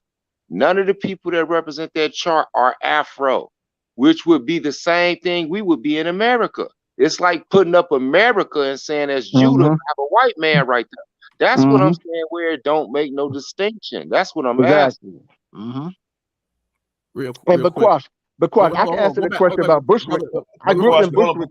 Bakwash is Yehuda turn, and you can answer both parts. But no, I just want to tell the brother that was last speaking. I asked a specific question. He went to something else. Are y'all listening to my question? Nobody's answering my question. I heard. I'm gonna answer right now. Then I'm gonna go to. That's why I said Yehuda. That's why I said Yehuda's gonna answer it. I'm gonna answer. Then I'm going. No, he made a statement, and then Yehuda. What was the question? I'm sorry. The question. You want me to ask the question again? Yeah. The question was, you classify the people who we classify as Israelites as heathens. In other words, you could say that Puerto Ricans and Dominicans are heathens, but you have multiple heathens that come to this country and have been coming to this country for years. How is it that these same Puerto Ricans and Dominicans that you classify as heathens, even though you have a whole bunch of heathens, how come they always with us in the hood, always with us in jail, always being brutalized by the cops? They always with us spiritually in lockstep for years, as far as boxing, MMA, rap music, entertainment, breakdancing, like I mentioned in the 80s. How come they are with us the most in comparison to all other heathens that come to this country? That's the question. Okay. I can answer. No, hey, let me ask you, Yehuda, because that's what he was responding to me. And you can go ahead. Go ahead. I'm gonna shut up. That's actually easy for me, because that's why I guess my question was like a double back question. I didn't focus on your question. Well, I got Puerto Rican in my family, Mercado. And so it's really simple to me, because when you go to Puerto Rico, you actually see the difference between the Israelites and the Gentile. You literally do. You see the Gentile Puerto Ricans and the Negro, as you would call them, Israelite Puerto Ricans. So when you come over here to this country, it's the exact same way. And you know why I know? I live in Chicago, which has one of the largest Puerto Rican populations. You know where the Young Lords and Latin Kings started at? And you will see the difference even between them and the Mexicans in their neighborhoods as opposed to us. And what I'm trying to do here, you know how I know? Even within their neighborhoods, certain parts of the Puerto Rican neighborhood is damn near isolated from the other part of the Puerto Rican neighborhood. And I asked you that, and I was waiting on you to answer it. I can answer it. You can see the Gentile white Puerto Ricans, and you can see the Israelite Puerto Ricans. I was asking you though, Ox. You asked me, and I'm telling you, you can see it. But I'm saying that's not represented in the Israelite community. We make all of them Israelites. That's the problem. So he answered it. Go ahead, Yehuda. Next, brother. Yeah, let me back. Let me get in there after Yehuda, please. Yeah, let me back on Mikael. Now, the Quash. I grew up in Bushwick on Jefferson Avenue between Knickerbocker and Wilson.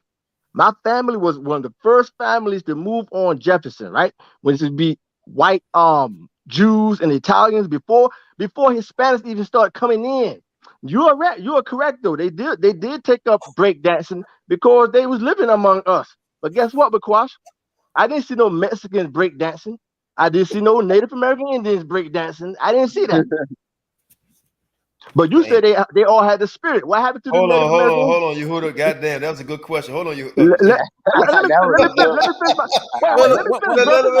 I'm not done, bro. What happened to the Native American breakdancers and what happened to the Mexican breakdancers? I didn't see that.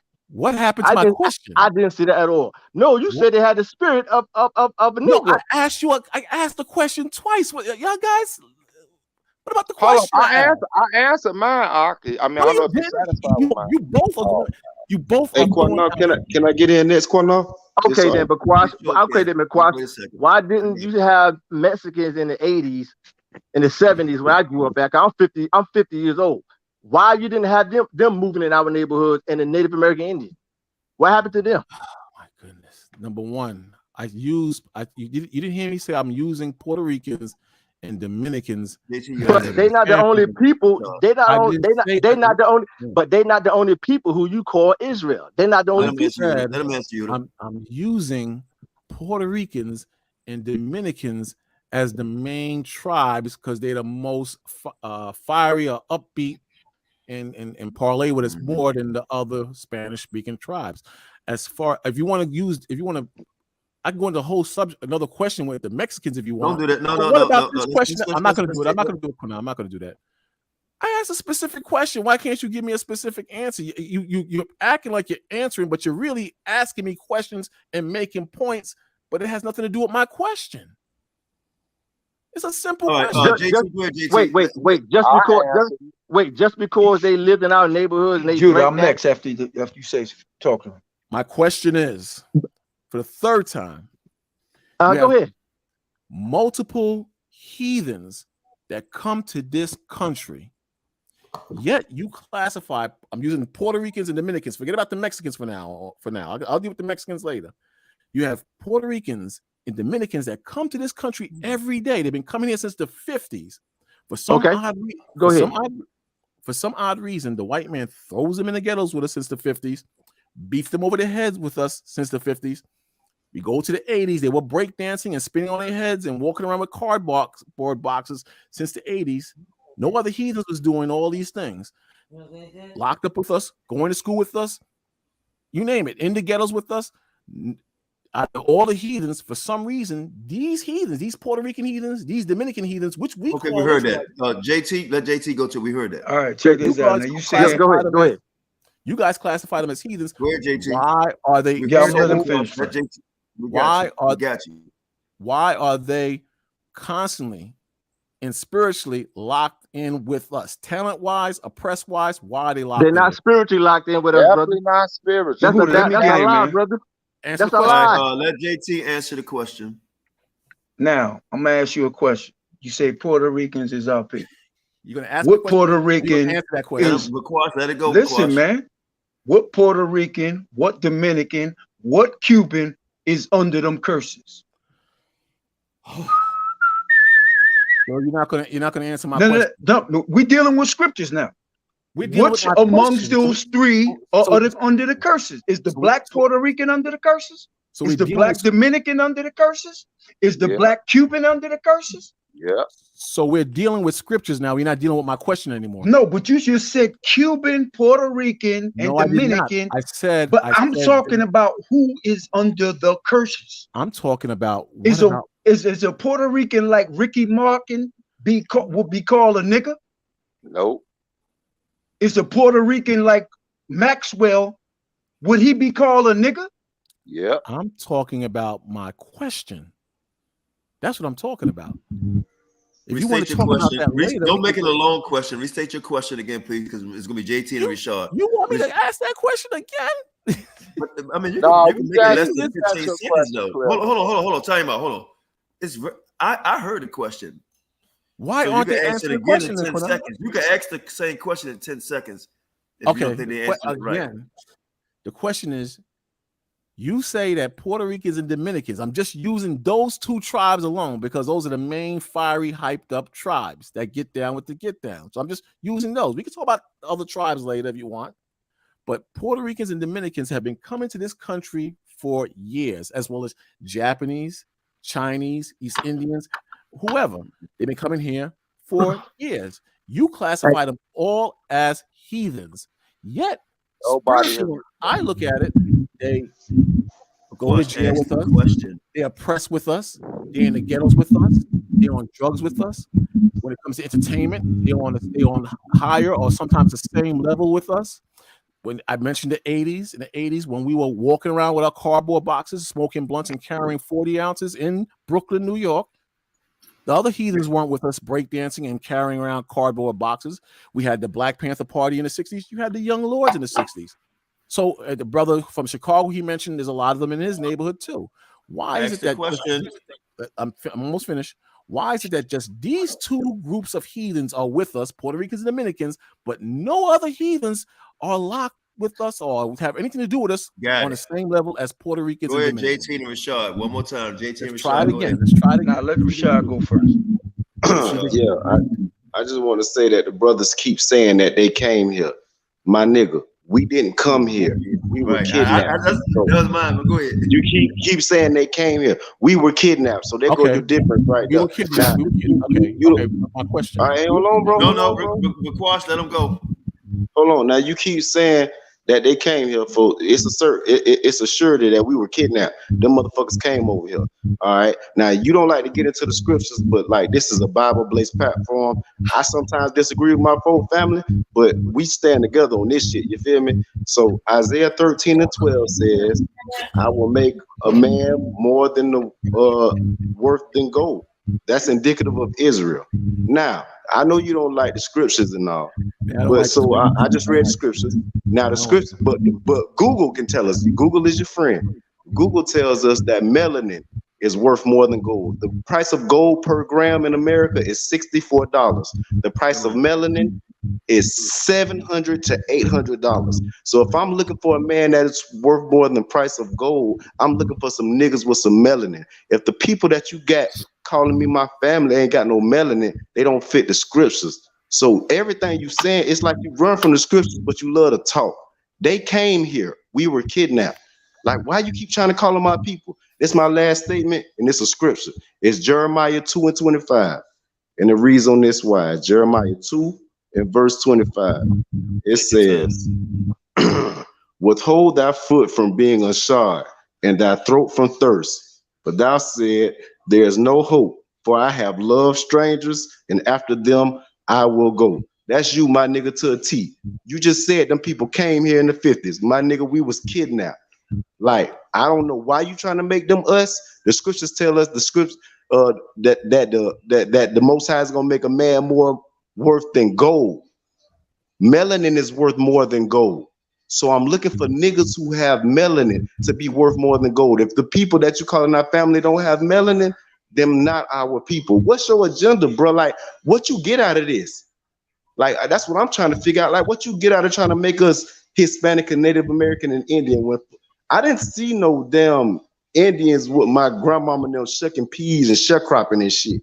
So I just want to know, like, what you get out of this? Like, what you get out of this from telling them Latino people who weren't kidnapped, they came here on their own? What do you get out of this? Like, what you get, bro?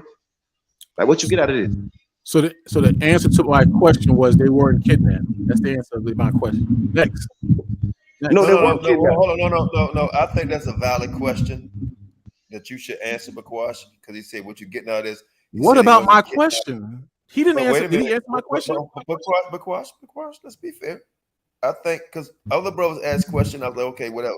But that is a very valid. We're taking my question off the table. I'm gonna allow him to ask the question again.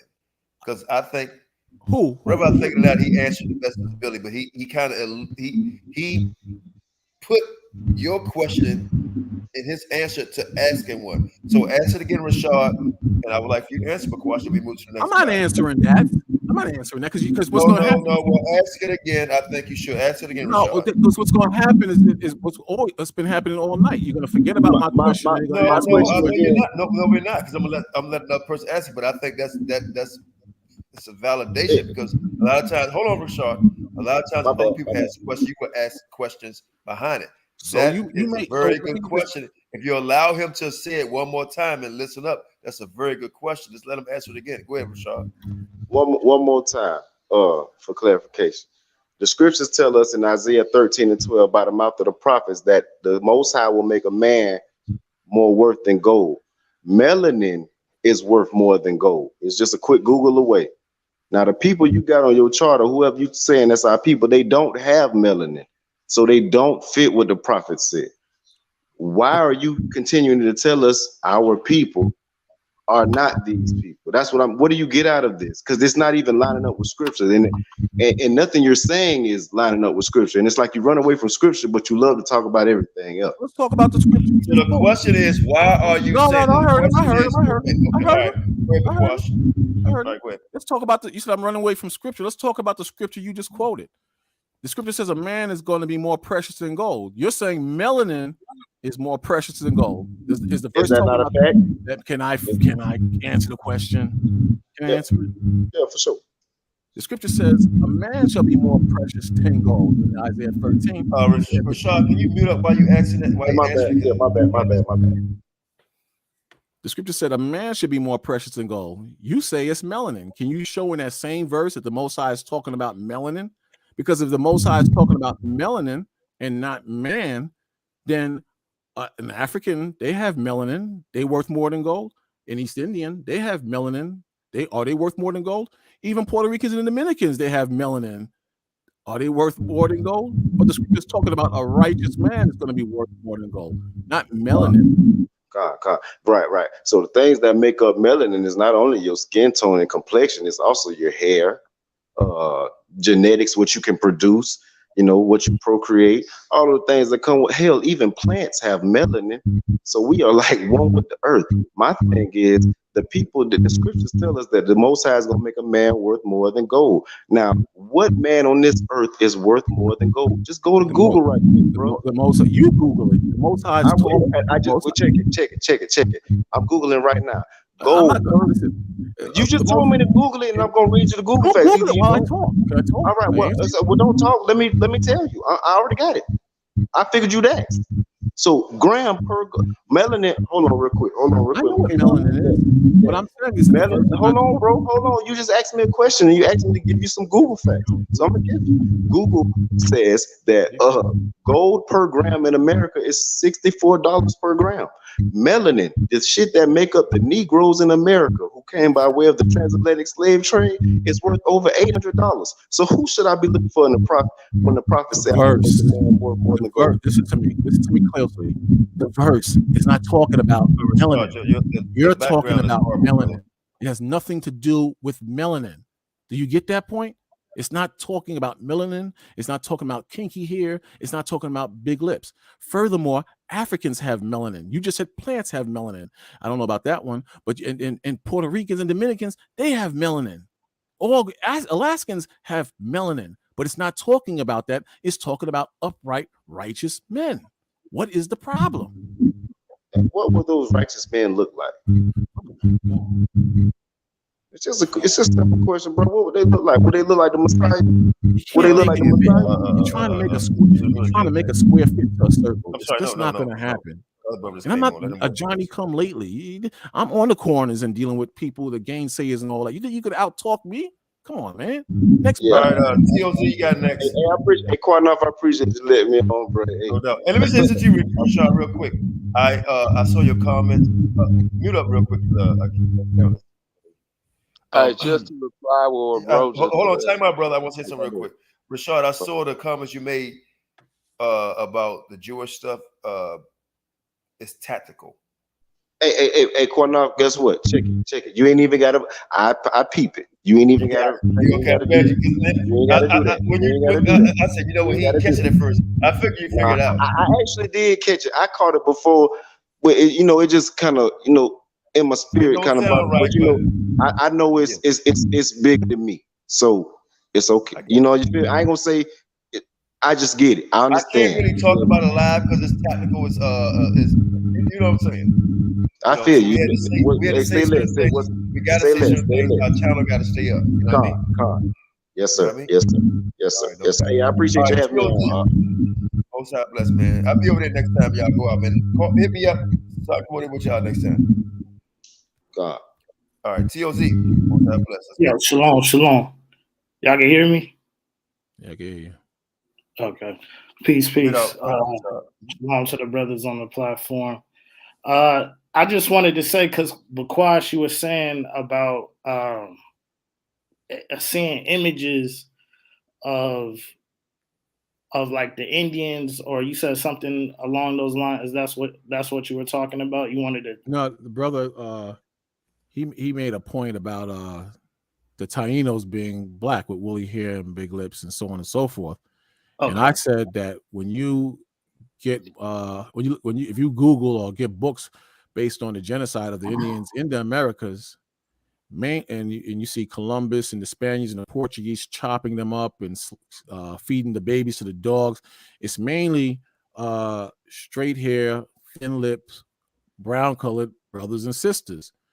Okay. So he was saying no, they're black. And I said, well, for the most part, they look like Hispanics with straight hair and thin lips.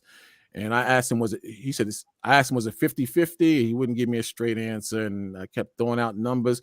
But the majority of the times, if you Google it, you'll see the majority of the times it's what I described. I'm not saying there's absolutely no people with kinky hair and big lips. I've seen pictures of that too, but it's gotten to the point where brothers are saying those are not even real pictures now. That's what these brothers are saying. TLZ, what's your question though? What's your question? No, I just wanted to show. I could share my screen real quick. Go ahead. Okay, because I couldn't. I didn't know I was gonna get on, so I didn't get the actual documents, but from or my sources. But I did my videos, and I just wanted to show this. This is a video I did. I did it a while back when Qanath, you had dealt with the other brother. I forgot you can see the screen. You can see it. Can y'all see it? Yep, there we go. Come on. You remember that brother that you dealt with?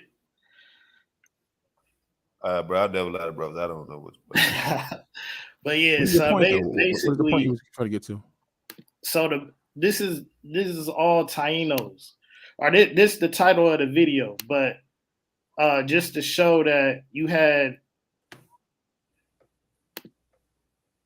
Hold on, real quick. All right, so this is all Taino pictures right here. It's a lot. So yeah, you had this woman that's from Taino, and you had a lot of the passports, like for instance, right here, like you can see how they whitewashed it. Oh, come on, brother, come on. Is that a video that somebody put together? No, this is a video I did. Like you would have to watch the whole video. I'm just because I didn't want to get all the pictures up. You said somebody whitewashed. Go stay there, right there. You said somebody whitewashed that picture right there. That picture is whitewashed. You say that you see this top picture? That's whitewash of these Taino Indians at the bottom. But that's a completely different picture at the bottom. If you go back to that if you can. That's they hands and their legs and everything's in a completely different position. And I understand what you're saying. I'm not saying that we're talking about the color, but my point is you said that those were the same people, and one was whitewashed, made to look it went from brown to like a pinkish color, right or wrong. But when I look at the picture, I see what he's saying. Go back to it because that didn't look like you gotta let him let him finish. Don't interrupt him, please. Go ahead, brother. Y'all can have dialogue, but don't. I'm just basically I'm showing the images because even when I show the versions of the navigators, this was talking about Columbus. If you look up the version of the navigators, you can see that this place also in Seville, Spain, is where a lot of Indians, when you read the book by Jack Forbes, Africans and Native Americans, that a lot of the Indians that were captured were taken to Seville, Spain, and it was called Negro. But when you see you have to watch the whole video to get what I'm talking about with the whitewashing. But the images of I seen old Jamaican passports that have the Taino Indians, and now they're white. So that my point is just to say that basically the whitewashing. That's why you don't see dark skin images of the Indians. So you telling me from all these books with Indians with like tan skin and straight hair, those are all whitewashed, not even in color. Look at this picture right here. This is a Taino Indian. Okay, I'm not disputing that some of them look like that, but I'm telling you that if you just Google Columbus comes to America hypothetically or just just randomly, they don't all look like that. So you're gonna tell me those are whitewashed? These brothers are trying to convince me that those are all whitewashed pictures, and I just find it hard to believe. But listen, stop. Also, Hold on. Can I get in on this, please? You're gonna get on it like 60 seconds. Let me and All right. I want to let the brother finish up. Yeah, let him finish it. Let me dip in go there back first. to that. Wait a minute. I'm gonna let the brother finish up too. Actually, it's gonna be just a little bit more than 60 seconds. Bakwash, you mentioned pictures, but you didn't show any. He's showing some, so you can't dismiss what he's showing. That's all I'm saying. I'm not you can't for the 100th time. I'm not dismissing what he said. I'm agreeing with what he says. No, I'm saying what he's showing. You can't dismiss what he's showing respectfully. You know I'm not dismissing what he said, what he has there. I'm agreeing with it, but I'm saying that the Indians didn't just look like that. Most of the pictures, I'm sure he put that together, but he didn't just boom. That was a picture of a Taino dark. Boom. That was a picture of a Taino that's dark. If you look up the history of the Tainos, most of them look like so-called Hispanics today. If you just Google it. I'm not disputing this. Some of these I'm familiar with them. All right, okay, let him finish up, and then because you're saying now, if you look in this book, Salakia, but if you look in this book, Mystery of the Mexican Pyramids. Now, this is an image of the Aztecs. Now, I can't zoom in like I said. Salakia is I'm disorganized right now, but when you go in closer, it's all Negroes. But yeah, when you go into Google, you're going to see this. So again, those older pictures look like this. That's the point. No, so just like right here, I went to Mexico. I went to Mexico and I went into a wax museum. This is what I was showing in the video. This is what Matek Zuma is pictured, but then you see this in Mexico. It's as simple as that they whitewashed it. Again, y'all, I got one. I want to get in on this. Yeah, let me say something before you get in there, bro. Because I know you. Go ahead, brother. Go ahead, bro. Go ahead. Well, I see what the brother bringing up. I think most of us should be at this point familiar with the copper-colored natives that was here. I'm copper-colored. Hell, most Israelites are copper-colored, right? And so the thing is, where it becomes problematic if you're just going off of complexion, is what one of the brothers brought up with the hair. Have you looked at East Indians over in India? A lot of them are darker than us, pitch black with straight hair. Do that mean that they us? Because then you got to get into phenotypes and all that type of stuff. So I'm trying to see what argument he making with that. The argument I'm making is that they all. So like, you talking about me or you talking about? Talking about me, of course. Talking about me, of course. The argument I'm making is that I don't believe that all the pictures depicting Hispanics with straight hair and thin lips and being chopped up by the conquistadors, I don't believe those are all whitewashed. That's the point I'm making. I do believe there was a lot of darker complexion brothers and sisters on this side of the world during the Spanish invasion, but I refuse to dismiss a lot of what's in the books and the pictures that are drawn. That's all I'm saying, and I don't think anybody can refute that. Oh, all right, y'all, hold on, please. Let me get in on this. I heard the brother say that he went to Mexico, and I'm in Latin America quite a bit, bro. And the whole idea that Hispanics are part of the nation of Israel came from that falsified chart. So this is how I look at it. Now, when I'm in Nicaragua, I know that there's 3 different distinct type of people. When I'm in Costa Rica, there's 3 different distinct type of people. When I'm in Panama, there's 3 different distinct type of people. And even when I'm in Mexico, if you get down on the southwest corridor of Mexico, you will notice that there's 3 different distinct type of people. Yep, so the chart would tell me that Nicaragua is who y'all, because I don't even apply to the chart like that, but who the chart say that Nicaragua is? The who? I don't. Zebulon.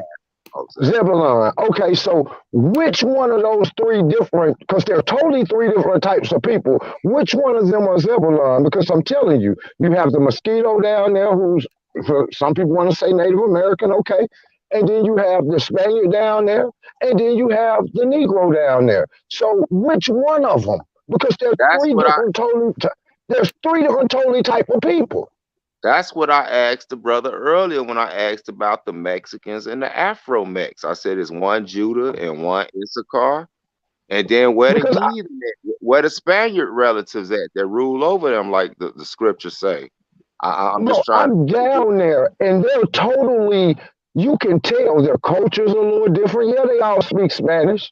But once you get to the black ones, they gonna speak more English. Their cultures are different. They move like us. It's just totally different, and they're being persecuted just like we are over here. So I'm trying to figure out which one of them my brother, because there's three different distinctive people down there, and this ain't what I'm telling you off one trip.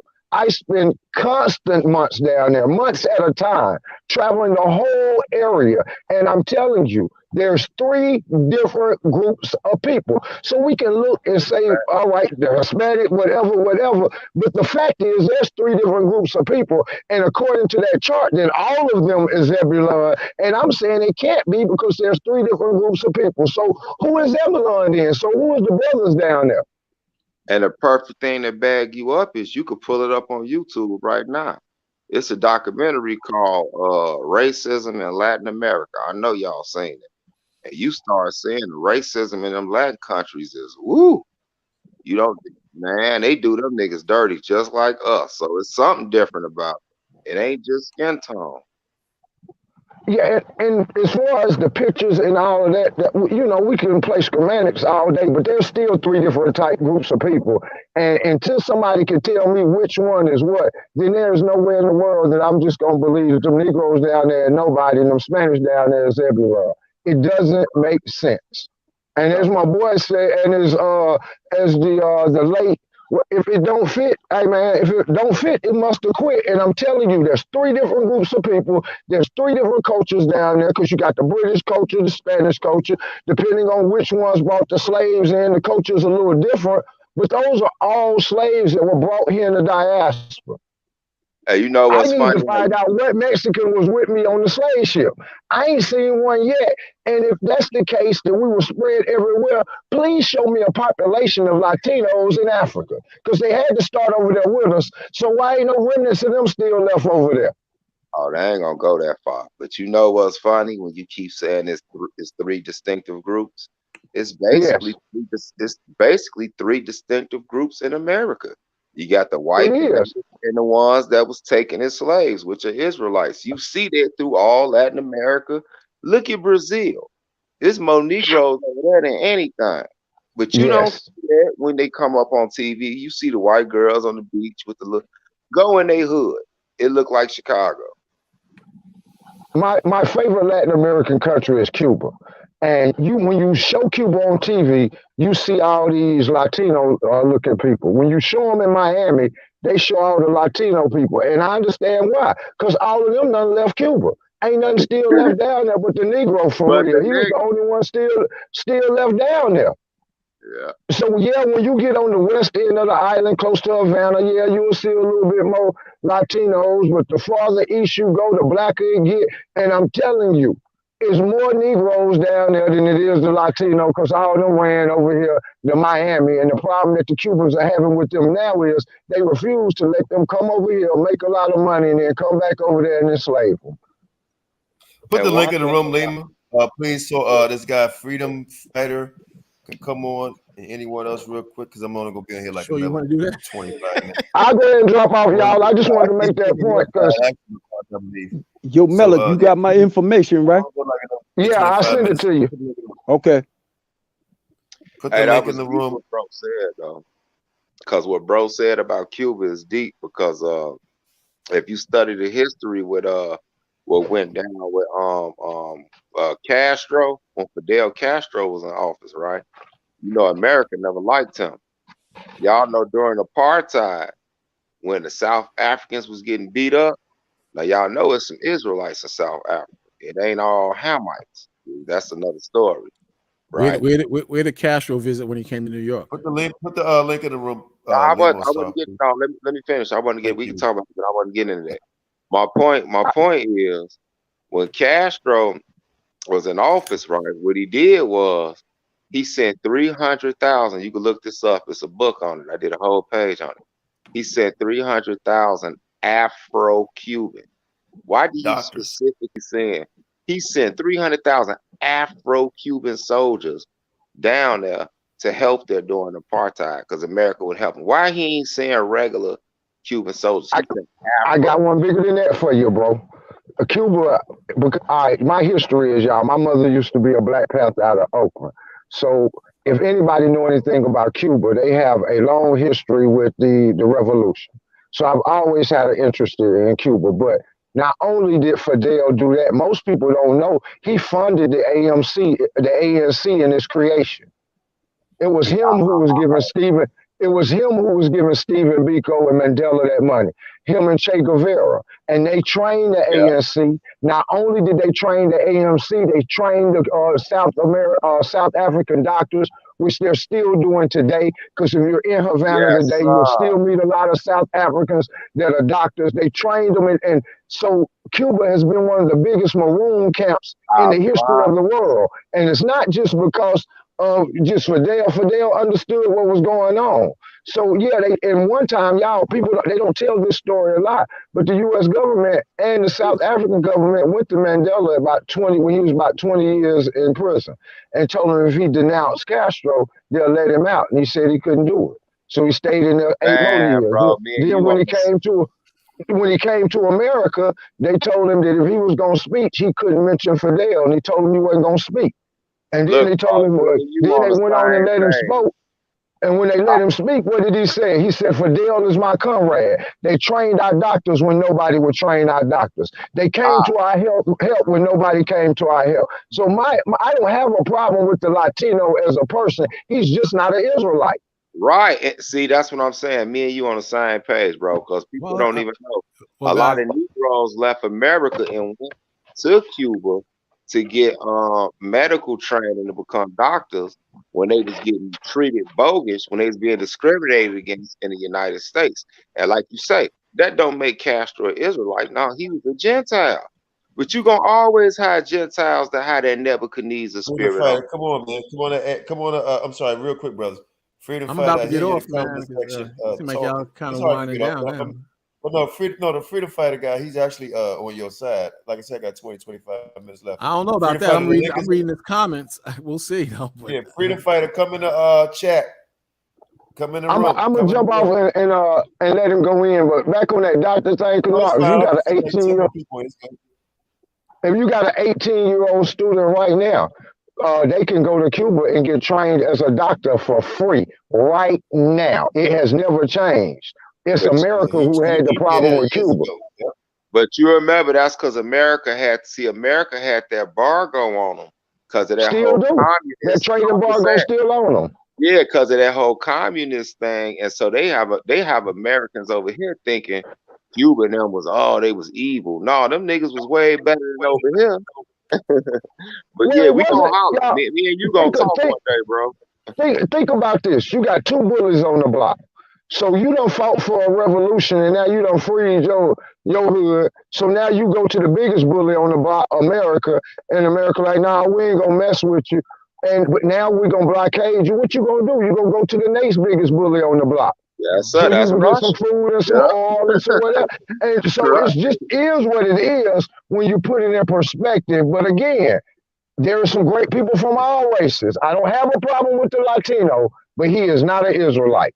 But I understand you, bro. That's the same point we make. Because you could look at Venezuela. Look at Venezuela. Do people know Venezuela is one of the poorest countries now? And look how many niggas Venezuela get. But they whole reason they in that bind is because of the same political stuff that Chavez was. Castro was going through. So yeah, the thing deeper than that. But yeah, my whole thing was it's Israelites and Gentiles in all Latin America. We can't make all of them Israelites. That just defeats the purpose. It's retarded. Venezuela is not a poor country. Venezuela has oil. It's being Whoa. Hey, you guys, Can I let me? Can you let me? I'm gonna bid you guys a good night. I'm gonna bid you guys a good night. It was a good talk. You know, either way, you're still Israelites. You know, and some of you, you know, you kind of iffy, if you know what I mean. But you know, but I'm gonna say shalom, and you know, shalom. Hey, shalom. You know, Shawsham like to hang out later if he's still there. I'm gonna say shalom. You know, I'll let y'all finish your talk. All right. Shalom, yeah. Shalom. We're gonna waive that. You gonna wave back? You said? Yeah, no, I said wave that. Venezuela. Anyway, I was talking about Venezuela. Wait, hold on. Venezuela is one of the richest countries. Venezuela is one of the richest countries in the world. Hold on. Hey, Bakwash, I'm hit you a little later, man. I was up your way earlier today. What's that? I was up your way earlier today. Okay, all right. No, we'll talk a little later, man. I gotta go. I gotta go serve the devil now. You know, but we'll talk a little later. All right. No doubt. And also, freedom fighter. Most High bless you, man. Freedom fighter. I'm not gonna stay here for so much longer. You got a lot of stuff to say in the chat. I don't hate no Latinos. At least I'm assuming a lot of brothers. Saw that? He's saying why y'all hate Latinos. He said. Yeah, that's what he said. I just said I didn't hate no Latino. Nobody hate no Latinos. This was a while ago, though. This was a while ago. He said this. Yeah, nobody hate no Latinos. But hey, look, come on. The link is in the room. I want to know why you said that. Link in the room. Then yeah, come on in here. If the brother Latino hit Latinos, I will go to Latino. If the brother come over here and say something. Qanath, if you and F.O.P.E. hated Latinos, y'all wouldn't go through all this to go through and shift and decipher where the Israelites in Latin America. You wouldn't care. You'd just say they all heathen. So that defeats you hating Latinos. He might be talking about other people that come on the panel. Though. Oh, is he saying he hate other? I don't even think he hate other nations. He just love his own people. No, I mean he might be. Maybe he watched prior shows and stuff like that. Okay. Some people that get on, you can see that, you can hear the hate in their voice. You know. I got you. But now to my brother, when I was talking about Venezuela, I'm not talking about that resource. Oh yeah, Venezuela. When I say they poor, I wasn't talking about they resource according to the resources they poor. I'm talking about how they set up in the economic system. You could pull them up right now on the thing. You said on the economic system. What do you mean? When I'm in Colombia, Venezuela's all over the place. System. Well, hold up, brother. I need to understand what this brother is saying in terms of economic system. I'm saying as far as the America and the West is concerned, like the embargoes and stuff they got on.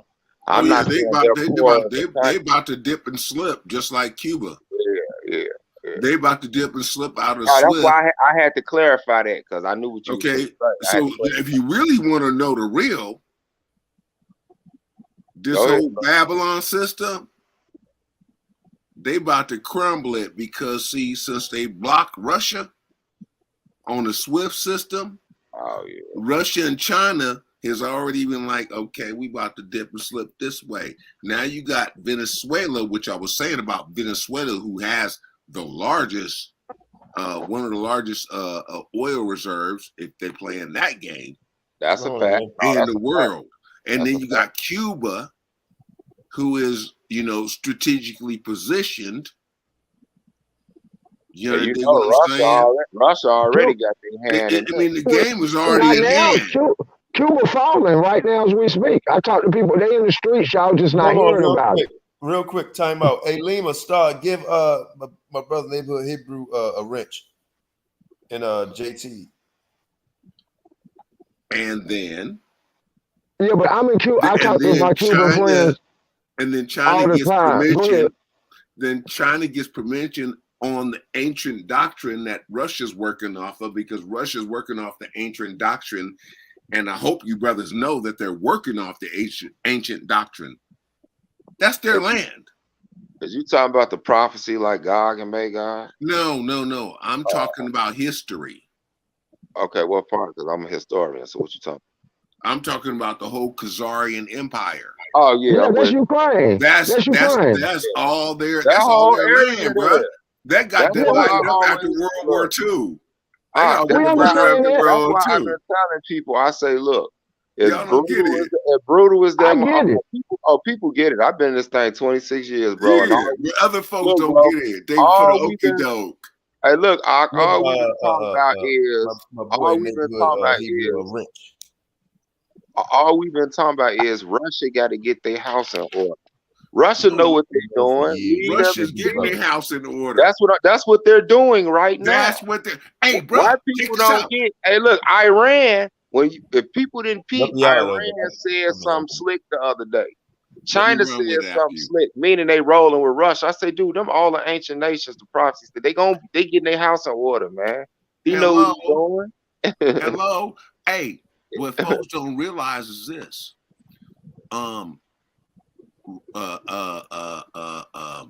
Ukraine is the #1 bed for the pharmaceutical industry.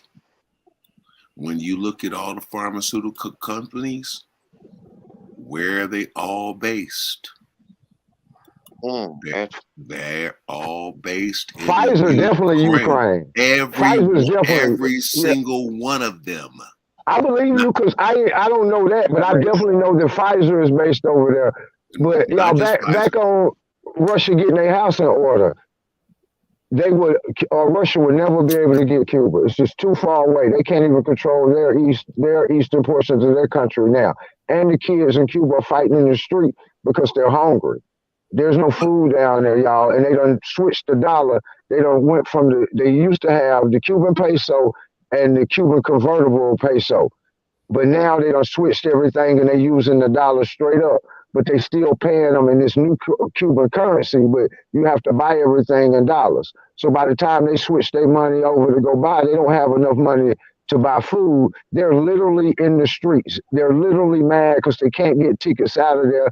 The country has made a law to where if you're under the age of 34, you cannot get a passport because they're trying to keep all the youth in the country. As soon as the younger Castro died and they put their cousin in office, it's been hell over there. They talked about it in the beginning, but they're not talking about it now.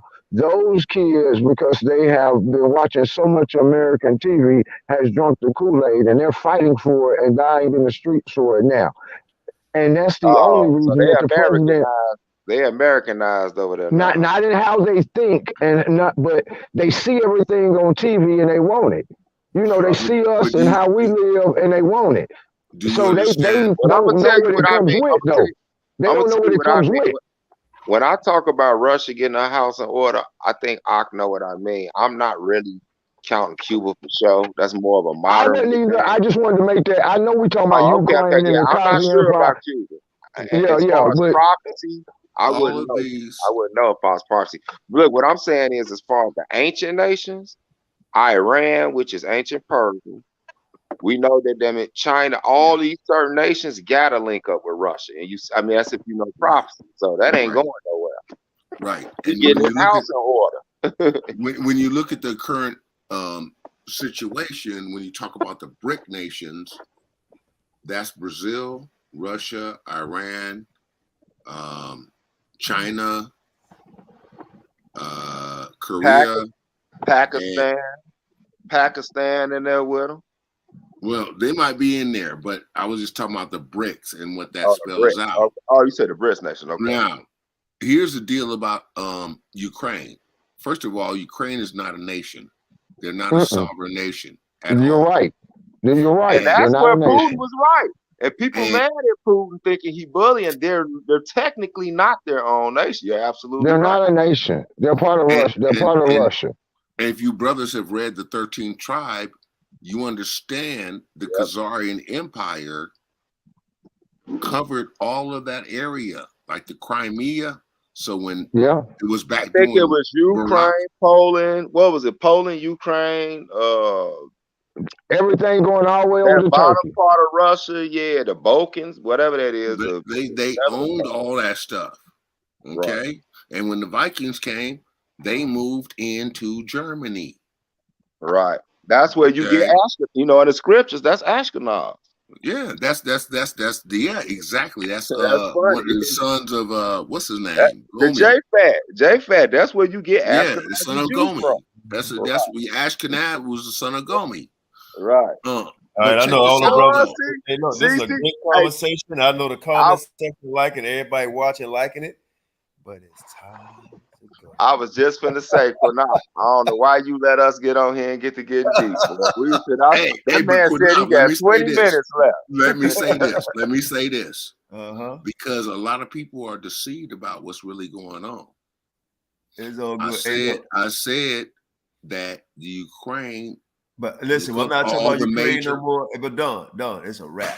It's a wrap. Most High bless everybody, man. Thank y'all for coming on. All the brothers and sisters that came in the chat to talk about it, from Don P, Hebrews in the Hood, all of y'all, man. I love all of y'all, man. We have a show tomorrow. Get your tissue because it might be a crying show.